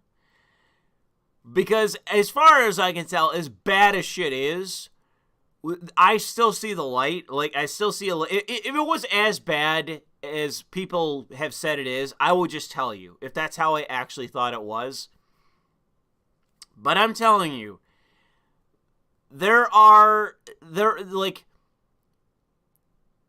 what is happening to the right in the United States, and the fact that, like, we aren't, like, numbers are inevitable, demographics are destiny. Like, it's the people that have been saying that, like, what they've been saying hasn't been proving so true that there isn't a way by which that we can actually take back power. If the situation was as bleak as the black pillars say it was, I would just say that. But I don't think that they're correct. I don't think their assessment is correct. I believe they are wrong about the state of America. I mean, is it bad? Yes. Is there a possibility that the game is up? Yes. But is it impossible? No. And the thing is that I still see the fight that is on the horizon. Like, the palpable action and passion that is below the surface on the right, that is all trending in the right direction, that can really fix a lot of this shit. I mean, it's there, and it's what's right now. It could dissipate, it could go tomorrow, who knows. But for the time being, the situation isn't so bad that I would ever say for you to give up. because I am seeing something that, you know, it's basically what? I mean, I don't want to make another Lord of the Rings reference, but it's like something is, you know, is happening that has not happened in a long time, or whatever the line is from Gandalf. Like, people talk about 2016 and, oh, it's over, we had our chance, but it's like, nah, I don't think so. I really think that there is another opportunity that we're going to have, and there's a lot more coming with it. There's a lot more potential coming with it. Like, I think that 2016 was the like the start. Like, it's basically like is it volcanoes that do this, where it's like you have the initial eruption, but it's like if the, like, whatever it is, whatever the center of the volcano is, like the vent or whatever, like if it can't actually pump out enough pressure or magma, potentially, like, the side of the volcano fucking explodes. I forget what that's called, like a breach or something like that, where it's like not enough pressure is being released by the top of the volcano, the vent or whatever the top of it's called. So basically, the side of the mountain fucking explodes. I'm telling you that with, like, Trumpism, Trump in 2016 was basically the eruption of the volcano. That's what it was. And I'm sitting here saying that the conditions are set. Like, I am Pierce Brosnan in Volcano, telling you that this isn't it, that the mountain is about to fucking explode. And, like, legit, that is what I'm sitting. I am Pierce Brosnan in Volcano. Is it Volcano? Or am I thinking of the... What's the name of that actor from Men in Black? He also did he did that kind of shitty Volcano in LA movie. I forget what that one's called. And the actor. Not helping when I talk about movies and forget all the fucking details. Anyways, Volcano, I believe, is Pierce Brosnan, and the metaphor is that MAGA is effectively the ending, where the mountain fucking explodes. And I think that people don't realize that. I think people think, like, you had the eruption in 2016, and it's extinguished itself, and it's over, it's dead, it's gone, and it's like, no, it never went away. It was just censored. It never went away. It's still there. And it's only gained more and more traction among the right. All these allegedly, like, oh, I'm just your standard conservative, and they're out there mimicking all these nationalist talking points, and then behind the scenes, all these nationalists are now in the party, and they're openly nationalists. So it's like, no, I'm telling you, below the surface, there is an explosion coming. And I think 2024 could be it. To where it just finally erupts. And I'm just saying, wait. I'm not saying that, I'm not saying, be stupid and, put on a plastic smile while the country ends and the world collapses and whatever. I'm not saying that. I'm just saying that there is hope, there is a chance, there is a way by which that we could go from, being on the precipice of a loss to having a monumental success. And a paradigm shift, a real fucking paradigm shift. Not just, memes and Trump 2016. It's like a real fucking paradigm shift. I think it's possible, because I think there's a lot going on behind the scenes that not a lot of people are aware of.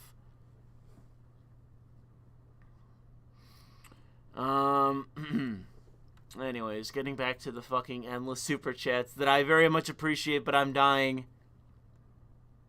Kirnath says, I'm Korean Japanese, and that stupid Stop Asian Hate thing and the shooting drives me nuts.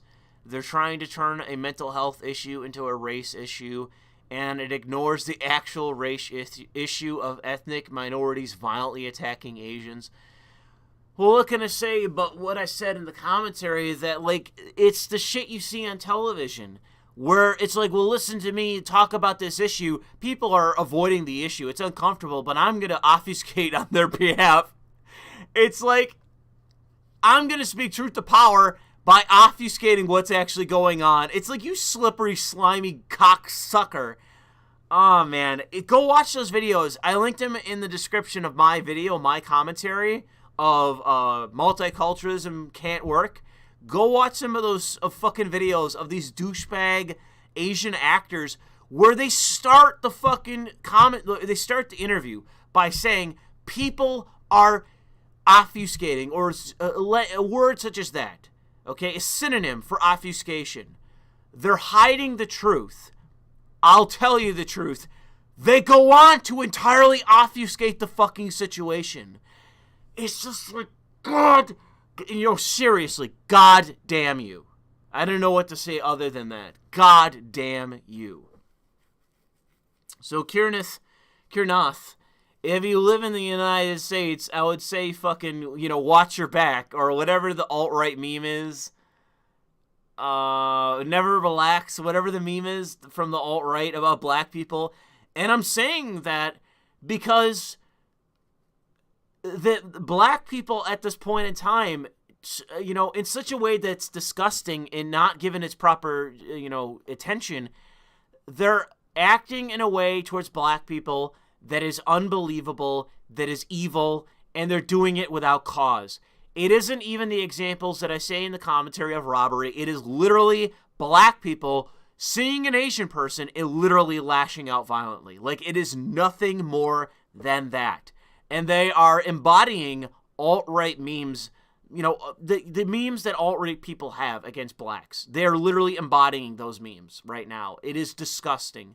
And meanwhile, you got bourgeois Asians obfuscating the entire fucking situation, because it's like the same thing with New York City and the Jews. It's like, well, I guess the Hasidic Jews are going under the bus because the fucking blue check mark assholes are going to be like, no, we're not going to talk about this. It's not a real issue, blah, blah, blah. It's white supremacy, even though it's black people being like on video saying, I'm going to the Diamond District and I'm burning it down. I'm going to kill every Jew I see. It's like, Jesus fucking Christ. This guy is a fucking genocidal lunatic. And it used to be Jews and now it's Asians, or maybe it's still both. And it's just like, God damn, everyone and their grandmothers trying, all the bourgeois people in our society, all the middle class people in America are doing everything possible to obfuscate, to hide the fact that black people are overwhelmingly violent towards these other minorities. Moving on. The Geth says, as much as the right criticizes Ayn Rand, we are basically seeing Atlas Shrugged play out. Oh, see, here's the Geth. I'm not trying to shit on Ayn Rand. I'm not saying the objectivists are just wrong. Oh. Play out with non-lunatics checking out of these shithole blue cities. I mean, if we talk about welfare and we talk about the state, blah, blah, blah, blah, blah, Ayn Rand is right. Yes, I get it. I'm not disagreeing. I'm just saying that the objectivists, in terms of the overall philosophy, are not entirely right. They have certain ideological standpoints and like sort of prerequisites, presuppositions, that's a good word to use, that they base other things on, in some ways like the anarcho-capitalists or libertarians, that I don't think are actually true. So it's not to say that I hate Ayn Rand and, oh, fuck her books and fuck objectivists. It's just like, there's certain things that you say that I disagree because I think they're presuppositions, and I don't think you can actually, you're implying too much, you're inferring too much, you're stating something as you assume to be true, and then you keep going. And it's like, you have to actually first elaborate on that initial thing and then continue, and you haven't sufficiently done that, in my view. Blah, fucking blah. Oh, dude, I'm trying to say this guy's name. Cav Aldin. with a massive fucking super chat for $100 goddamn dollars. Cavill Den, thank you for the fucking C-note. Thank you for the $100. Hey Louis, good to see you streaming tonight. I've been enjoying your content for years, and I love your realistic take on things. But I can't say I've sent you a super chat. So here you go. Stay sane, brother. Well, thank you for the very generous super chat, Cavilden.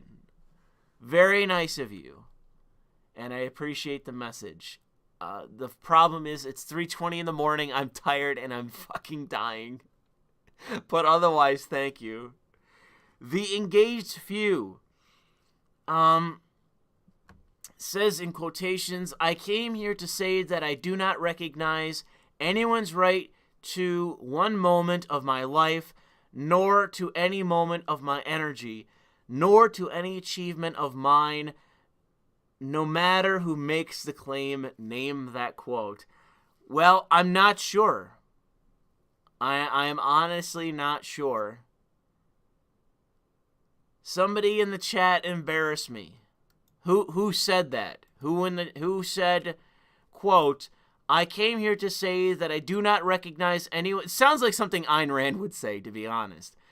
Anyone's right to one moment of my life, nor to any part of my energy, nor to any achievement of mine, no matter who makes the claim. Who said that? It sounds like something Ayn Rand would say. But watch it come out of left field and it's fucking Adolf Hitler or some shit. Name it. Who said it? Oh man, my body is literally deteriorating here. It sounds like something Ayn Rand would say, because I've heard she speaks in this kind of rhythmic, poetic way as well. Anyone know? Is anyone got a guess? Can you spoil it for us there? If he engaged you, if you're still around hours later, is it Rand? It's John Galt, which is Rand. It's John Galt is the character I believe that's from Atlas Shrugged. I've only read one of her books, and it was a while ago, and I don't think I really liked it. I don't remember, honestly. It's been so long. But it's not. But the thing is like I don't even disagree with the political message behind it. Like, what can I say? Lou Bay. I'll get the fuck out of here. No, he didn't. Lou Boo, shut the fuck up, chats. You're dismissed. Fuck off, chat. It probably is Rand.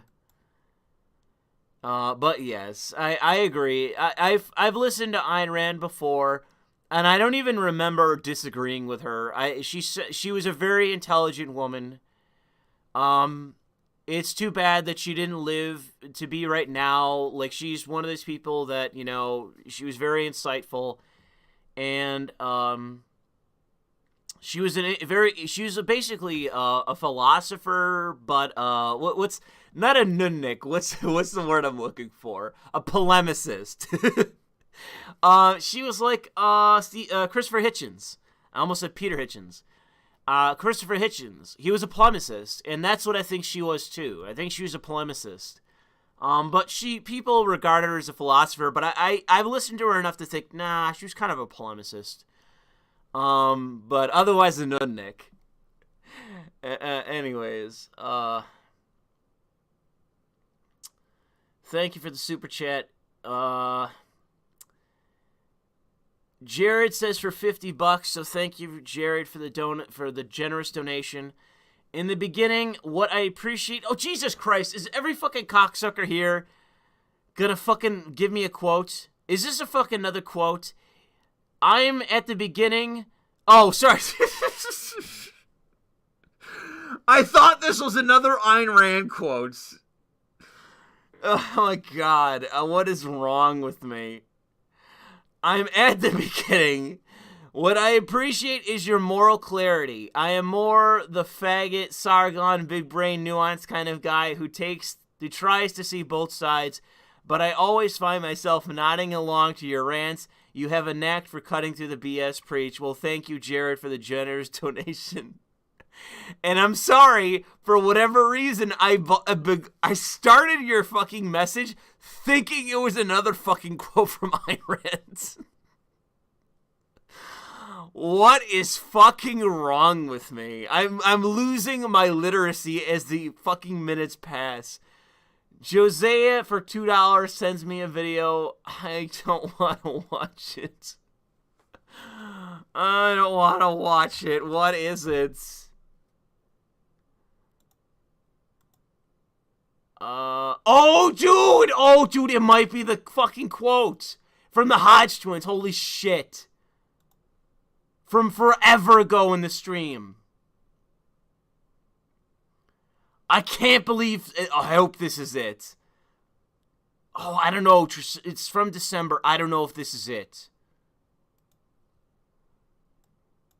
Study compared to millennials or baby boomer generation over 60, people who are under the age of 30, black people, are far more amenable to the idea of a Republican president or that the Republican Party is open-minded to them. It was something like 30-something%. It was a high number, whereas black people over 60, it was in the single digits that they believed that the Republican Party could be their home. And so people like you who really stood to lose something. I've talked about this quite a bit. There are a lot of, and not all of them, but I know a few, but there are some really great conservatives out there who also happen to be black. And there are some where it's just their stick is just like, it's almost like a black conservative Chris Rock, like, black people, you know what I mean? Yeah. And you guys actually stood to lose something because you had this fitness brand. You had been out for a long time. People were familiar with you, and you decided it was worth taking that risk. And that's something that I applaud. And I think that moves the needle a whole lot more than someone who's never had a career until they started wearing a Trump hat as a black person. That was our major reason coming out conservative. I want to show black people that, hey, it's okay to think different. You don't have to think like everybody else just because you're supposed to think a certain way because of your skin color. You're free to think however you want to think. You're an individual. Just because the color of your skin don't mean you have to be a Democrat. That's the problem for black people. They think because they black, they have to think a certain way. They victimize each other, and I was like, I don't think like you niggas. You guys are actually insane. This is the best country in the world. There's millions of immigrants trying to get here. There's hundreds losing their lives just to get here, and you're complaining this is an evil place. Tell you what, I'm going to say something a white supremacist going to tell you. Go back to where you came. If you don't like it here, which is a logical question, that's why white people ask it, well, why are you here? There's a lot of, you can go to Africa, y'all all going to look just alike. You're going to like it there. I got one point I want to say. When we came out the closet, right, and our fan base totally changed. It was like 70-30 white and everything else. Now it's like 99 white. Right? And all the black people that show up at our shows, the black dudes, their wives are white. And I remember I got this message on Facebook. I just came across you guys. I saw y'all were black comedians, and I'm black, so I wanted to come out and support. And she said, as soon as I get to your show, it looks like a Klan rally because everybody's white. Yeah. And it's like, that's the problem with a lot of black people. They think with their skin, everything is based around race. Everything. That being said, next time your marquee shouldn't include a burning cross. You it's like a fly zapper for a Klansman. Like a Klan rally or a Klan rally or a Childish Gambino show. Yes. Either one. I was just gonna. This is America. You don't need that there. Okay, go ahead. So I was just gonna say that insulting the people who disagree with you, or saying that everyone who disagrees with me is X or is some kind of horrible person, is the sign of a dying world. Because that was funny, but it was funny and it was true, but it wasn't the quote I was talking about. Like, the quote I was talking about was legit fucking blackpilling. It was them being, legitimately blackpilled, or at least one of them. That was a funny quote, and it was a good segment. They're good guests for the large part. In large part, for the most part, Jesus. But yeah, that was funny. But no, that wasn't it. I appreciate the comment and the looking there. Who was it? Josiah? That wasn't it, but good reference. That was funny, but that wasn't it. It must have been earlier than December, but I'm telling you, there was a quote floating around out there by the Hodge twins on Steven Crowder's show, and it may have been during the summer. Maybe I'll have a look around myself, right around June. They were on, but one of them dropped like this unbelievably black-pilled fucking quote. And I was like, oh my fucking God. Everyone in the studio cringed. It was so unbelievable. I'll have to look for that on my own time. Anyways, it wasn't humorous. It was so black-pilled. Like I said, no one laughed. Like, I don't remember anyone laughing. It was just really dark. Anyways, Adherent of Lady Columbia says, literally all you just said about the libertarians Ayn Rand said, called them thieves of her work, and that they only are only politically that they are only political and are devoid of aesthetics and morality. And she said okay, fine. I'm not even alleging that. I mean, they're both from the perspective of like radical individualism. They're both from that same strain. But I don't think I said anything in the sense where I said that they were basically the same. I don't think I said that. And she said that she would reject even working with them as pragmatic allies. Well, I will assume that she did say that because in some regard it sounds like something she would say, but it is because that I do think that that is true. Like I've said it already in this stream, I think that the objectivists have put a lot more thought into what they say and what they believe, even though, like I say, I disagree with some of it. But the libertarians, and especially like the anarcho-capitalist types, it really is this really Byzantine, lofty fucking bullshit notion. And it is all based on assumptions that are painfully fucking false. And, like I say, it's from ultimately the same goal of true liberty, true freedom, and in some regard, self-actualization, but I'm not trying to say that they're the total equivalent, morally, whatever. But I am saying specifically that I am not an objectivist, and there is a reason why. But is it something that I can easily explain?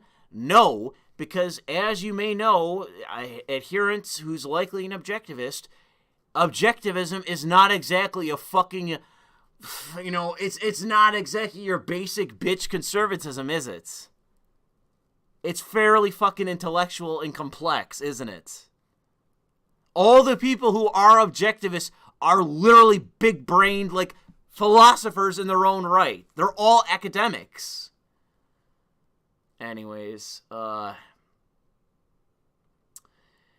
Adherent of Lady Columbia says, DeSantis wants to fully ban critical race theory from Florida schools and has a $3,000 bonus for teachers to teach full civics and implement a civics test that would determine if you can pass high school. Going full Star Trip Troopers, linked in the chat below. Ooh, I don't know if I'm gonna pick that up. Like I said, you gotta DM me that shit, email that shit. I appreciate it. I mean, maybe I'll look that up on my own time. I'm tired as fuck. I don't know if I'll remember by tomorrow. Somebody send that to me about him doing that. Maybe I'll send it to Sargon and tell him to do a video on it or something. Because I'm sure he would eat that shit up if it is comparable to Starship Troopers. Because that's basically his ideal. You know, people look at Sargon as like, oh, you know, Sargon's an advocate of democracy and blah, blah, blah, blah, blah. But it's like, nah, bro, just, you know, every once in a while, whether it's on my streams or on his own show or whatever, like, you cut the surface of Sargon and just below him, I'm looking. You know, I'm basically, you know, Carl Benjamin takes off a mask and I'm the face beneath it. Like, we're not that different from one another in terms of what we believe. Like, we do have some distinct differences in terms of what we believe, but it's not a lot. And the fact is that what he actually truly believes, he'll be very tepid on his own show and elsewhere, but if you cut through the surface, and just beneath the surface is me. Pretty much everything. So yeah. Anyways, send that shit to me, and I'll send it to Sargon, because I'm sure if it has any kind of relation to the ideals of Starship Troopers, Sargon would really appreciate it. Baron of Penalis says, love your content. I've taken your content to heart and plan to go into politics to promote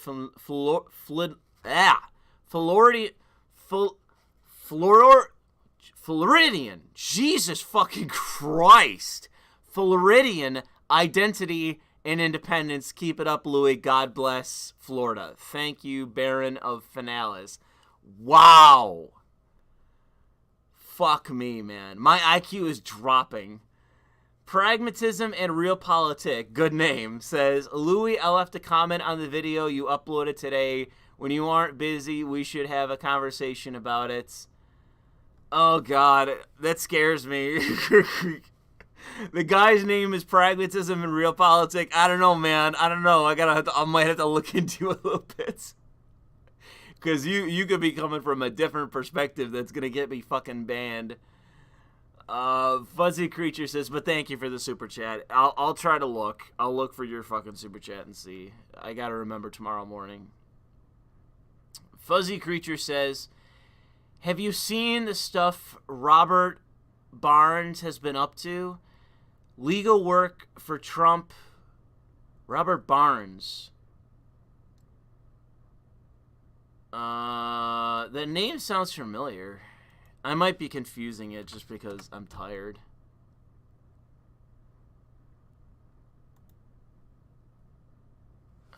Trump.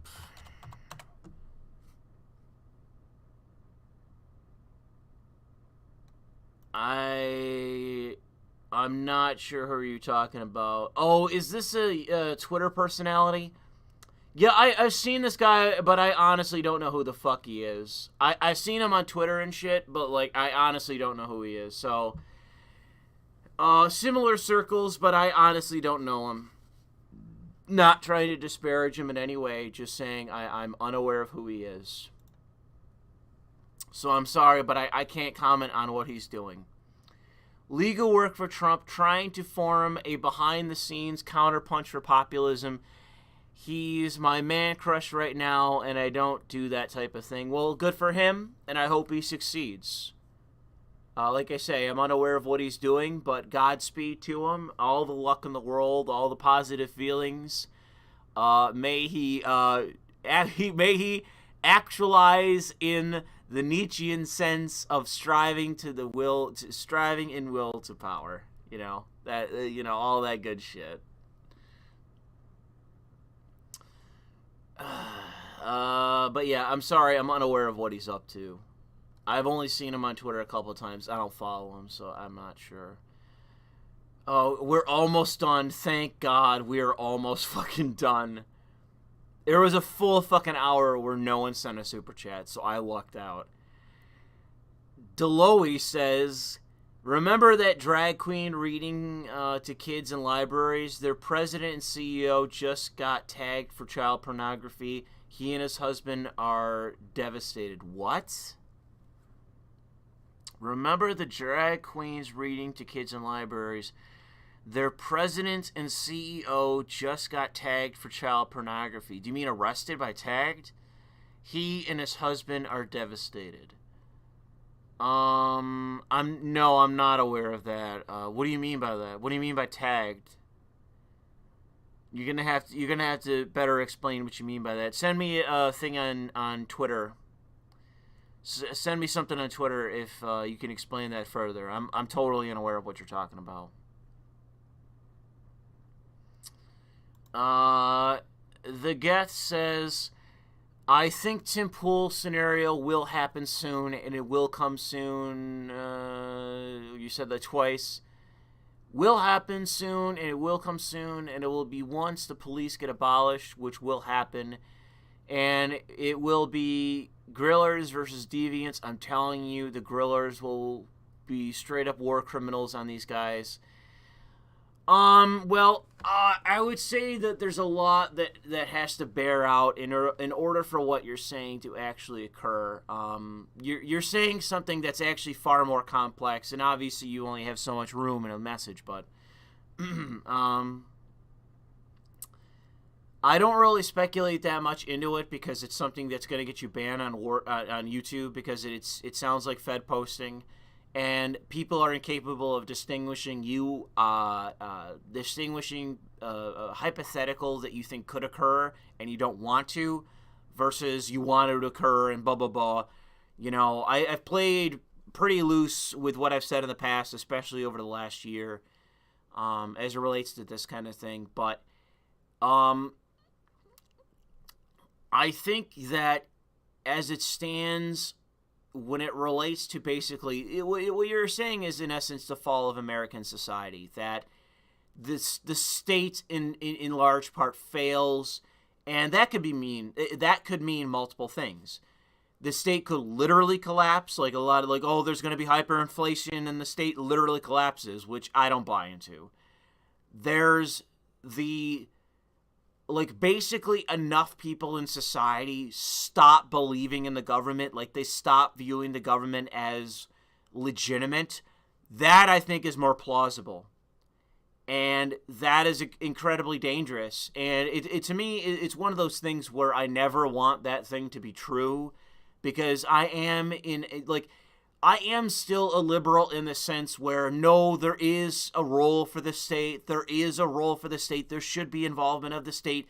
The state should have, this function, yada, yada, yada. So one of the presuppositions, or I guess the not really presuppositions, it's the prerequisite for there to be a liberal society, there must be a state.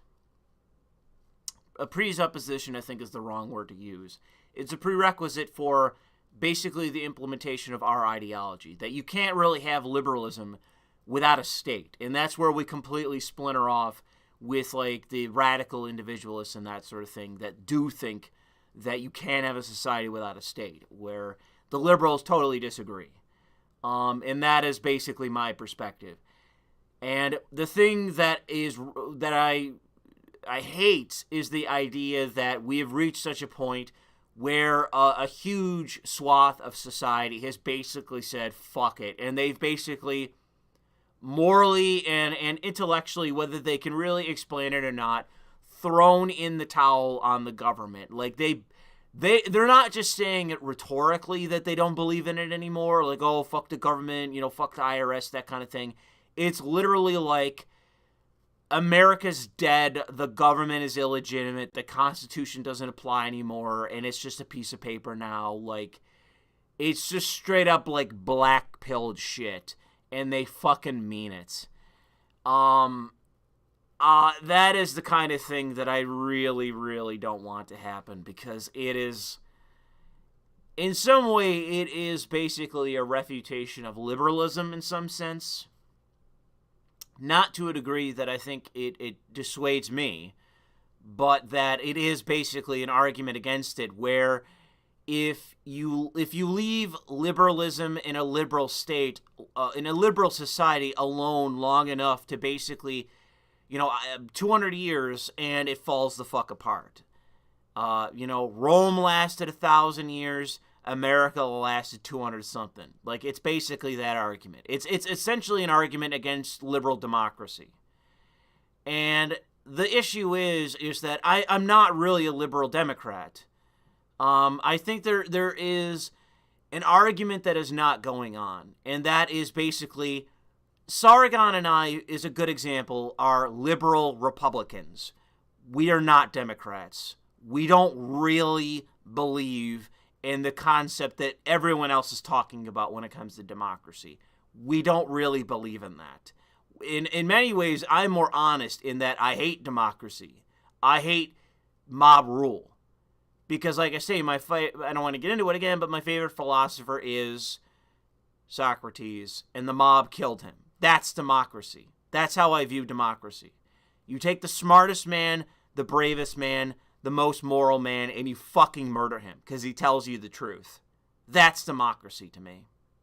So I don't have a very high, a good view of it. Let's put it like that. And I would say that Sargon is not far off. So when it comes to, like, Tim Pool, he's a liberal Democrat. Or some close to it, I guess. I don't know. Who the fuck knows what that stupid faggot believes? But he's closer to what I'm talking about. He actually believes in democracy. He views democracy as a good thing. And he cares more about democracy in some respect than he does about liberalism as a philosophy. And I'm the opposite. I'm not that way. I believe more in the philosophy of the founders than I do anything as it relates to the fucking democracy. Because as the nation started out, it wasn't a fucking democracy. You go back a couple hundred years, we weren't a fucking democracy. Take a hard look at the establishment of the United States. It wasn't a fucking democracy.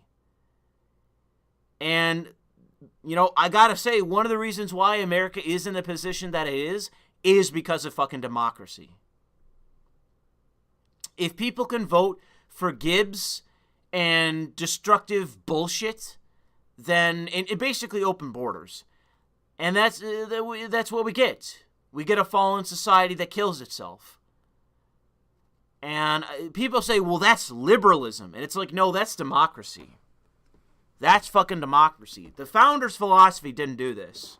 Okay? You go back 200 years, yeah, they didn't encourage any of this shit. They were pretty fucking conservative. I mean, in many respects. I mean, you look at Ben Franklin, the philanderer Ben Franklin, holding public prayers. You think that guy is going to indulge an iota of the degenerate shit we see today? That guy, the guy that people regard as a philanderer, but was a titan of men, and the fact is that he tried to be wholesome. I mean, I forget what it's called, like the 13 virtues or whatever the things that he wrote, like how to be a better man. Like, you think that guy's going to indulge the fucking by indulge, I mean tolerate the degenerate shit of today? You think he would acknowledge that as good today, as moral? Not a fucking chance. No fucking way. You transplant the founding fathers in the United States to 2021 and they would end the fucking democracy in a fucking day. That is the hardcore truth of, and I don't want to get into it any more than that because it might sound like Fed posting, but I'm dead fucking serious. You take the founding fathers in the United States, you transport them to 2021, this democracy's over in a fucking day, and I'm dead fucking serious.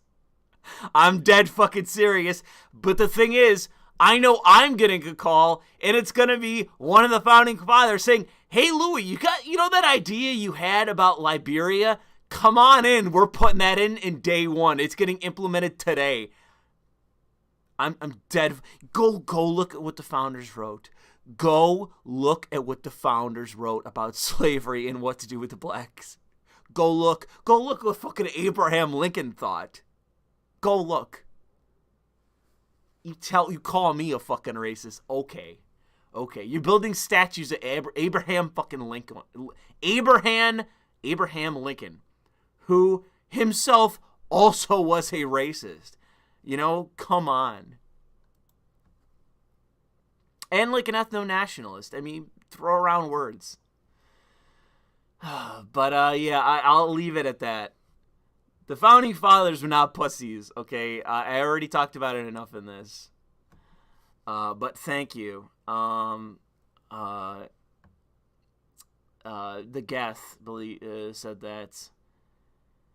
It's hard to tell what's going to happen, if anything, so I don't really speculate. Okay, somebody sent me a link. Oh, God, is there...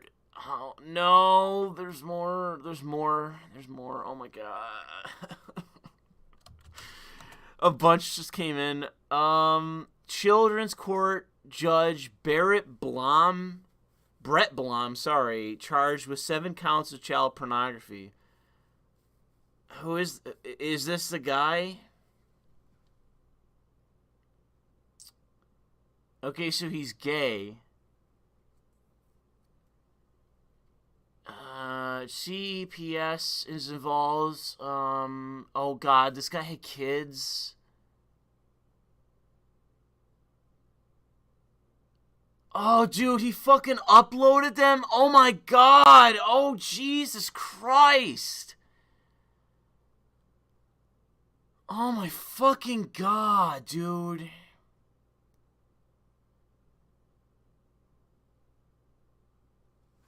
Jesus fucking Christ, dude. Court records. They had two, dude. Oh my. They had 2 kids. Court records do not suggest that they are part of any illegal images. Speaking to the children, CPS is involved with their current placement. Defense attorney Christopher Van Wagner says during court hearing, the case is being prosecuted by Assistant Attorney General David Mass. Dude, fucking $2,000 cash bill. What a fucking joke. Jesus fucking Christ. That Blom was not allowed to have a cell phone or any supervised computer use except for with his attorney, and no unsupervised contact with any children, even his own. Oh my fucking God. Oh man, this is something I'm gonna have to look at tomorrow. I can't deal with this fucking today, dude. Seriously. He's the CEO of Cream City. Dude.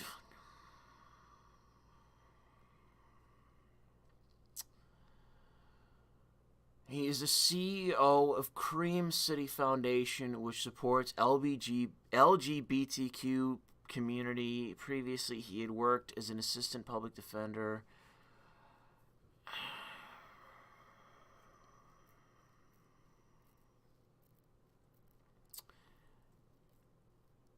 Oh, wow. Are they actually going to admit to the truth? The case, blah, blah, blah. No, they're not going to. They're going to generalize it. They're going to say, oh, child pornography. It's just general. It's just general. It's not something that's coming straight out of the gay community. It's not a massive problem with gay culture. No, it's just a general issue. Oh, it's a big problem. So yeah, I figured as much. They're not going to mention that. That, like, this is one of the reasons why I've talked about, like, the drag kit shit in the past. It is literally grooming. It is this weird aspect to gay male culture where it is, in part, mocking femininity. Like, that is the part, like, it's basically, that's basically what it is. It's mocking, it's satirizing femininity, and it is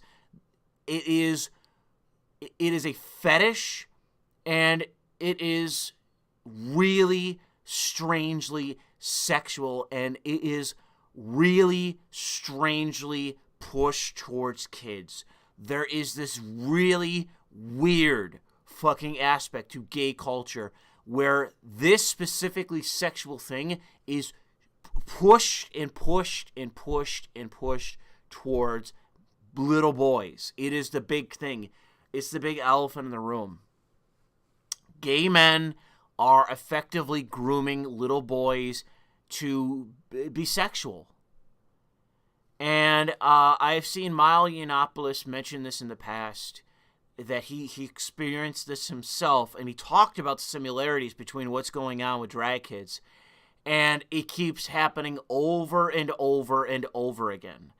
That if this guy is what people are reporting, that he was one of these people involved with drag kids, which I don't know just yet, I have to look at my own time, but if this guy was not just some LGBT activist, but wasn't involved with drag kids, this is yet another example of another guy involved with drag kids, involved with drag, specifically this part of gay culture, that it involves pedophilia.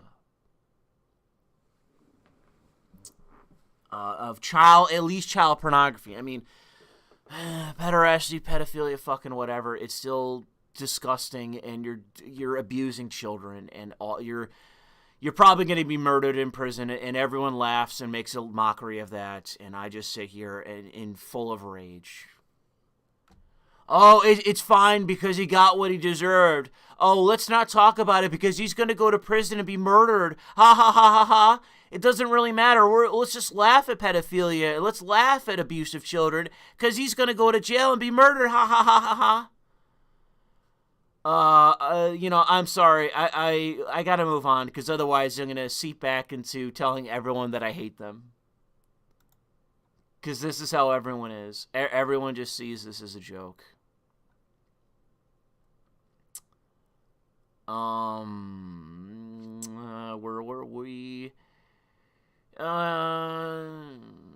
Glowy says for $1, CEO of Drag Story Hour at libraries charged with libraries. Jesus. With 7 counts of child pornography. The Gut says, I think enough grillers will look around to see if they can have Chaz or burn down cities, and we all have to pay the taxes. Why the fuck will we be playing this game? That's why I think this will happen eventually. I see where you're coming from, but I don't know. I see where you're coming from, though, so I'm not, saying, no, you're wrong, but not necessarily agreeing either. And the Glowy sent me a link. Is this guy the CEO of Drag Queen Story Hour? I don't see that listed. I'm just taking your... I'll just Google it. CEO of Drag Queen Story Hour. I should have saved that link.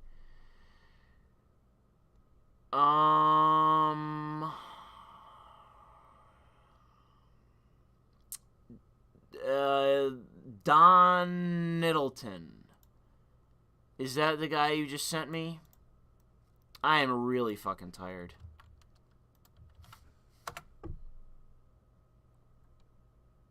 No, that's not who's listed. The guy that got arrested is Brett Blom. And the CEO is... or the guy running it, I guess. I think it's somebody else.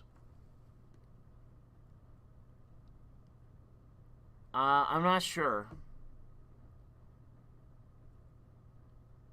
Let me just Google who runs drag. Let me do this.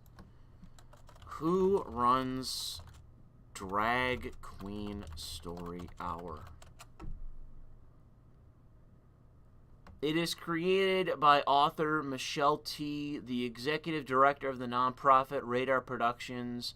The first events organized by Julie Delgado Lopano and Virgie Tever. I'm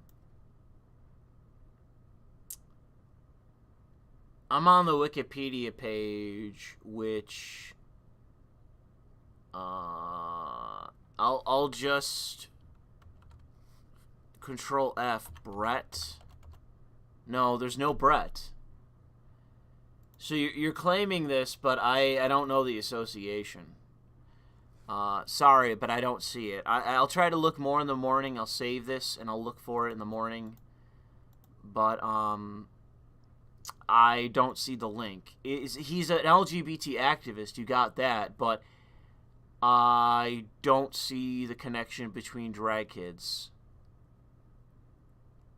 I'll Control F. Drag... No drag. It's not in this article you sent me. So yeah, I don't see the connection. I just see that this is another LGBT activist. So, it is a problem. I stand by what I said, that there's a weird issue with gay men and, gay culture where it is weirdly, an average person would say pedophilic, but the way that it's said by Milo and others, it's like pederasty. They're seeking out underage boys that are, post-pubescent, but are still clearly underage. And it is still disgusting and wildly inappropriate. And it is grooming. It is child grooming. Very clearly that's happening. And it's this thing that gay people reference, but it's this thing they don't want to discuss. Because they know it's morally fucking wrong, by the way. That's why they don't want to discuss it. It's fucking disgusting and morally wrong. Let's see. The Gettr says, I just have massive schadenfreude when these degenerate fucks, watching these degenerate fucks who want to oppress me, getting the lawless society they think they want. Yeah, I can't believe that guy let off, and well, it was a $2,000 bail. Wow. Wow, that is low. Guy is uploading child porn, and he's getting a fucking slap on the wrist in terms of bail and release. Like, Jesus fucking Christ. I'm surprised he's not black. Come home face says the gold package, thank you. And the Glowy has sent me another link, which I hope actually spells out the fact that this guy is actually connected. Drag Queen Story Hour Milwaukee. I really don't want to be on this fucking website. Ew, ew, ew. Is he on the About? Because he sent me, like, the contact page.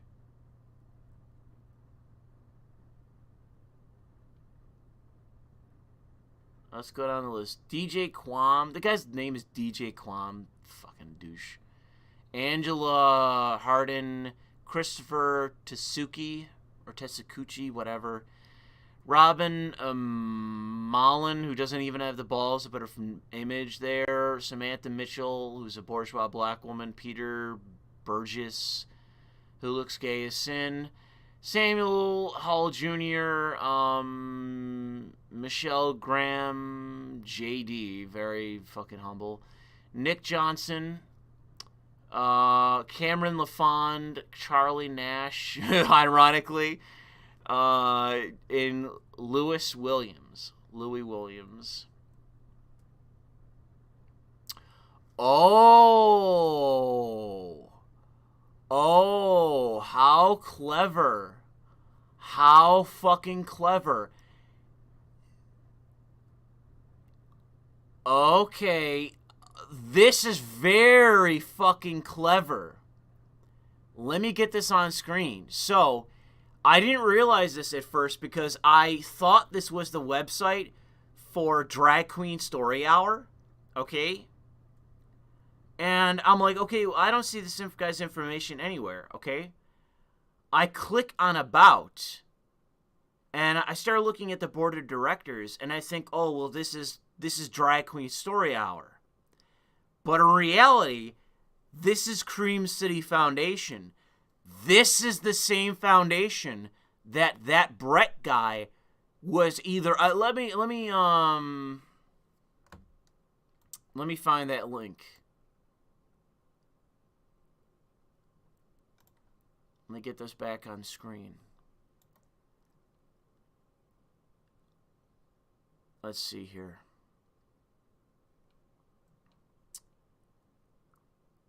What was he? Let me Control F Cream. Okay. Oh wow. He was okay, so before being elected judge, Blom served as the president and CEO of Cream City Foundation, okay? So he's the CEO of Cream City Foundation. That is this organization, this same organization that in whatever it was, Milwaukee, sponsors Drag Queen Story Hour. So you got it, Glowy, you were right, you got it. Man, this is some fucking sleuthing. Did you see this somewhere else? Did someone post this online or something? This is, again, it's more than one step, okay? He's not working for this organization anymore. It appears that at some point he was gone. But, obviously, he was around for long enough to that he probably was around for Drag Queen Story Hour, okay? So he was directly involved in this and kids. In Cream City Foundation, gross fucking name, by the way. Oops. Not what I wanted to do. And here we are in March 17th, 2021. This guy goes down for uploading child porn. Wow, man. Wow. Man, I don't even know what to do with this. Like, should I do a video on it? Like, I don't even know, because this is crazy. Like, I don't really want to, because this is the kind of shit that's going to get you banned off of YouTube. Because this is something what's like an evangelical Christian would say, oh, the gays, they're fucking pedophiles and that kind of shit. But it's like, no. Specifically, as it relates to drag, there is something sexual about it. And the whole thing with drag kids, it is grooming. It is so transparent. It is disgusting. There's too many examples. There's too many connections. There's too many connected pedophiles. It is, you know, another way of saying there's a there, like, whatever, you know, it's the amount of times that this has been reoccurring, it is so overwhelming that it is a problem. And it is worth addressing. And if there isn't a problem, you need to be perfectly transparent about what the fuck is going on. Because it appears that outside of the surface level of, you know, gay behavior, like if you're someone who's more religious or straight, and you're like, oh, well, gay shit is disgusting, blah, blah, blah. Fine. You know, whatever. But when we move from, okay, I don't like, you know, sodomy, to, you know, gay men grooming young boys to fuck and posting child porn to the internet, it's like, and they're deeply involved with this shit of LGBTQ activism. It's like, listen, we really got to tap the brakes. We got to pull the fuck back. And I've been advocating this since 2015. So you can't say shit to me. I've been advocating this from 2015. That we need to put the brakes on all this. And the problem is, as I've been saying for a half a fucking decade, more at this point, I have been saying for over half a decade that the problem was when gay people were given legal equality, or ostensibly legal equality around marriage in 2015, the problem was that there were gay people who were unbelievably degenerate. And the thing is that are there gay people that are disproportionately, you know, in the number, goddamn, this is too complex to talk about this time. Disproportionately, a lot of gay people are licentious. And the problem is that there is very little internal policing of gay people. It is a subculture, it is a minority within America, and there's very little policing in terms of that behavior. It is destructive, it is disgusting, and it is in some ways predatory. Gay men have a problem with licentiousness, and over time we have seen, and maybe you can argue it's always been present, that it is translated to at best pederasty and at worst pedophilia. And it is clearly present. There is grooming going on. It is disgusting. And rather than talk about it and deal with it and eliminate it, which people should, because all you're doing is conflating what the boomers used to think. The boomers used to think that being gay makes you a pedophile. The issue is, here we are in 2021, where we got articles about gay pedophiles. And the guy is an activist. The CEO of a major activist group in apparently Milwaukee or fuck knows where. It's a prevalent problem that needs to be addressed, and there is simply no policing going on of this behavior. It's clearly the problem. Gay culture has a problem with the grooming of young men and has a problem with licentiousness. They need to fucking stop. I don't give a shit whether you need to find Jesus or whatever the fuck you need to do. You need to stop engaging in sexual behavior with fucking minors. What is fucking wrong with you? That's basically all I can say. Your behavior is disgusting, and so many people are hiding what's going on.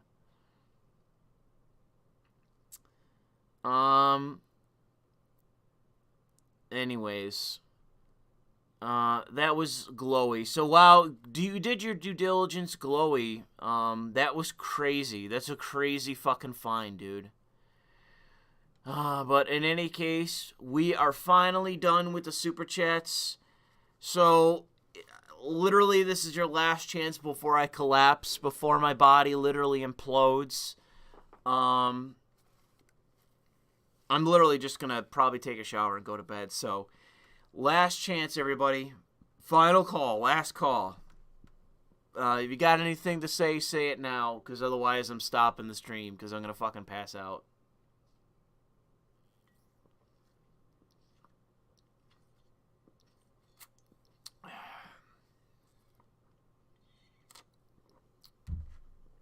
Anyways, yeah, I saw people commenting it in the chat. I'm not necessarily agreeing with some of the comments in the chat, but it's very clear that among gay men, like, lesbians have their own problems. Ironically, despite me posting Yuri. Gay men have their own problems, and it's one of the problems that gay men very clearly have is licentiousness. That is very clearly one of the problems they have. The amount of partners, as it's called, but basically one-time stands and whatnot, it is disgusting. There's numbers that you can go find about that kind of behavior around, like, licentiousness of gay men, and it is objectively disgusting. And the thing is that, like, the amount of sexual partners, like, I'm not exactly a Chad, but I can count the number of sexual partners I've had on one hand. And the fact is that that hasn't changed in quite a while. And while it's nothing to brag about, at the same time, I would rather have someone say that, you know, they've had limited sexual experience or they're a virgin than say they've had like 200 partners, allegedly. They've fucked 200 other men in their lifetime. That is disgusting. That is disgusting. I don't find anything about that to be, like, and the thing is, too, I know, like, that it could be talked about, like, laddish culture, one can say, about guys cruising to get pussy and all that, but it's like, I have met guys. I've told this before. I had a friend in college, out of high school into college, who was basically not a pickup artist, but he picked up women, he fucked them, he dumped them, he got different women. Like, he was really, really casual about his relationships. And he, in a given year, would go through like 4 women, which for me is a lot of women, but he would date a lot. He would fuck a lot of women. And he had a lot of sexual partners. But at no point in time, I couldn't imagine to the degree.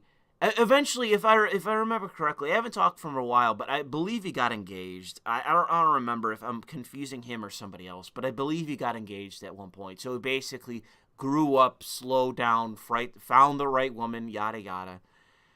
But there are aspects, like I say, of gay male culture that are so beyond the pale that any average person, if they actually read the statistics, that the numbers are, being what they are so offensive just on the face of them, that the obvious response to them is the fact that you obviously have a problem, that is deviant behavior, that is abnormal behavior to such an extreme degree that the response to it is not to excuse it or deny it, or even in some respect demonize people like gay people.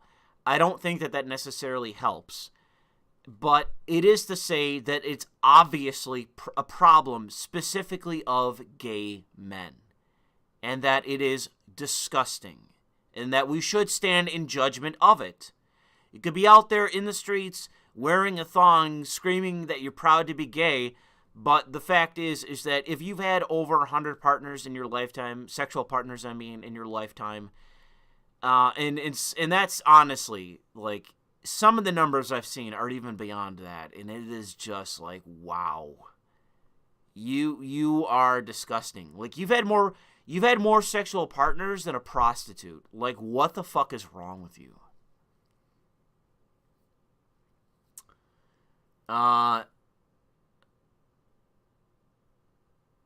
Anyways, I know. The irony of my background, it isn't the same among women, lesbians. Lesbians have their own problems. And the difference is that there are distinctions within minorities. There are minorities within minorities. I have met gay men that I know for a fucking fact that have not had 100 fucking sexual partners. You know, I've met gay men in my own life that, as far as I know, the farthest they've had is had two partners.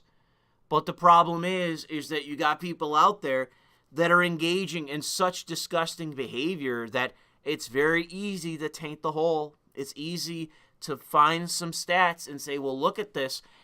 And the issue is that, well, you don't demonize the person you don't know, because for all you know, they are that exception. It is to say that if there is a prevalent enough behavior that you can prove exists, and it is disgusting, morally wrong, abhorrent, the rest, and self-destructive in many ways, that it deserves to be judged, it deserves to be denounced, and that it should be done publicly. You can say it publicly. It doesn't mean I'm going around, well, the fags or any shit like that. It's just a matter of, if enough people are engaging in poor behavior that we can all see is wrong, then you should say it and should expect better of people. And that in order for it to change, it needs to be at least addressed. You know, social pressure is the only way you're going to change behavior. It's my entire basis for my view of politics. You want something done? Well, then you got to be in the driver's seat. You have to change what the social norms are. Social norms are not static. You can change what they are. And if you aren't in the driver's seat for changing, then somebody else the fuck is. And in many ways, putting pressure on people in society is moral. It doesn't mean you lynch people. It doesn't mean you physically attack people. But it does mean that if someone is engaging in demonstrably poor behavior, you judge them, you say it to their fucking face, and everybody else around them, they might not say it, but they believe the same, and they'll nod their head, and they'll turn their back on that person. They'll ostracize them until they stop being disgusting. Social norms and social pressure have a reason for existing.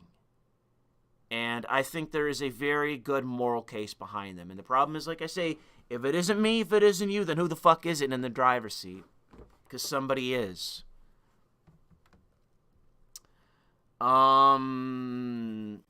Anyways, with lesbians, I don't really want to run on forever, but with lesbians, they have their own issues. Like, strangely enough, like, there's a lot of gay men. It's like disproportionate. I know it's a stereotype, but I've seen stats on it that disproportionately gay men are in good physical shape.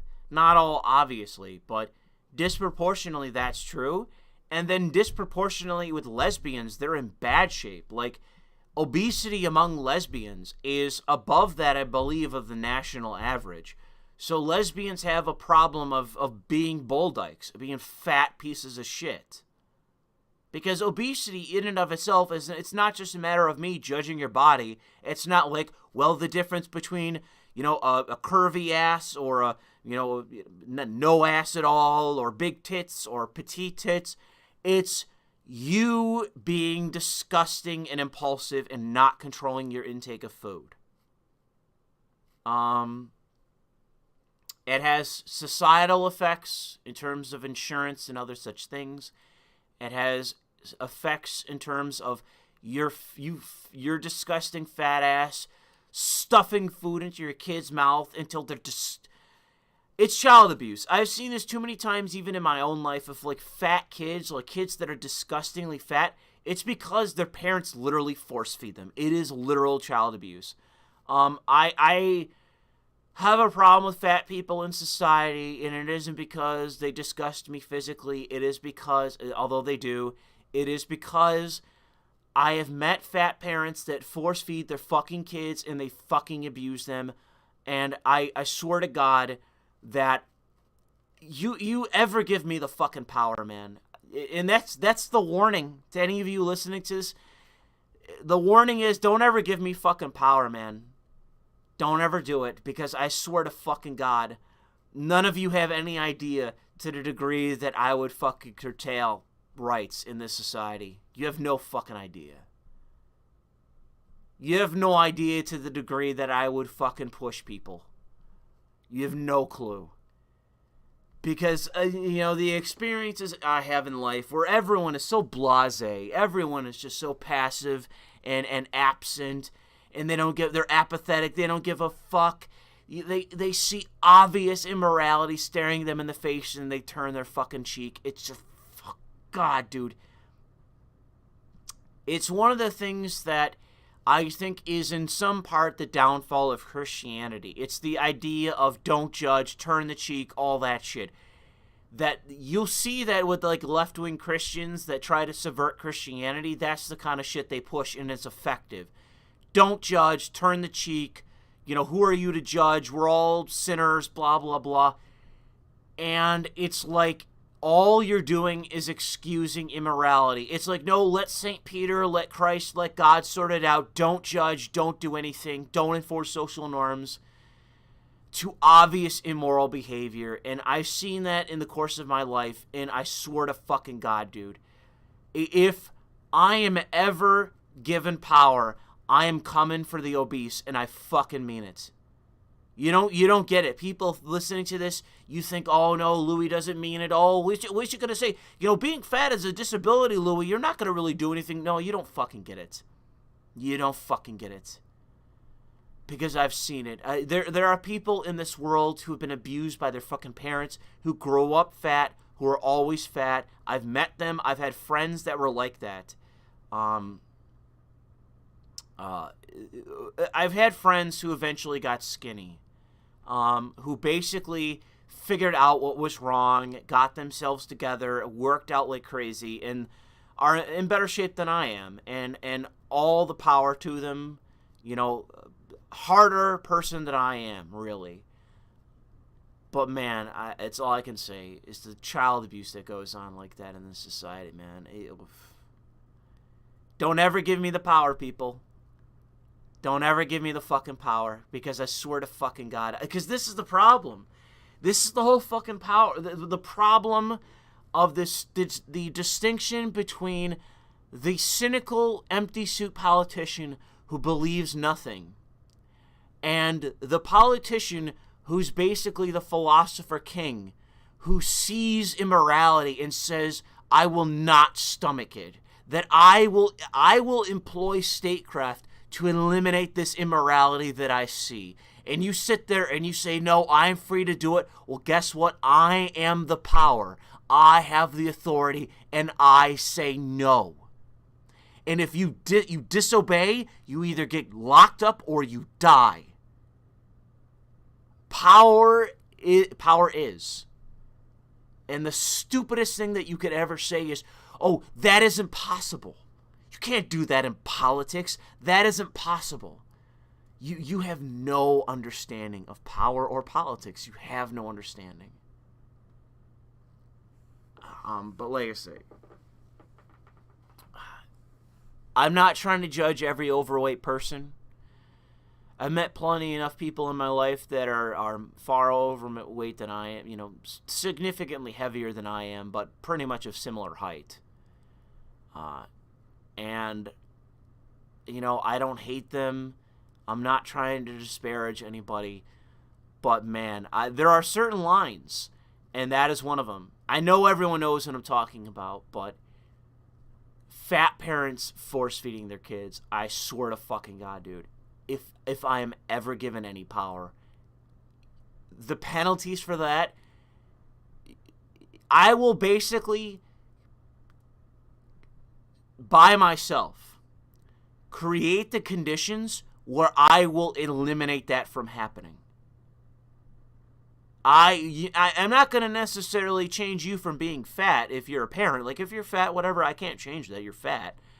But if you force feed your kids like I have seen in my lifetime, I will create the conditions that you will never do that, and it will terrify people to ever consider force feeding their children in that way. Fear is the only deterrent that I have on offer in that way. And I will fucking implement it. I swear to fucking God.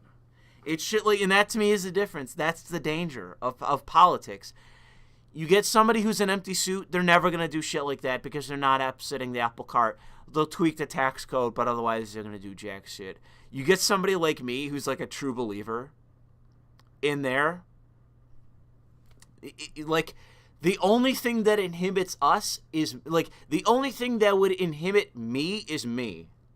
The only thing that would inhibit I is myself.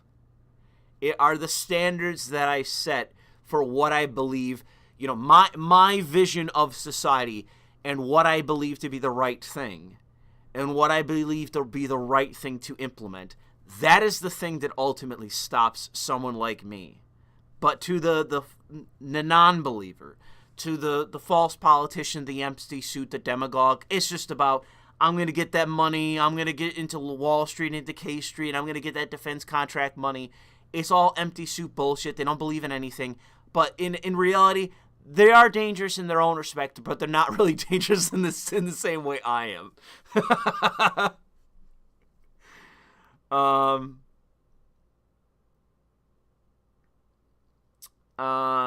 In any case, yeah. So I hope I explained that well enough.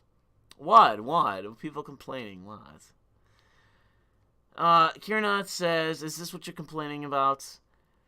Louis, isn't the licentious behavior and hypersexualization not just a gay thing, but a left-wing LGBT thing?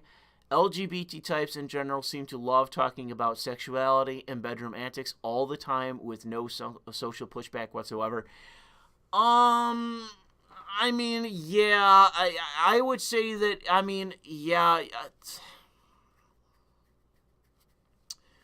Could you say that about the left in terms of sexuality? Yes. Could you say that about the left and children? Yes. Could you say that about LGBT and sexuality? Yes. Could you say that about LGBT and kids? Yes. Could you say that about gay men and sexuality, gay men and kids? Yes, yes, yes, yes, yes. What the fuck are you asking me?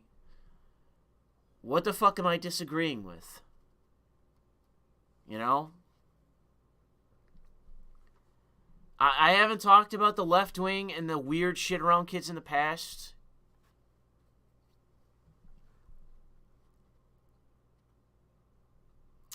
Anyways, if there are any more donations over Streamlabs, link in the description if people are not finding it. Let me know. Give it here. But otherwise, I gotta go because it's 4:30 in the morning and I'm dying.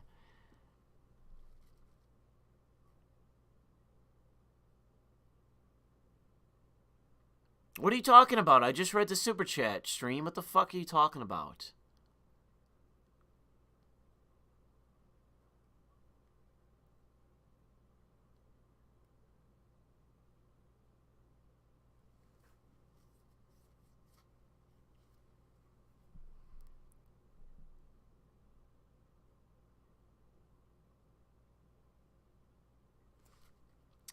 Fucking chat, dude. I don't know where you guys are going. You guys seem more confused than me.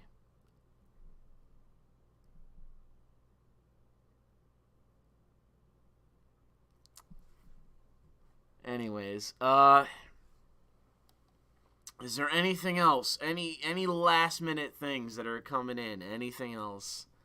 Otherwise,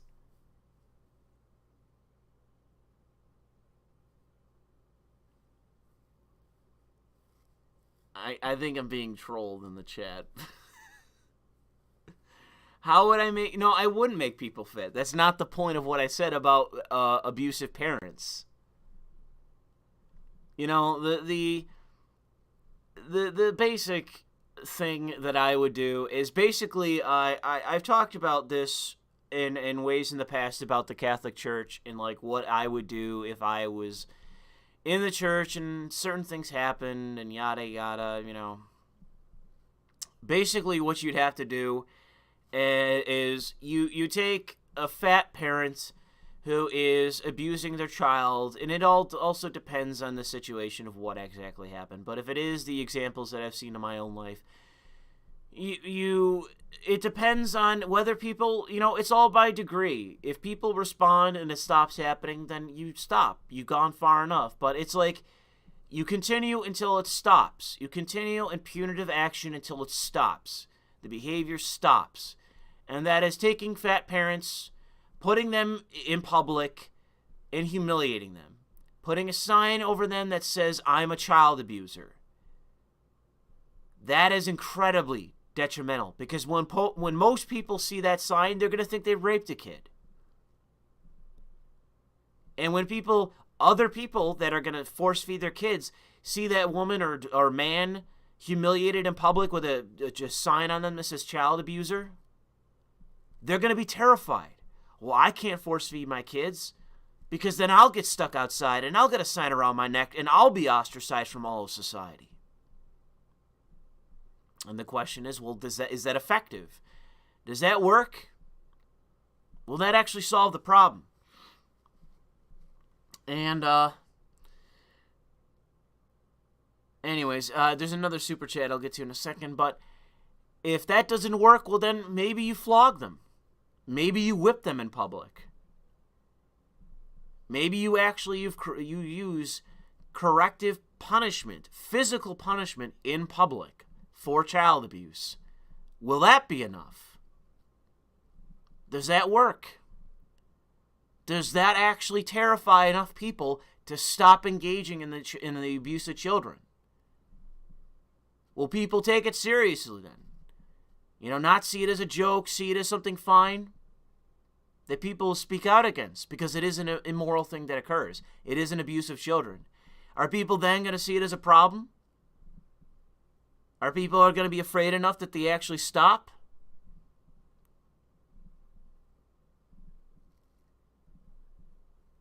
And that to me is the thing. It's just a matter, it is a matter of corrective action until the behavior stops. And the thing is that the problem is that a corrective action like that is justified, in my view, because our society views the abuse of children in such a way that it is purely limited to a version of sex. That drag kids for a lot of people is fine. But it's like basically, if you are a child abuser, the brackets of what makes you a child abuser is really fucking narrow. It is incredibly narrow by which that society deems you a child abuser. But the reality of all the abuse that is going on, it's very general. It's very big. And a lot of people see the abuse that occurs as just a joke.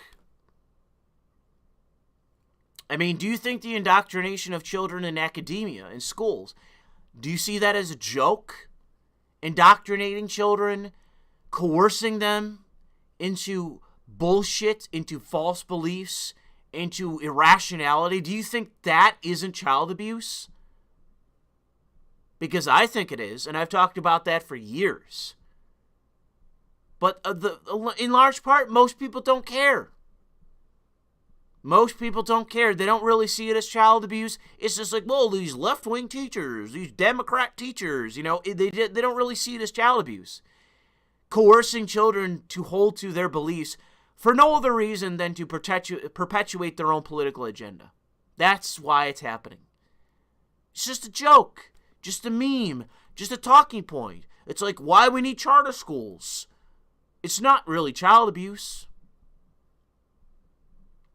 So, guess what?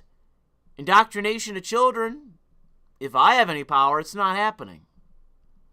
You want to do it and you're a parent, well, the state is going to have an interest in your behavior towards your children. What are you doing with your children? Are you stuffing them so that they're obese pieces of shit that we're going to have to deal with healthcare-wise? Well, we have a problem with that. The state has a problem with that. It's now a matter of the state to the degree that you are dealing with your children. Are you raising them to be left-wing or right-wing? Okay, whatever, fine. It's whatever. But are you abusing them? Are you indoctrinating them? Are you indoctrinating other people's children under the auspices of being an authority through the state? Oh, well, that's a problem. That's a problem for the state now, because it is a matter of the state. And the choices are a slap on the wrist because all the unions, or corrective action, where we will properly deter people from continuing this behavior. When you want to stop a behavior that's occurring in society, leniency is not the way that you do it. And it isn't, sticking someone in a cell behind closed doors, secretly sticking a needle in their arm and they pass out because of poison. It's one of the things why ironically, I'm against capital punishment, and one of the biggest reasons why is that I don't really think it's effective in the way that we do it. I think that everyone all these right-wingers, they're fucking chomping at the bit, they're screaming blood that they support capital punishment, and it's like, okay, do it publicly then. Because why the fuck are you even doing it? Why are you killing people on behalf of the state if you aren't doing it publicly when the entire point is deterrence? You're killing them secretly, behind closed doors. What the fuck is the point? So any conservative that advocates capital punishment behind closed doors, any conservative who thinks of themselves as a big dick conservative, who isn't actively in favor of public capital punishment, public punishment of criminals, if you are against that, if you think it should be secret, obscure, behind closed doors, kill yourself. And I know that I risk certain things with YouTube. That is my response to you. Fuck you. That's generally what I mean. The entire purpose of punishment is deterrence, and if you're not doing it effectively, why the fuck are you doing it? And this is my thing. I stand alone. I sit isolated. I am by myself because so many people just view, oh, this guy raped a child, so kill him in prison. Oh, he got raped. He raped a kid, so get him raped in prison. Ha ha ha, he got raped in prison. It's just vengeance. It's just vengeance. It's not deterrence. It's not prevention. It's just ha ha ha, vengeance. Ha, you got what you deserved. You raped somebody and you got raped in prison. Oh, you got killed in prison when you killed somebody. Oh, you raped a kid and you got raped in prison. You got raped to death in prison. Ha ha. Oh, that's so funny. It's just vengeance. It's not deterrence. It's not serious. It's not anything moral. It's your vindictive, fucking vain, effeminate, faggot self. I hate it so much. I hate it so fucking much. The jokes at the expense of, oh, a criminal got raped in prison. Ha ha. Our prison system's a failure and doesn't stop any recidivism. Ha ha ha. Our corrective system doesn't work at all. Ha ha.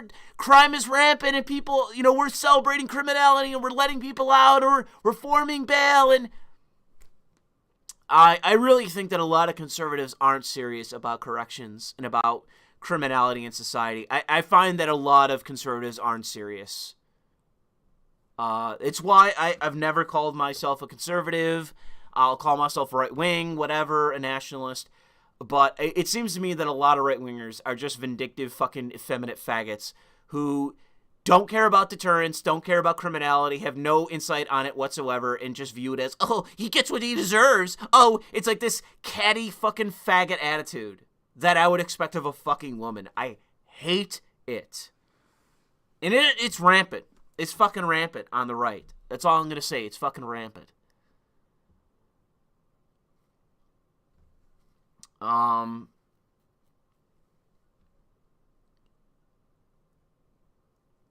Anyways, I'm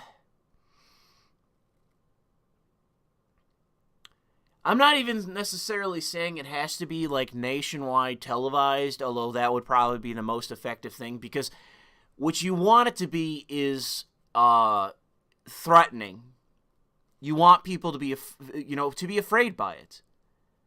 You want people to fully understand the capacity of the state, which is why I really like it. It's why I would approve of that. Like, I'm against capital punishment because I think it is, in fact, wrong. The way that it's done, the way that people support it and argue about it, I think it's all wrong. I think it's all immoral. And in many ways, it's just stupid. It doesn't achieve what its intended effect is, which is deterrence. If it isn't about preventing crime, it's about vengeance. And fuck you. Fuck you if that's your position. Oh, they deserve to die. They deserve to die. Yeah, I'm so angry. Fuck you. Seriously. You're not moral for that. You're a woman. If that's how you are, you're vindictive. You're a woman. That's a very womanly quality. Madam, would you like I was about to say the SpongeBob meme, but would you like me to hold your purse for you? Would you like me to open the door for you, woman? Vengeance is a very womanly thing to believe. In that capacity. By proxy. It's vengeance by proxy. This guy did this bad thing. Not to you, but to somebody else. So, vengeance. Very womanly. I was going to say something else, but I forgot what. But the last super chat I got was, I am now an hour behind you, and you just got to my super chat 3 hours after I sent it. Go to bed, Pastor. You've done God's work tonight. Well, I guess that is the truth. We're approaching 6 hours. And yeah, I guess I will say that it's been a long stream. I don't know if it's been a good stream, but it's been a long stream, and I did not intend it to be a long stream. I really expected this to go like 2 hours, but man, it a little bit longer than that, just a little bit. In any case, if there's nothing else, I'm gonna end the stream.